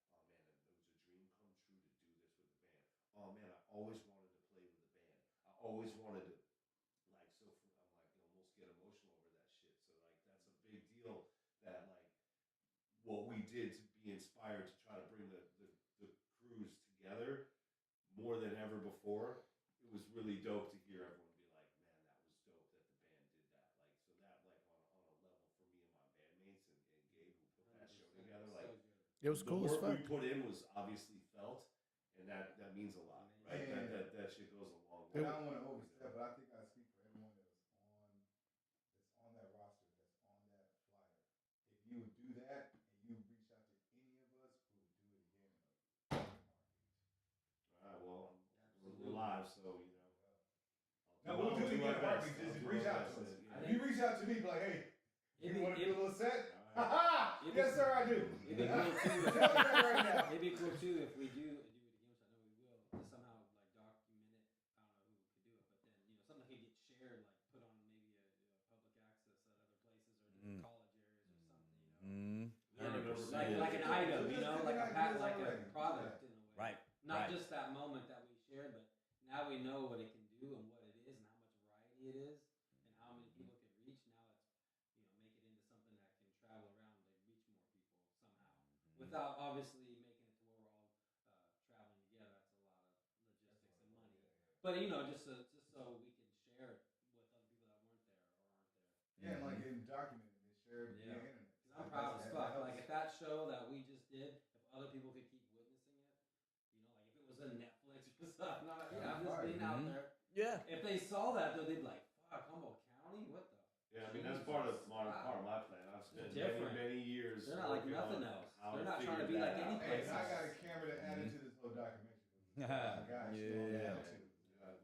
We'll make it work. We all got to work together. That's all it is. We got at least 2-3 filmers in the room already. Man, it's an honor and privilege being here. Yeah, man. Thank you. Thank you. Yes, thank you. This is a good one. I really enjoy it. Hey, this was I love super talking dope. hip hop. I hope all the audience enjoyed it. I'm sure y'all did.